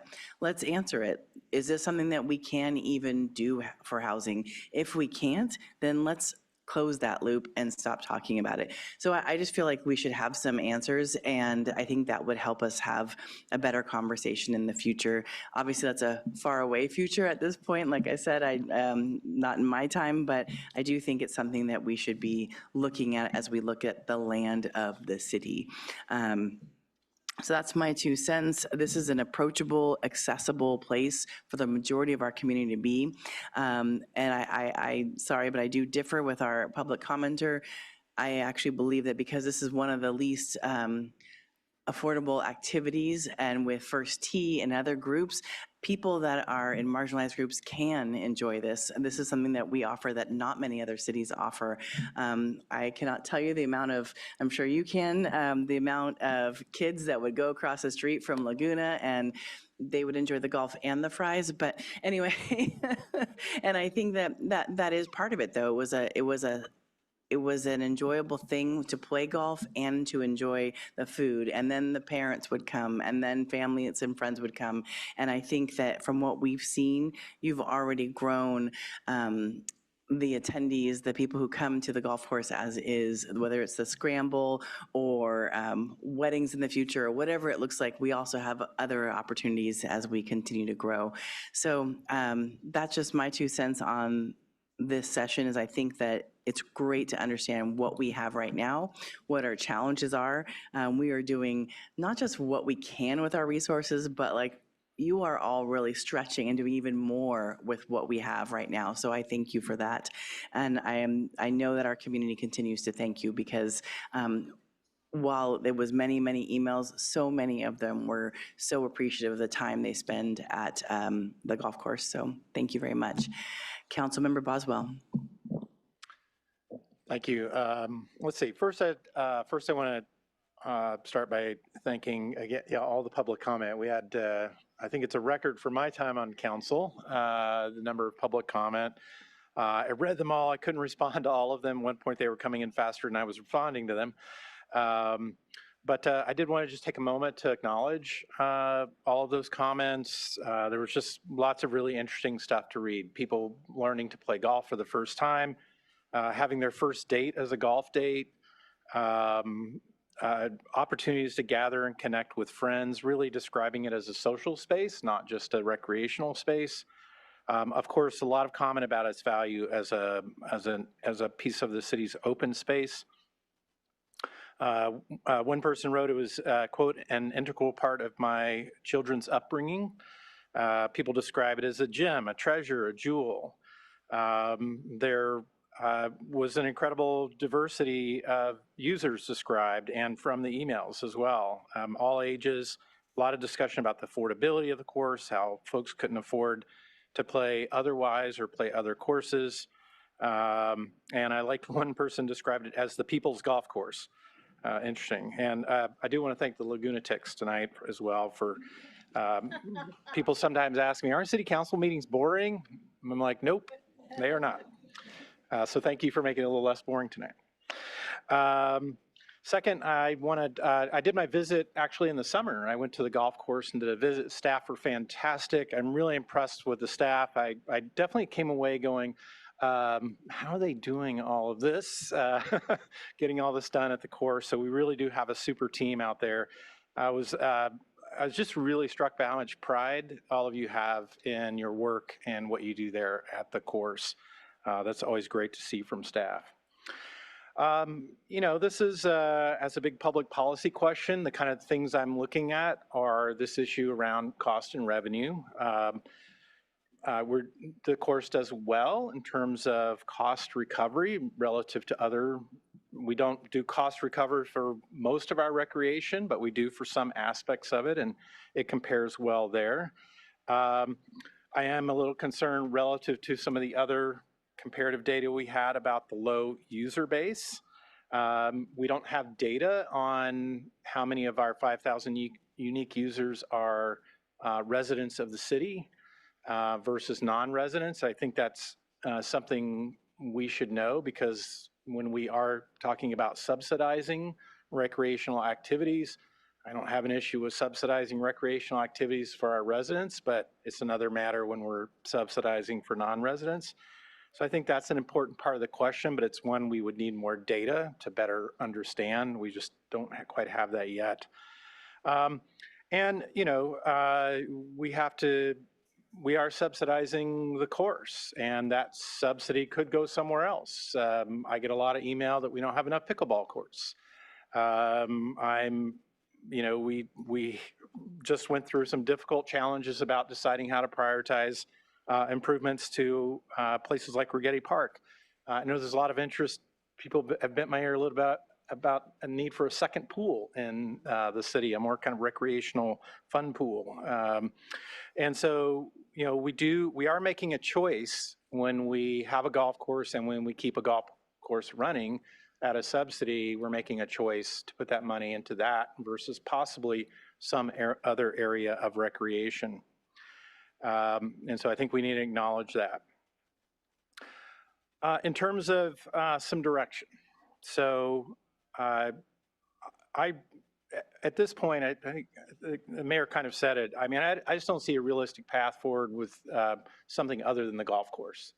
I think at least for the time being, the golf course is the correct use. If I were asked today to convert it to something else, it would be open space. The housing, there seems to be a lot of issues there. And plus, it's my understanding that finding pieces of land is not really the holdup to building more affordable housing in the city. It's really raising the capital for construction of new housing. That's where we need the big dollars, not so much on land. So if I felt like, yes, there were a city and there's like literally nowhere to build any affordable housing anymore, maybe we would need to consider that. So at least for the time being, and maybe for some future council to decide differently, I think continuing with the course is what we should do. Now, with that said, in my visit this summer, frankly, again, as much as we're doing with staff, as much as staff is doing out there, I certainly came away feeling like this is not up to San Luis Obispo standards. If we're going to have a course, let's do it right. And so obviously the main two things there, and I know the things staff wants specific direction on, are moving forward with the repair of the pro shop. I think we need to do that as fast as we can move on that. And then it's getting late. What's the second one? The bridge. Yes, the bridge. I love the bridge too. That's the old bridge. It used to be, we've used it for several things in the city. It's our utility bridge. So moving forward with that as well. And then the other thing I'll mention is that we probably need to be doing some work to get ourselves in a position in the next financial plan to really understand what we're going to need to do on the irrigation system. That is going to be probably a pretty significant capital investment at some point. And if we're going to commit to moving forward with the golf course, we're effectively committing to having to do that soonish. So I'd ask staff to start working a little more on that to get us positioned in the future. I do think, I do want, probably with the fee study, if we can try to get some data over the next year on resident versus non-resident. I think it is fair and appropriate to charge non-residents a bit higher fee. Not a lot higher, but a little bit higher. I do also think we need to, some of the capital improvements that we will do will help us capture what is now missing revenue. We're leaving revenue on the table right now because we don't have our facilities operating at 100%. And then I do think we need to look at developing new sources of revenue for the course as well. We need to expand the user base. And here I don't necessarily mean by trying to get more people to play golf. We could do that, we should do that, but we should also be looking at how we can diversify the use of that site for other recreational opportunities. I like some of the ideas I've seen. I won't say any more than that because I think that's should be its own sort of public process ultimately. But I do think we ought to look at using that space. It struck me when I was out there that there's, I mean, in my assessment, there's quite a bit of space out there that is underutilized. And the other thing that really struck me when you're on the site, and I mean, you know this because you know where it is, but when you're there, it's just so much more evident that across the street is pretty much every middle school student in the city of San Luis Obispo. And this is at a day and age when we are desperate to try to get kids off their devices, outside and active. And right there across the street is a perfect place to potentially do that. So when we begin to explore those other potential uses for that site, I think we should lean heavily into the fact that school gets out, across the street, which is another matter we'll talk about one day perhaps, the street and crossing that street, but cross the street and have some great fun outdoors with your friends. And the last two pieces of direction I'll give and then I'll stop talking is I see no path to an enterprise fund for this, at least not in the short term, maybe eventually as we develop new revenue sources. So I wouldn't put any time and energy into trying to figure that out. And it was mentioned the possibility of, rather than us maintaining the course, it be possibly turned over to a vendor. I don't think that's a good idea. Thank you. Thank you very much. Councilmember Shorsman. Hi, yes, thanks for going through and checking all the boxes, Councilmember Boswell. I'm going to try and hit a bunch of them too, but I don't know that I'll do as good a job as you just did. I'm just going to start by saying I'm not a golfer. I've never been a golfer, but I did live on Laguna Lane for a number of years, right up against the middle school. And speaking of accessibility, although I did not, while I lived there, attend the golf course or utilize it very much, my husband did, and he would walk across the street with 3 or 4 clubs that he bought at Goodwill, and he would hit a round of golf with his Goodwill golf clubs. And so speaking of accessibility, like there is really, it's hard to compete with that. And I always remember that and think about how many kids are getting to use that course, and our data is pretty entertaining and interesting. I had no idea. I expected the crowd that uses the golf course to be largely the over 55 crowd, and that is not the case at all. And I think it's largely due to what some of the work that you and the team have done to try and bring lots of different types of groups of people out to the facility. I also remember when my son was young and doing the September Scramble, and that is a very memorable event for all involved. And so I really appreciate the ways that you have tried to bring different types of people. And who knows, maybe those folks, after they've participated in September Scramble, will come out there and they'll join the First Tee, or they'll get some clubs at the Goodwill and go out there and try their hand at golf too. So I really appreciate that. I think we haven't really talked about, but there are climate action elements of the golf course. I thought one of the emails that we got from a community member talked about how an acre of golf course turf actually removes 80% as much carbon from the atmosphere as 1 acre of rainforest. So not only is this just a beautiful park and peaceful open space, but it's also helping us meet some of our climate action goals. And I think that's important to remember as well. The other thing about trying to consider turning this park space, and it is park space. I think we should treat it like park space. It is mostly, as Councilmember Boswell mentioned, it's generating more revenue than many of our other park facilities, but we should not assume that it's going to be 100% cost neutral. That's not my philosophy of what a park should be. I think it's great that we are generating as much revenue as we can while still keeping it affordable for people, but my expectation has not been that it be 100% revenue offset. I know some of my colleagues may agree with that, but this is a park, and if we turned it into an open space park space, it would be almost 0% revenue generating. So it's doing better than that right now. I think the lack of a bridge and clubhouse have greatly impacted the ability to generate revenue. We've seen the course has had a hard couple of years.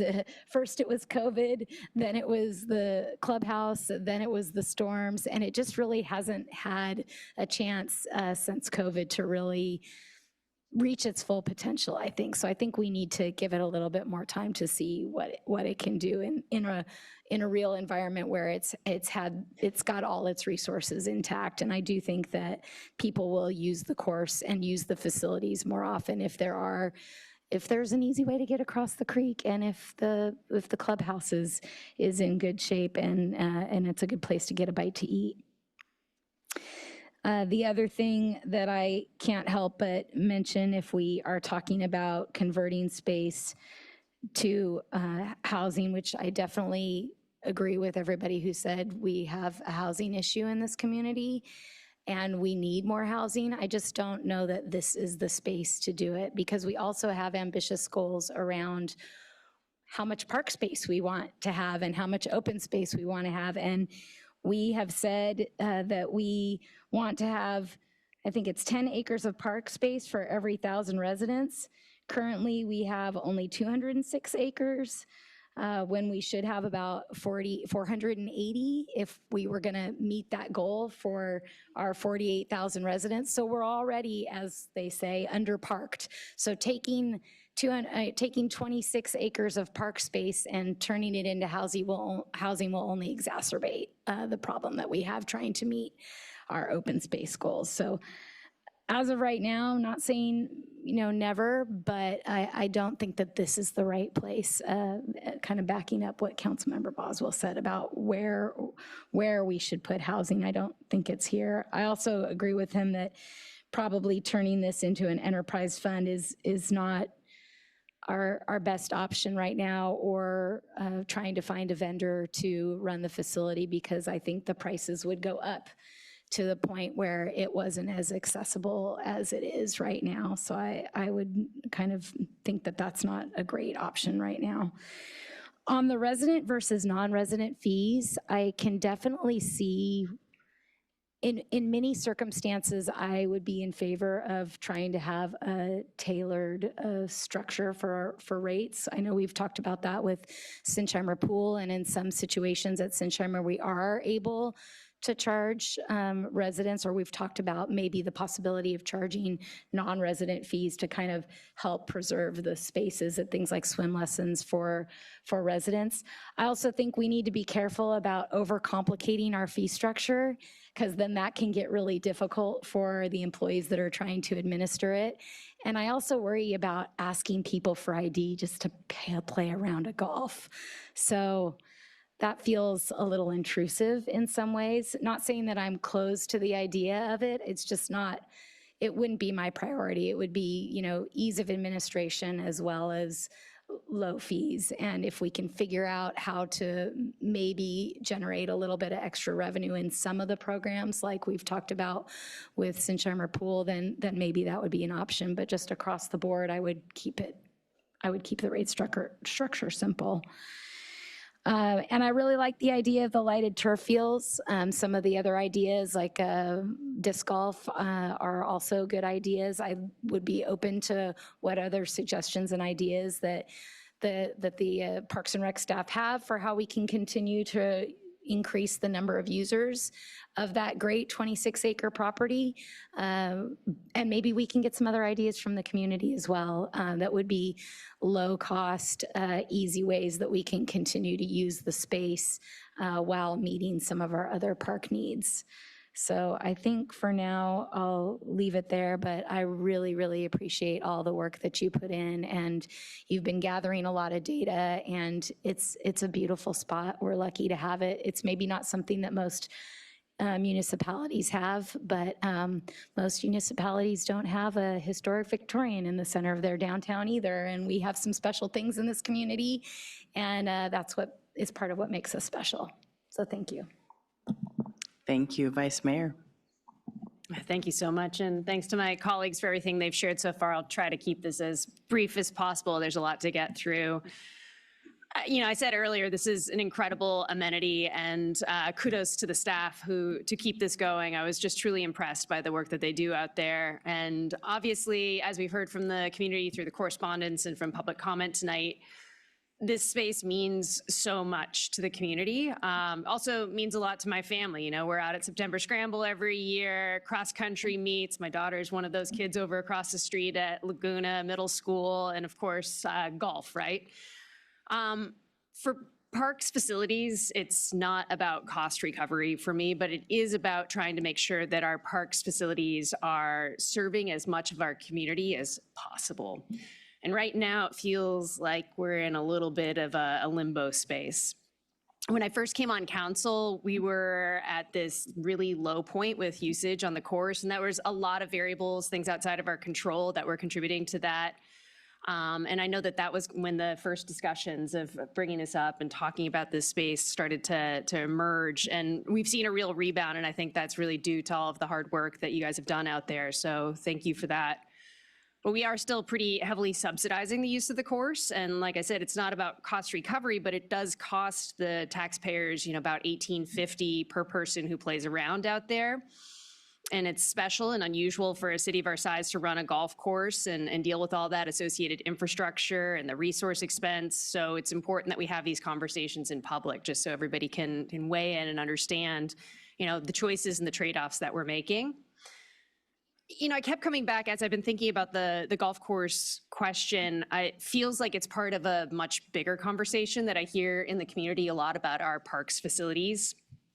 Laguna Golf Course seems in some ways to kind of suffer from the same fate as the Aquatic Center and some of our other parks facilities, where it sort of is limping along. It's supported by this incredible staff who are doing fantastic work with limited resources, but I hear time and time again from my peers, especially those with kids, the pool's not open enough, the golf course doesn't have the bridge. We're sort of just these facilities, I think Councilmember Boswell mentioned, they're just not quite up to San Luis Obispo standards. And as Councilmember Shoresman mentioned, we're kind of just underparked in a lot of ways, just lacking some of these facilities.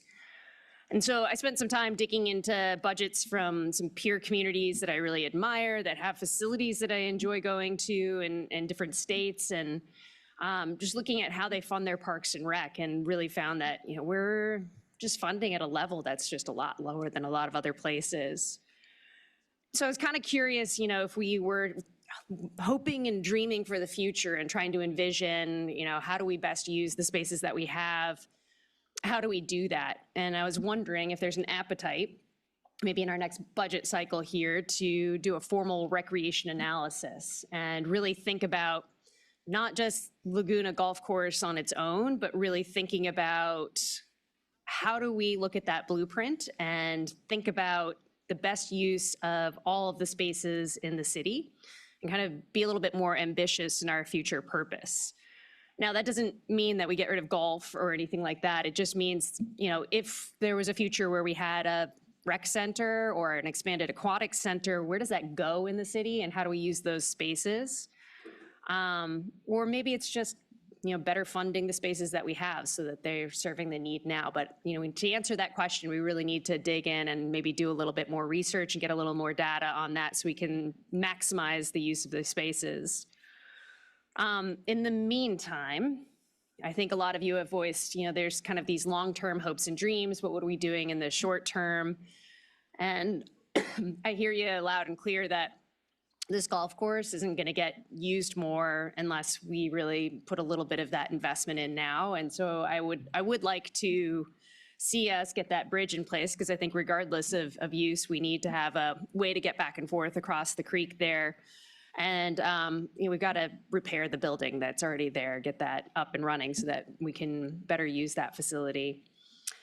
As to the question of resident versus non-resident fee study, I did agree that Councilmember Shoresman kind of mentioned some issues that might emerge with that. So I think we need to move cautiously. Perhaps it's just for lessons and things like that, where it's the same kind of model we're using at the Aquatic Center. I loved the kind of outside the box thinking you guys were doing with lighted turf fields and thinking about how to use all of that additional space. That is something I hear from fellow parents all the time. We need more spaces to get out and play ball sports. So love the idea of being able to use some of those spaces.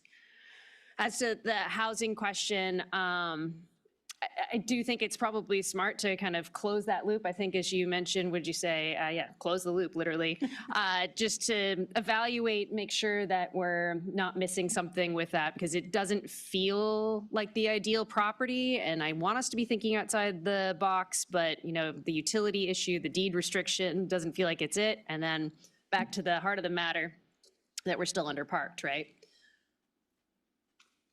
So I think that gets at all of it, but we can come back if there's anything that is outstanding. So thank you. Thank you. Councilmember Marks.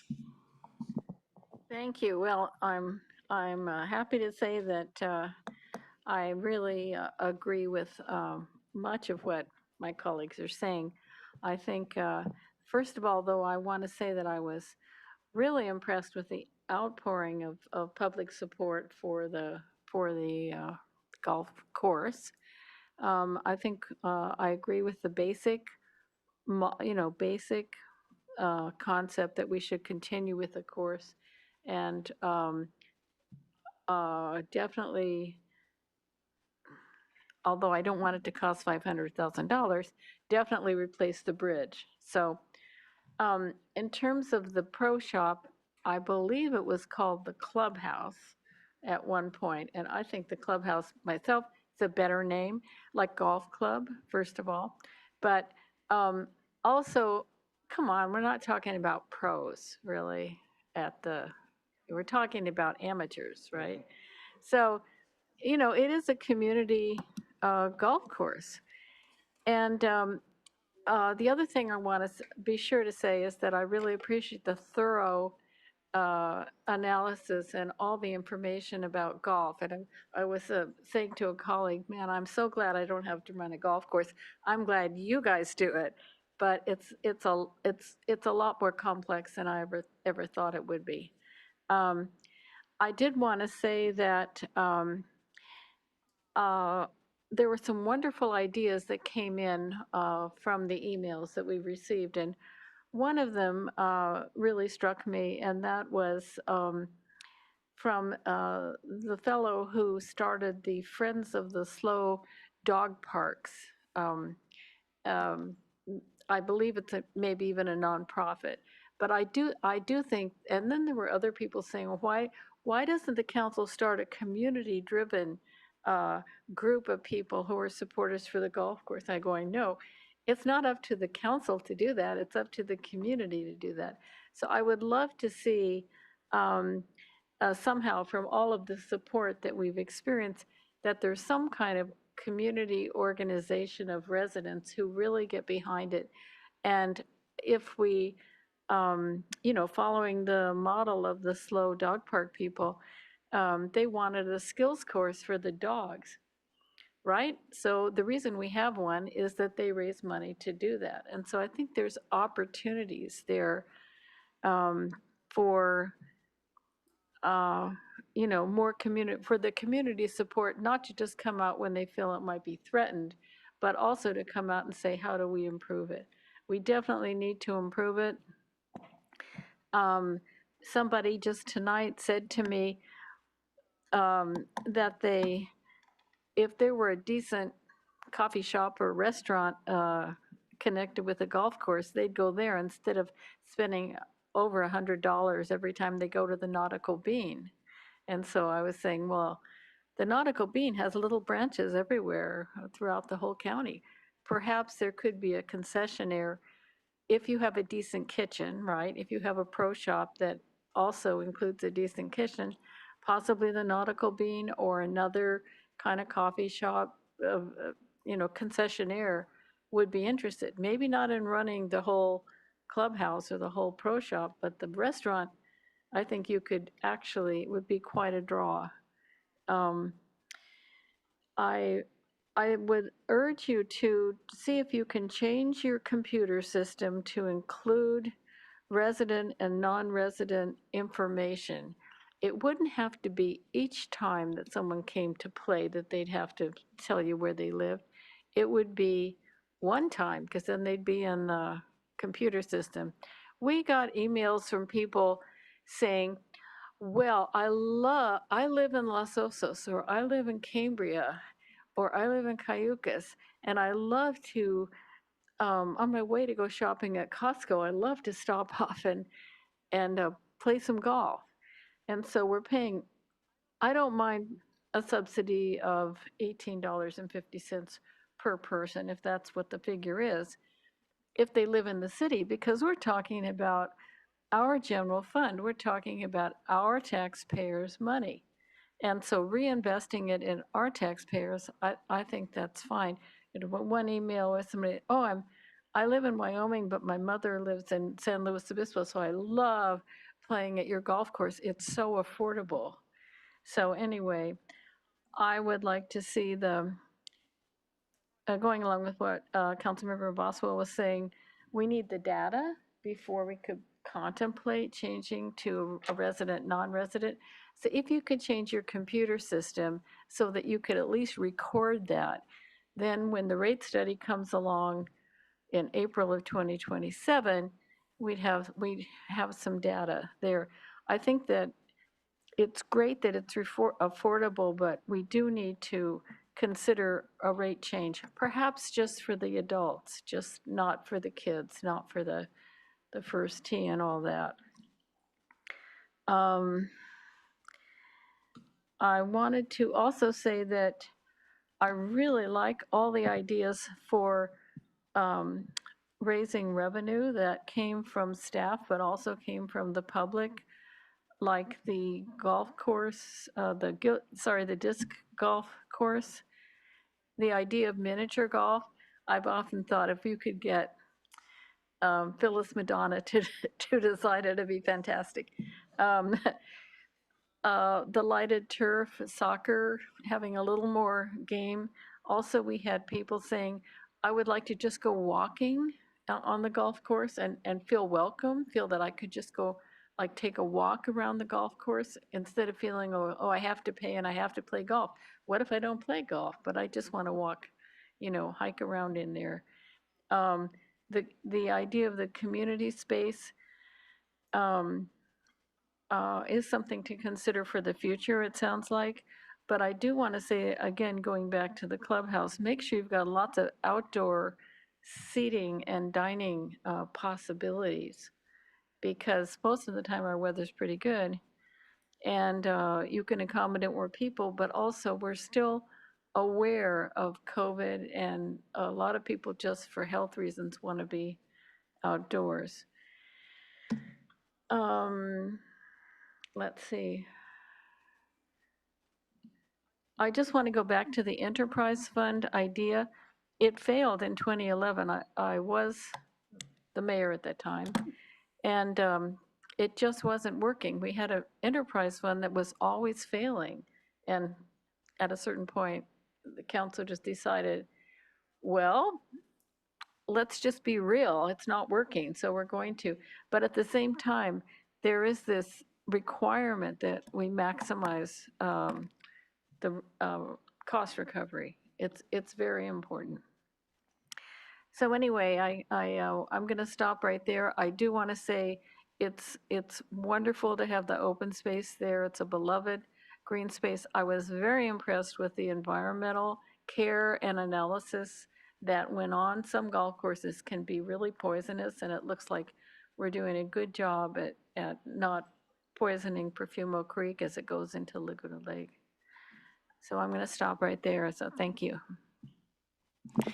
Thank you. I agree. I remember asking lots about the process for the pesticides and how that would work. So that was because we saw the different types of turf, every different types of level of turf and where the different, sorry, my brain at this point, algae and different parts that were not looking so great, and how do they get rid of that with the pesticides or not. And so that was really an interesting process. So thank you.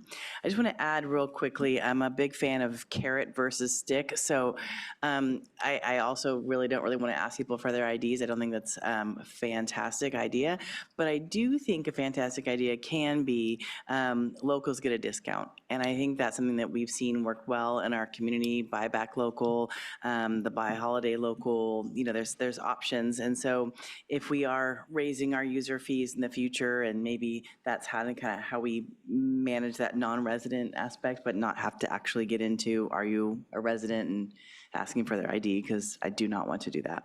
The other part is, I love the idea, Vice Mayor, around let's continue to get ideas from our community. And Councilmember Marks, I asked the same thing. I said, hey, is there a Friends of Laguna golf course? And I hear there's a couple people that kind of are in that, but we haven't quite gotten to the level of fundraising and providing, I don't know, golf, like our Marilyn Monroe out there. You can get some really big golf balls in each whole, no, I don't really want that. But I'm just saying, what is the creativity that people could bring? Sorry, it's getting punchy, right? So I think there's just, different ideas, and what can we do is hearing that from our community. And I do want to also come back to, there was a dear person in our community who passed away, and their children got a memorial bench for them since I've been on the council. And, not that that's a huge revenue, but it's just another loving touch that people who really care. And so I think there's ways to incorporate that. Lastly, I hear lighted fields again, and I just can't tell you enough how many emails I've received when our public art has gone out in the middle of the street and has lighting and upsets people's houses. So I just want you to all think about that as we think about light pollution, and just be careful of that as we continue, not to stop it, but just to think about how it affects the homes. So with that, Vice Mayor. Yeah, thank you so much for your additional comments. Before we leave this all behind, I did hear a little bit of an appetite and just wanted to kind of confirm that this is what I heard, that, I heard Boswell talking about potential aquatic exploration, and I heard some community center, and I think we kind of achieve answering some of these questions by eventually undertaking a formal recreation analysis, and really not just looking at each of our parks in isolation, which is how we tend to do it, but looking at it in the constellation. So we understand if we want to leave this in golf in perpetuity, then where does the community center go? And what part of the community is served by that? And do we need to have multiple facilities to serve them? So just wanted to check that appetite again, to see if we obviously are not directing tonight, but making sure that this comes up as we get into the budget cycle, that we're have hopes and dreams of really looking at this more carefully. Well, I do think that's also part of the conversation of land use and what happens with that. I know it's more in the housing aspect, but again, as someone mentioned, maybe there's a yes and or a both and. So, lots of options that we don't necessarily know right now. As we look at March 3rd, talking about budget reductions, possible reductions, I want to be very aware of that and not pretend that we don't know that. And so dreams and hopes, I want to be very careful of that too. So not against it, but definitely see it as a future discussion. Councilmember Shorsman. So we have our blueprint, and I would assume, and maybe I'm looking at staff for a question, that at some point, at some interval, we would, as a community, look to update that blueprint. Yeah, thank you. I can address a couple questions. 2019, we did a citywide park assessment. That was part of the creation of the blueprint. Citywide survey, workshops, it was a large undertaking with the consultants involved with that. The Parks and Rec Commission did a mini version of that internally about 18 months, maybe 2 years ago. And we have some of that data as well. So I think it can be aligned. There's some work efforts to do that, but doesn't mean our current facilities, our current programs, we can add some customer surveys, some feedback, some open-ended questions, and kind of organically start collecting these things over the next few months to get ready for next year. That won't be quite as impactful as doing something as undertaking as it was for the actual creation of the blueprint. The blueprints, we're 5-6 years in. It's a 20-year plan. So I think we'd kind of be cautioned on when do we go back and try to recreate a new version of this, or is there a 10-year kind of, where are we, pulse check kind of situation? I think that's something that we can discuss as we kind of go into the next 2 to 5 year of forecasting for park development, program assessments, all the above there. And the resident, non-resident portion, I think we can incorporate some of that as far as feedback through surveys and participant interaction to kind of get a base and come back at a later meeting to talk about those too. Thanks, Director Avakian. So to go back to your question about appetite for a more formal, a more formal evaluation or analysis. Today, we're here to talk about the golf course. And I would hesitate to commit us at this point in the budget cycle to doing another kind of analysis. But I would welcome you to bring that up in the financial planning process, or if our community wants us to do that as part of the financial planning process, then I would think it would be a good time to do that. Well said, Councilmember Shorsman, and ditto. Councilmember Boswell. Yeah, maybe I'll just say ditto. I did look at the blueprint. I mean, it does have kind of a future section, but my read of the blueprint is it largely focused on sort of what we have and how to continue to improve and develop, enhance what we have, as opposed to maybe what's a couple of moonshots that we want to be thinking about. I mean, just as a personal example, I think it would be great if we had another pool in SLO that was kind of like the Cal Poly recreational pool, like it's a zero entry, It's more of a fun place. It's not so much a lap pool. But, you know, that's like 20 years down the road. I don't know when that is. It's if you look at our current CIP, it's down the road. But if you don't start talking about it now, you won't get there in 20 years. It'll be another 20 years off when you finally start talking about it. So, you know, there is some value, I think, to periodically stepping back and thinking big and very long term, even beyond the horizon of our typical CIP, and trying to get people talking and conversations going and ideas moving. So I'd be interested in that, but I do think the financial plan is probably the right time to do that. Yeah. Thank you, Councilmember Marks. Well, I just want to say that it's almost 11 o'clock, and I am not going to bring a motion to extend this meeting beyond 11 o'clock because I think we all stop functioning around 11 o'clock, and that's why it's in our policies and procedures. So I'm hoping we can wrap this up. My question for staff is, do you need any more information from us? Or have we given you enough? I don't want to extend our meeting any longer as well, but I feel like we're comfortable. What we're hearing is the third item was pursuing our current project list of the Pro Shop Clubhouse and the bridge, and working with our colleagues in Public Works to kind of get that back on track and instigate the next process for those.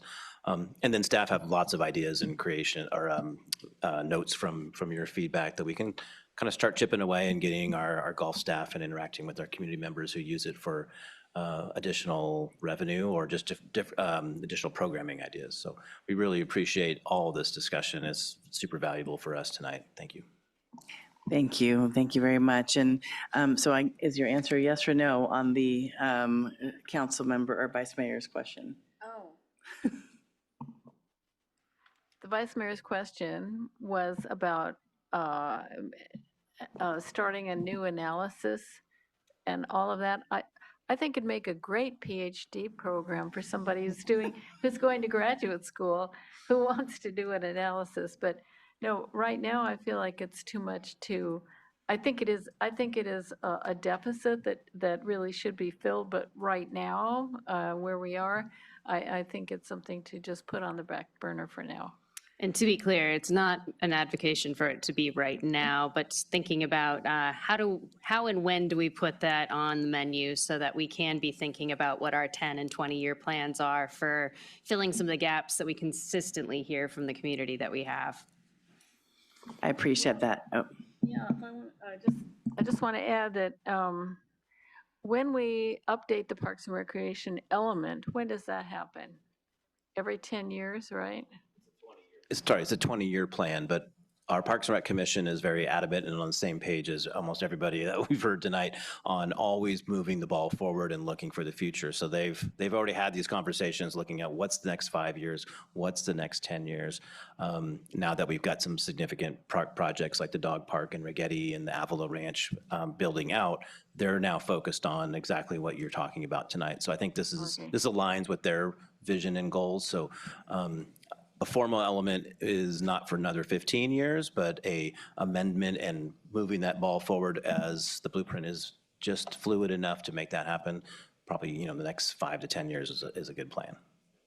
Perfect, thank you. And I think, this study session is just one of the many examples of ways we do a little brainstorming, quite honestly, here at the dais, and then in the future is the financial plans. And so I look forward to what that looks like as we continue. I heard amazing, interesting ideas about future plans at Laguna Lake and just all sorts of, I don't mean the dredging, I mean like fancy moonshot ideas. So look forward to hearing how that continues, and we'll go from there. So we do have one more topic to go through today, which is 6A, and that's to introduce an ordinance amending our campaign contribution limitations. I understand that Councilor Marks does not want to continue, but I do want to make sure, City Clerk, do we need that for the timeline of the introduction of the ordinance, the second reading, and the candidates? Well, It all depends on how many people we have pull their candidate papers and start campaigning. However, there's nothing that drives it right now, because if you increase it at a later date, someone could always go back and increase their contribution, so it doesn't stop that part of it. But I think Deputy City Manager and I can get through at least the presentation in 5-ish minutes, because y'all know I love to talk. So can we, can I pass a motion to just at least go to like 11:10, 11:15? Well, no, let's wait till 11 and see, maybe we can do it by 11. Oh, okay. Deputy City Manager and City Clerk, would you like to give your presentation?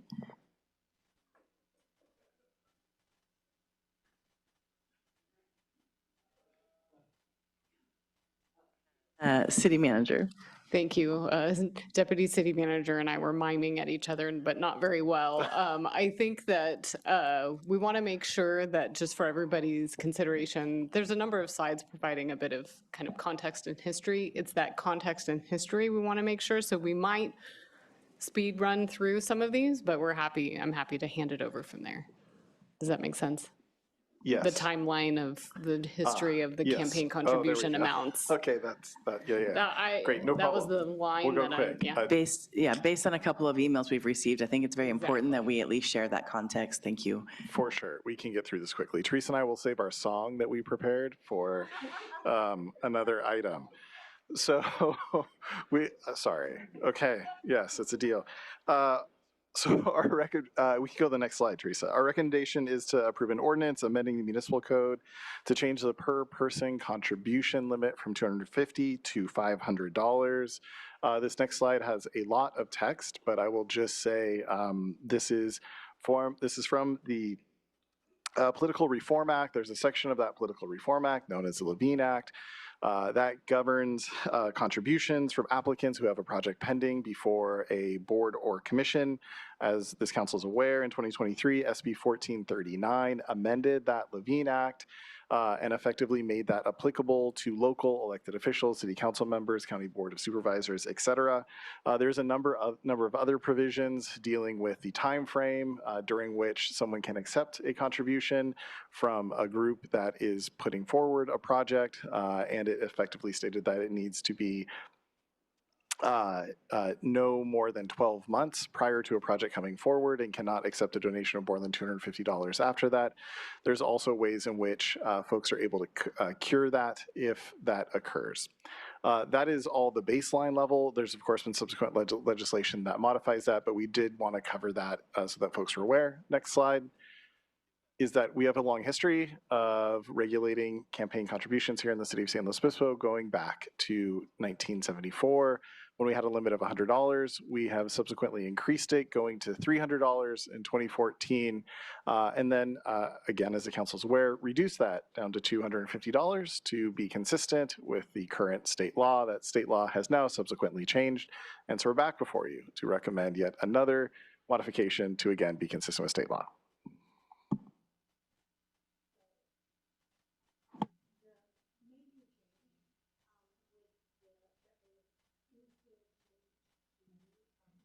Sorry, we can't hear you. Keep your microphone on. Didn't like me. Thank you. Sorry.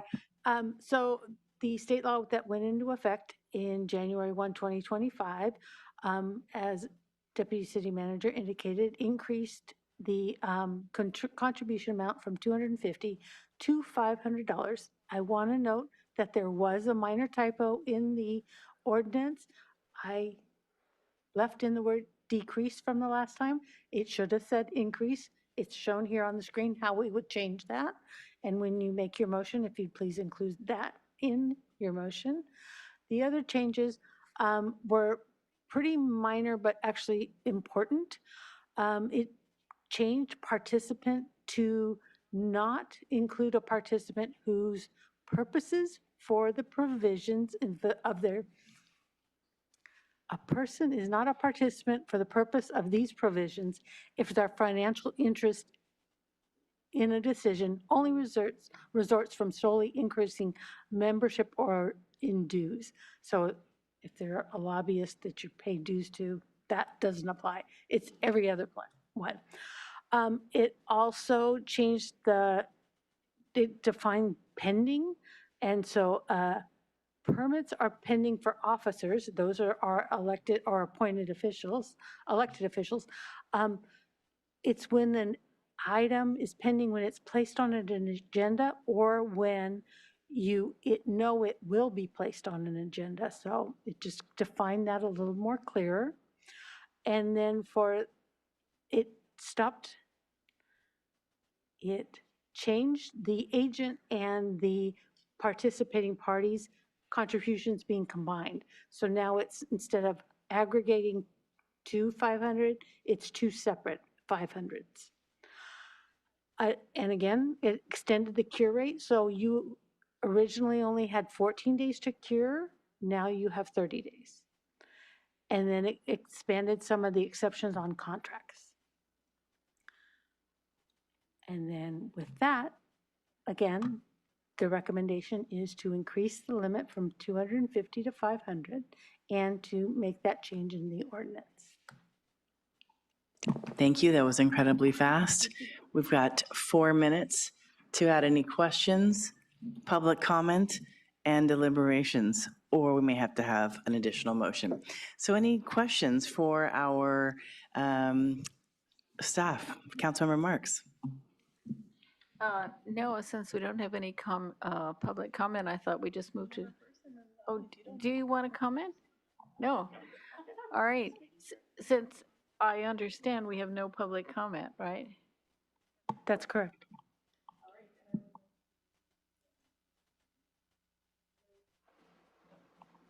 Then I would like to move the staff recommendation. I think it makes sense because costs have really gone up in terms of campaigning. Thank you. Councilmember Boswell. Second. Thank you. Vice Mayor Francis.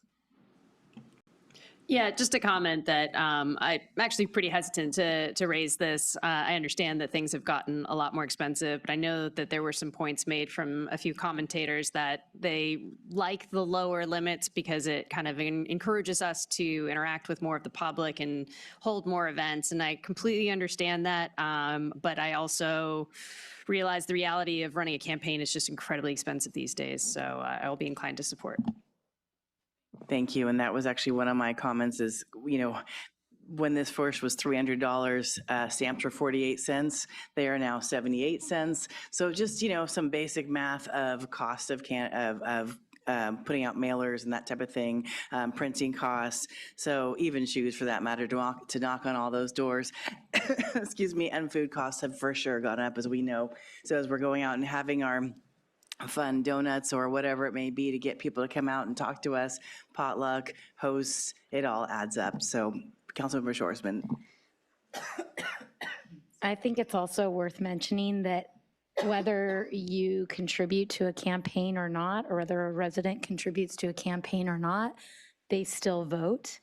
And so there is that natural incentive to make sure that you, as a candidate, are listening to everyone who is willing to talk to you, as well as you point out, it costs money to make those mailers and walk pieces that you leave behind when you talk to people, and everybody generally gets one of those too. So the whole community in some ways benefits from the money that is spent on the campaign materials. So I'll be supporting this as well. It just makes sense as well, just based on the change in the law. Yeah, thank you. Otherwise, you'd have to, you make decisions of where you'll mail, and you just can't give everyone something because you don't have enough money. But I do think that everyone here is, I'm sure our future candidates will be answering any questions from emails or phone calls or visits, no matter how much you give or do not give to them. So I just want to really encourage that. It was never a question to me that, wait, how many dollars are you going to give me before I talk to you? That's not how it goes. I talk to people who I agree with, I disagree with, doesn't matter where we live. And so just want to make sure that's very clear, as that's important. So thank you so much for that quick moment to be able to say our 2 cents. And City Clerk, will you please give roll call? Councilmember Marks? Yes. Councilmember Boswell? Yes. Councilmember Shorsman, Yes. Vice Mayor Francis, Yes. Mayor Stewart. Yes, and the motion passes 5-0. Thank you for the lightning round. And we will not do liaison reports and communications. That will be tabled over to our next regular meeting on February 17th at 5:30 right here at the council chambers at City Hall. Thank you so much, all.